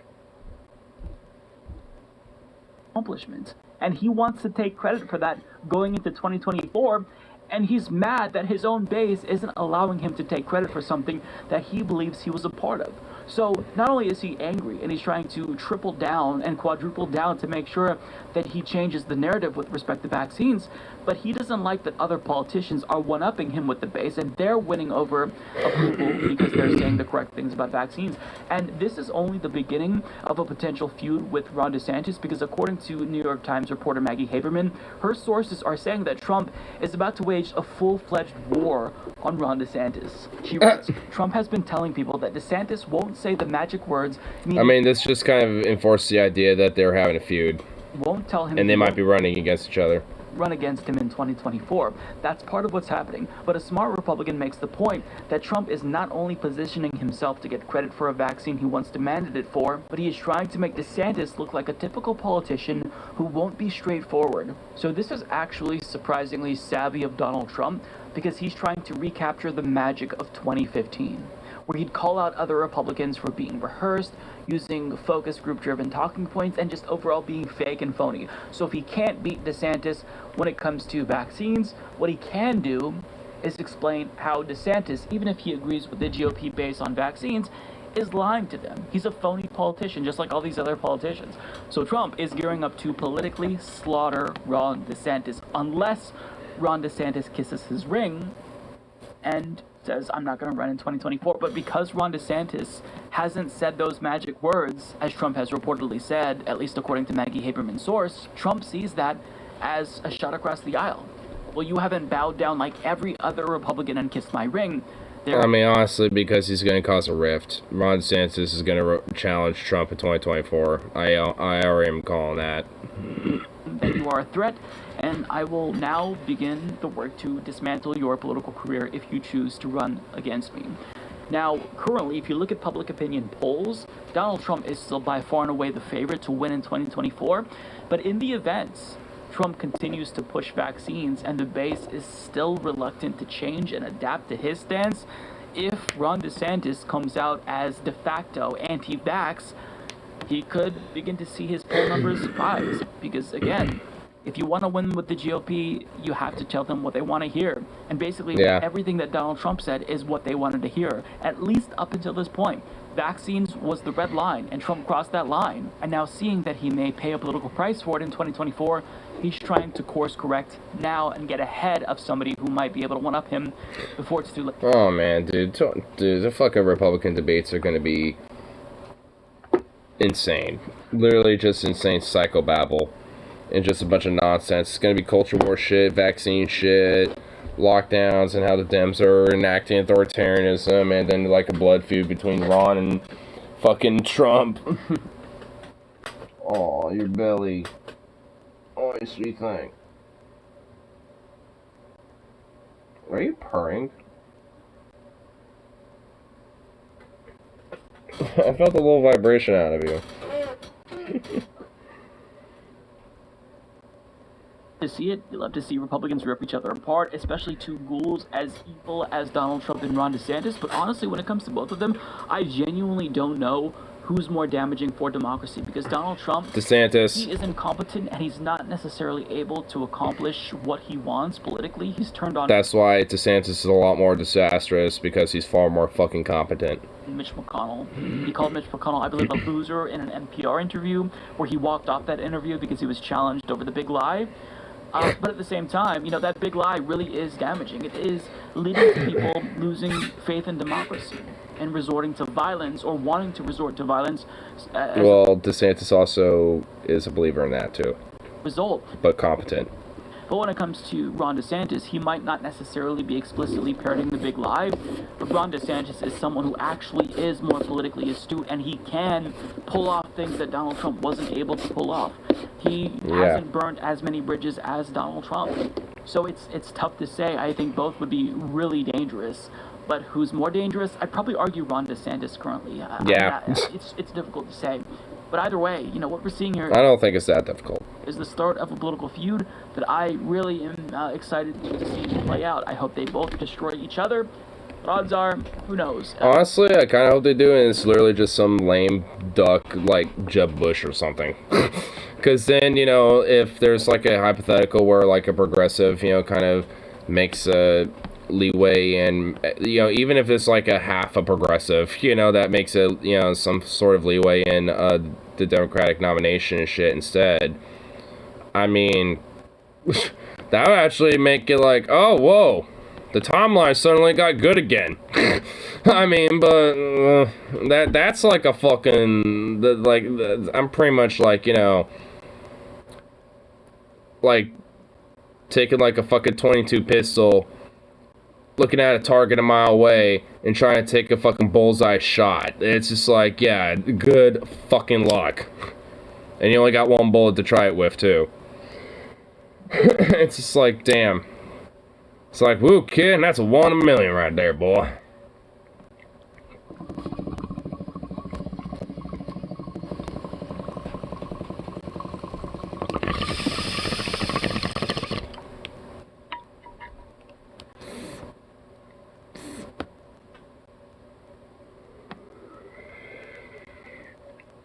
But suppose it's possible. But anyway, I'll catch this last little bowl out. Call it good for the rest of the evening. All that fun shit.